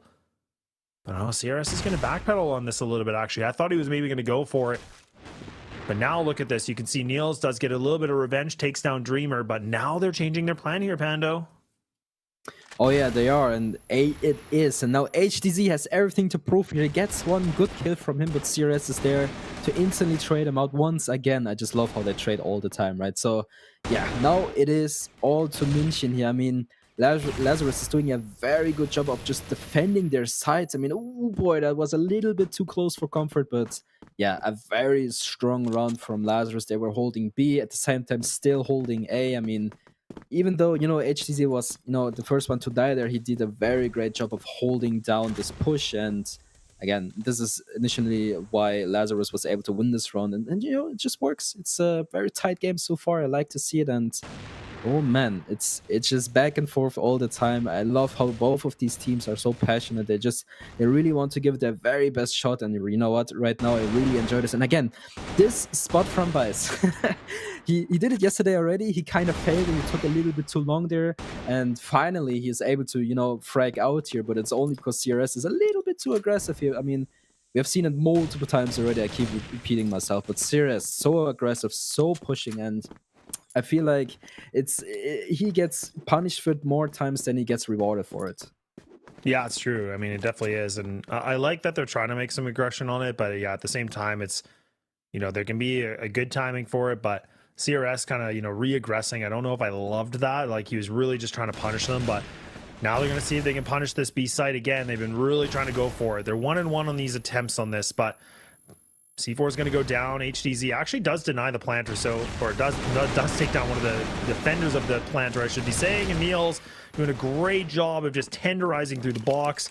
And there's Vise once again able to find himself a double. So both him and Niels are honestly just having a field day right now. These guys are influential in the server. They're able to find themselves in multi-kills. They're looking really, really good. And again, this is where we talked about, you know, the system of Lazarus, their structure, their protocols. This is where for 999, it's not going to be as easy as they thought it would be on this blacklist side on this map, right? I mean, for Lazarus, they're going to need as many rounds as possible to see how well they can use in their benefit for the blacklist on the second half. Yeah, definitely a beautiful retake there, and finally someone hits the Harvey jump. I'm so desperate. I always see CRS failing it and other people's failing it, but Favor, the first one to actually hit it. Great grenade on Menace. Okay, there we go. Now we're getting started. And yeah, I wanted to say it was a really great retake from Lazarus the last round because, you know, it felt so structured. No one was really just, you know, failing, but it just felt like it was the right thing to do there. Also, the boost from Vice into AC much earlier in the round. I just feel like Lazarus really stepping up their game, really trying to be a little bit more of an exotic team when it comes to these strats. And, you know, even though they're kind of losing this round for now, at least with one man disadvantage, I feel like they're really doing a great job so far.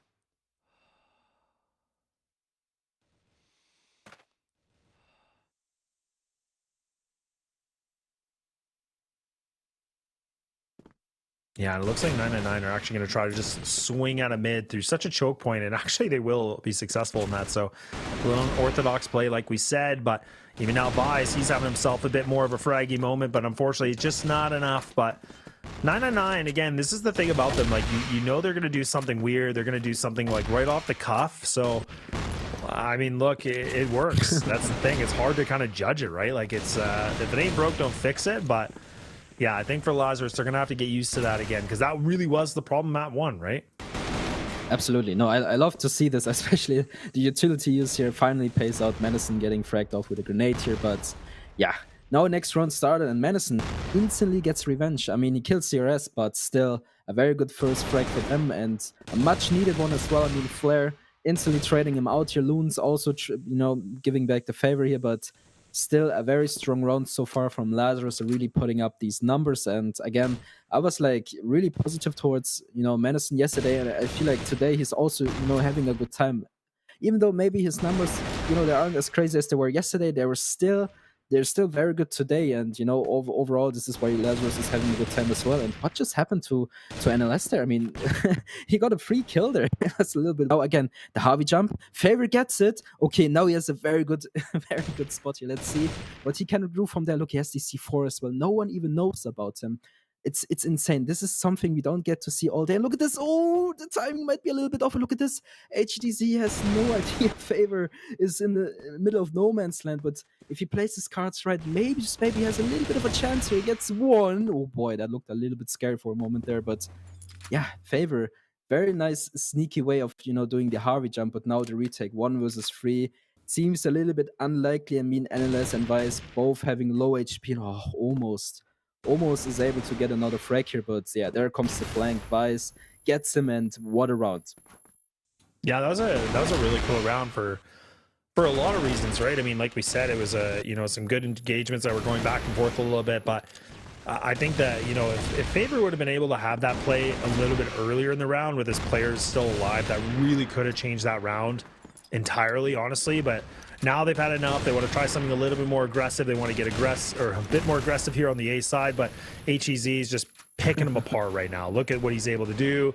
He's the deal maker, and Vise is joining with him here too. Vise looking for the triple, and he will get it. And honestly, man, the one thing I gotta say is I love to see Vise in this position. Little BM for him. Like there's some excitement, and he's putting himself in a 9-2 right now. He is top fragging by big margins, and you love to see it from a player like this. Yeah, absolutely beautiful done by Lazarus. This was what I was talking about earlier on. HDZ is unstoppable on A top. Don't even try. This guy, he has A down, A in general on lockdown. Don't even try. And look at this. 999 has enough. Ooh, HDZ once again. I keep repeating his name, but he still keeps doing these stuff. So, yeah, definitely an insane round already. I mean, this just goes back and forth, and I'm just too excited about all of this, right? I mean, look at this. 999 already on site, but it is a hard task for them. If they get one player, this would be good, but they try to stare, and yeah. Vice is having a day. Vice 10-2. He's having a blast today. I feel like he is one of these players who is really he's really one of these players when it comes to like these hard or like difficult matches, he's really there to step it up. Yeah, it's a great thing to see, right? For any Lazarus fans, you know, watching right now, it's something I don't feel like we get to see very often lately, and that's cool to see him getting back into like a final form maybe a little bit here. And you know, I think they were a little mad about that last game, and as you can see, a little action from him, and he's just starting to feel himself a bit better, and why not, right? I mean, that is the biggest thing. So it'll be a question if the, you know, Lazarus are going to be able to maybe get themselves in a bigger lead, because I mean, there's still, you know, a world where this could be a 5-4, but also maybe Lazarus, they've been doing a good job just putting up a good defense of this. And look at how aggressive they're being. Now they're starting to be a little bit unorthodox, but Favor is going to be able to find that duel into bridge. So that's a nice way to just put them back in their place just a little bit. Oh yeah, again with the Harvey jump, I just love this. This just makes the game much more, you know, competitive, because, you know, not everyone is able to hit those jumps, and you know, Favor twice in a row now, so definitely a good play from him. And look at those trades. I mean, HZ and NLS really trying their very best. Minkin, you know, saving the day a little bit with this trade, but it is still a very strong hold from Lazarus. And oh boy, Vice, look at him, he's trying so hard. He's trying to win this run for Lazarus, and he kind of succeeds with it. CRS falling. Now it's only Dreamer and Minkin. And look at this flank from HDZ. Oh boy, there's no bullets in this cold, but still the Dream is alive. And Dreamer, I don't think he had a chance there. I mean, it was a little bit unfair. You know, from two sides, it feels like he's getting bullied at this point. Yeah, I mean, and honestly, it's early for me to make this prediction, but like I will kind of put it out there. Like, is this really the end of it maybe here for 999? Because look at what they're able to do. Like, you know, the fact there's a big swing, Niels is able to get himself some convincing kills, and you can just see 999. It just seems like the towel's tossed in here, man. They just feel like they have nothing left to really exert, and you can just see Lazarus, they are going to end this with a 7-2. And honestly, what a way to get that first half after how all the other action happened on map number 1. But 999, that was an absent, you know, BL side, to say the least here. So again, we've seen it before with comebacks, but it's gonna happen now. Yeah, well, definitely a beautiful, decision making by NLS to just push, give it back to them. 99 has been nothing but aggressive, and NLS was like, you know what? Let me give you some of my aggressiveness, right? So yeah, I'm kind of missing the fire when it comes to 999. They had it in the beginning, especially one of these players, right? So I feel like Lazarus, they really stepped it up by so much. I mean, 7-2 is a big number, but I have to calm myself down for a second because we have seen this before. 999 was almost at the same situation here, and Lazarus was able to bring it back. So I don't want to do like any weird predictions here, but look at this streamer with the key position here. Is he able to frag one of these players out? And there he goes. Maybe, just maybe, he's not really hitting his shots. Oh boy, HTZ surviving by a flinch. And look at this, Manessy able to pick up 2. And this is 100% not working out for 999 so far, but there's Flare and CRS. They're both getting those frags. Both need to do these frags because otherwise this thing is over sooner than you can say soon.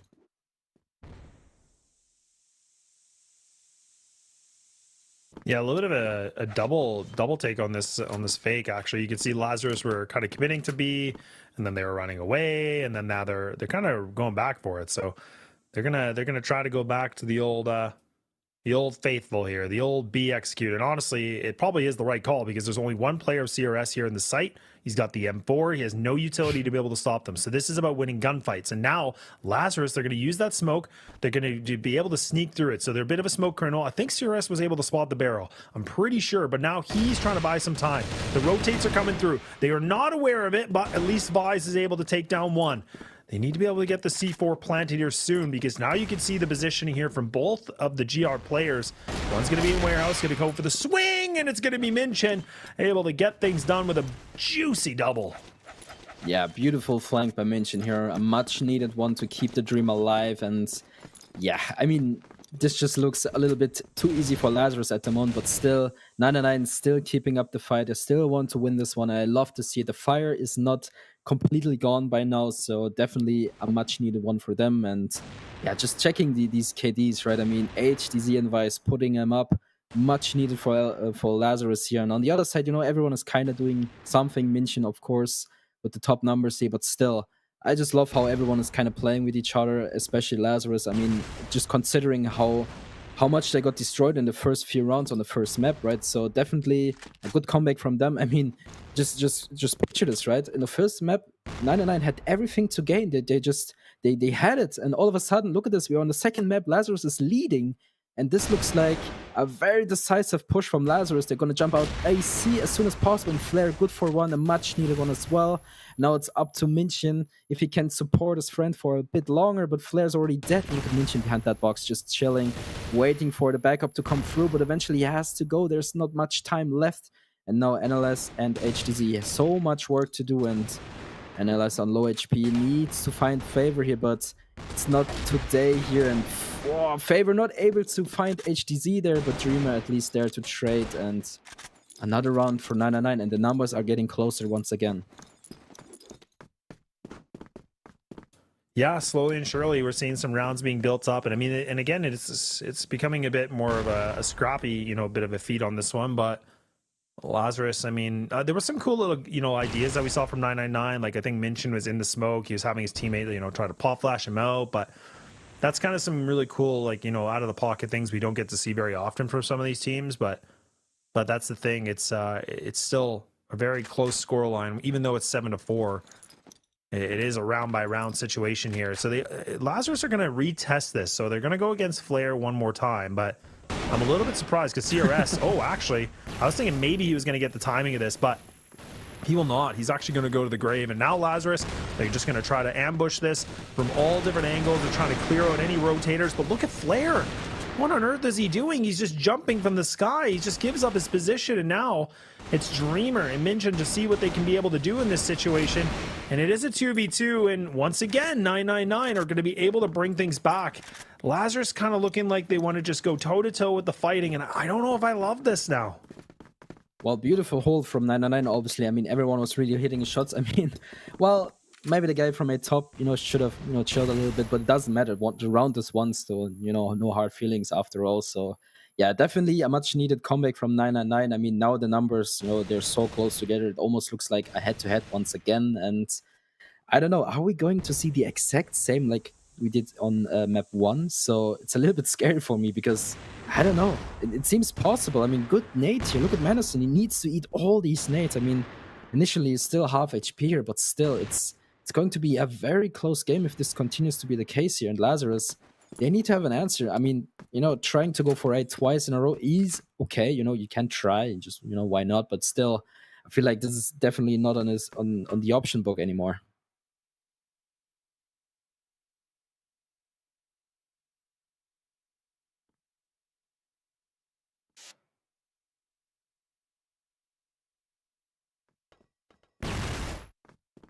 Good paw flash here from Lazarus, so they're just going to try to clear things out. But again, nobody's here, so this time it is 999, just playing a little bit more passive on this one, but they already have good control. Like CRS is pushed all the way down on long A, with Flare kind of posted up on a bit of an off angle, and there it is. That's what I was kind of talking about. Him being posted up that deep has already like found an opening duel.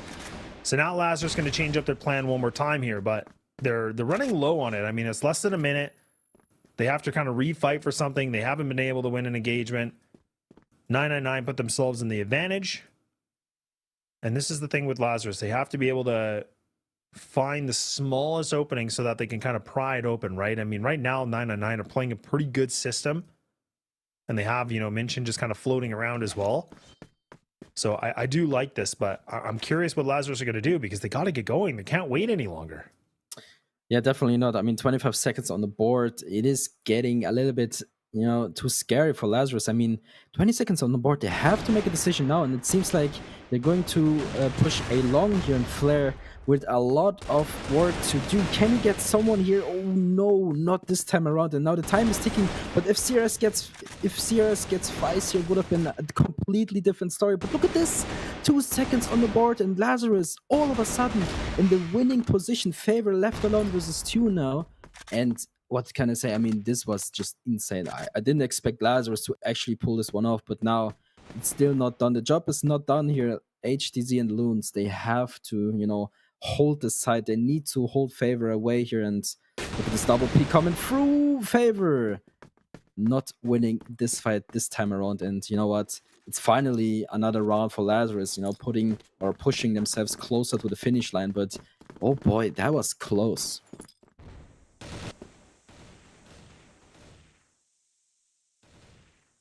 Yeah, it definitely was. I mean, and finally Lazarus, after quite some time of a little bit of a quiet here on the front, I mean, they were able to get themselves around back, but again, it ain't over. Still 2 more needed to get this thing with a 2-0, but look, 999 are still trying to show their competitiveness. They're still trying to show that they're able to keep themselves competitive in this game, and they've done a good job here with Favor and also Dreamer just to kind of play in this B main. They're just kind of waiting things out. But Lazarus, some thoughts here that they need to do something. Dreamer's already pushed himself. They're never going to clear this. Surely not. There's no way they're ever going to check this. And they do. Oh my God. I can't believe Madison once again just buys them a bit of a save. And now Favor needs to reposition quickly because he's the only player in B site. And then Minkin, he's the only other guy that's in mid. So he's still kind of anticipating something to happen in mid. But Lazarus, they got some time to work with. Yeah, definitely a beautiful positioning from Dreamer. You know, in the end, didn't work out because, you know, obviously Madison checking the corner. I mean, yeah, you were absolutely right. No one really checks that corner. I mean, why should they, right? But at least, you know, it's a good prediction from Madison that someone could be sitting there. But now Flare, I mean, you need to find the left mouse button. You need to hold off this push. He gets a little bit of a kneecap shot here. Look at this. There's so much work to do for Flare now. He needs to hit those shots, but Loons has something else to say about that, and just looks beautiful. But 999 responding as soon as they can, and oh boy, this looks a little bit scary for Lazarus all of a sudden. But HTZ, if he's able to find one of these players, this round might look completely different. But it's such a tough ask, and Loons just holding, hoping someone will push him here. But look at the time, 30 seconds on the board. Is he able to find Minkin? Nope, not this time around. And CRS now holding off the ladder, and it's a definitely good round for 999. A little bit scary for a moment there, but only 2 more rounds to break it even. Yeah, they don't make it easy for themselves, right? I mean, that's something I've learned with Lazarus. They, you know, they were looking really good with a good lead, and they were, you know, sitting at a 7-2. Like, again, like, what has happened? Like, what disappeared from them? Like, I don't even know. But boy, oh boy, a 2-round differential from a tie game situation.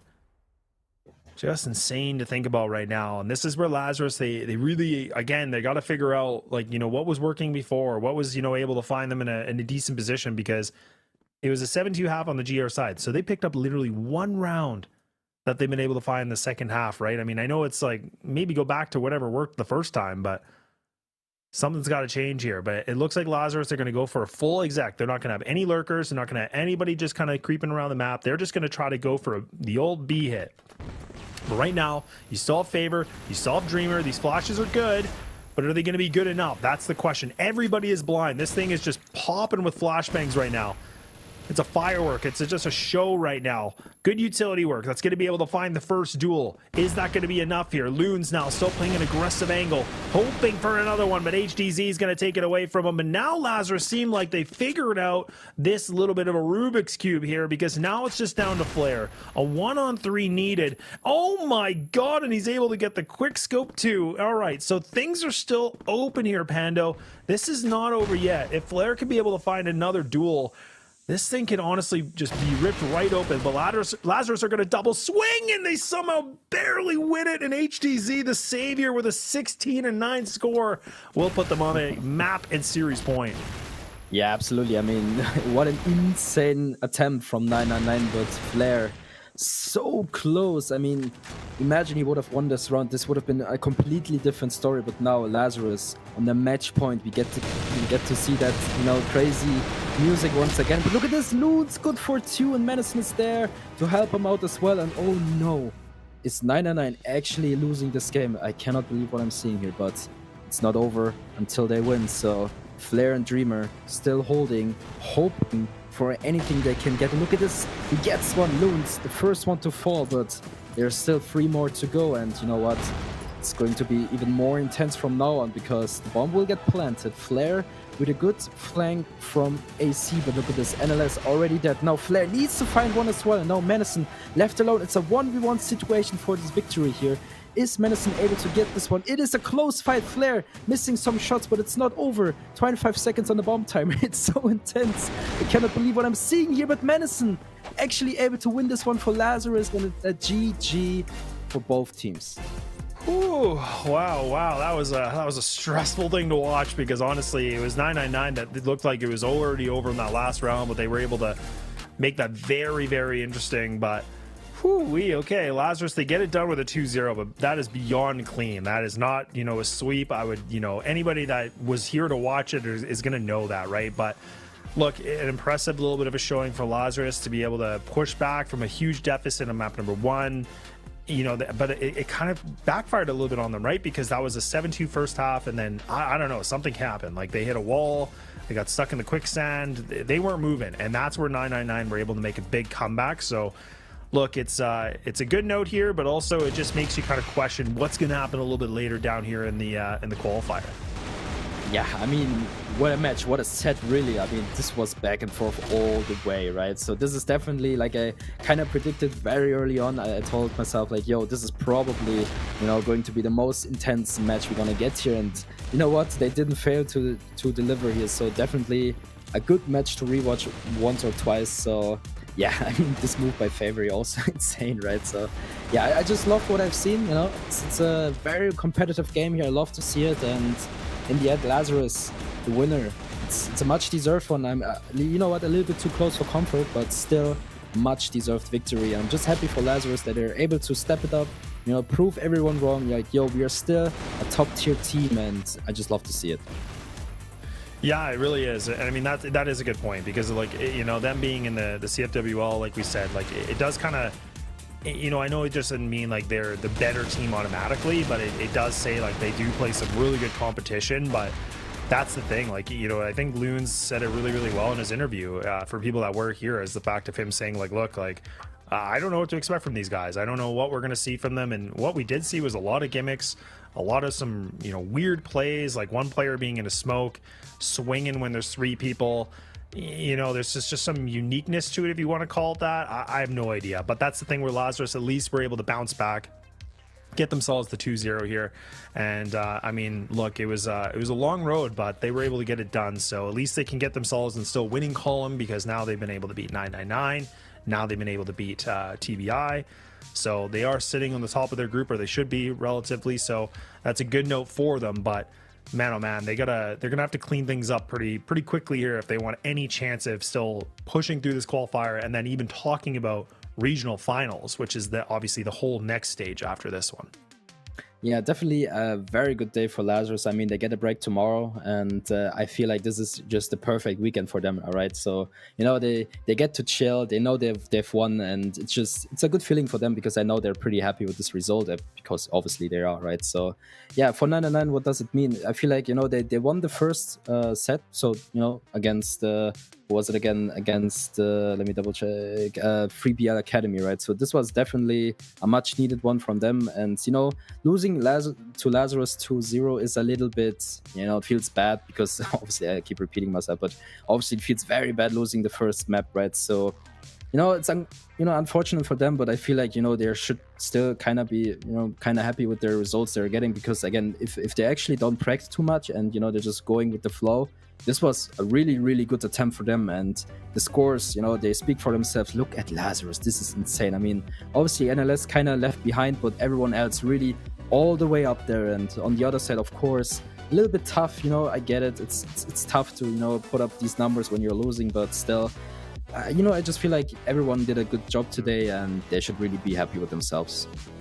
No, they definitely should, right? I mean, I think we were kind of saying, like, look, we wanted to see a little bit more of HDZ. I know you were really giving him a lot of praise and saying, like, look, like, this guy, he's a pretty lethal. He's pretty scary in the server, and he definitely is. And I've been able to, you know, have the privilege of being on the, you know, the cast for him and getting some sick highlight reels for him as well. But I was a little bit worried that we weren't quite seeing that from him, but at least he gets the MVP here. He put himself in really good in terms of top fragging on the map number 2. So you love to see it for Lazarus fans. But like you said, you can see the groups here where Anubis were on the top, and then kind of moving things over here for Group B, where this, you know, series ending now has put Lazarus on the number 1 spot, and then you can see 999 are still, actually looks like they are still in second place here. So it's very tight, but at least now it's you know, definitely something that they can be a little bit excited about. But it's not really surprised that Dipsy probably putting himself at the overall, you know, MVP status of like KD, like just on its own. But he had himself a really good little bit of a showing here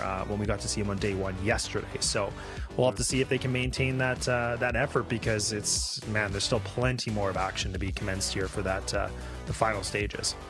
Yeah, absolutely. And I agree with you. It's just nice to be here. And yeah, for tomorrow, you know, we got Demons versus SOLTREX, TBI against 3BL Academy, and of course Anubis versus SOLTREX. So very interesting match to, you know, to cast. So I'm definitely happy to be here. And you know what, I feel like this was a very good day. You know, we got to see, you know, at least 2 good matches here. So it's a little bit unfortunate for SSV in the end here, but you know, it is what it is in the end. Can't really fix it. So I just hope everyone is happy with the results. I mean, everyone probably was, you know, practicing as much as they can. So yeah, you know, to finish off the day, I mean, you know, I was pretty happy. I don't know about you, Les, but I give you the last words.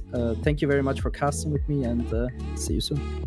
Yeah, definitely a privilege, and of course thank you to our production crew in the background. And you know, you are the unsung heroes, right? So we got to give you some praise when we can, so we wouldn't be here without them. And of course thank you to the fans for everybody tuning in for these matches. Like we said, there's plenty more of Crossfire action that is going to be through the next couple days, so make sure, same time, same place, and we'll see you tomorrow. But that's going to be it for me, and that's going to be it for Pando, and we'll see you another day. Have a good day.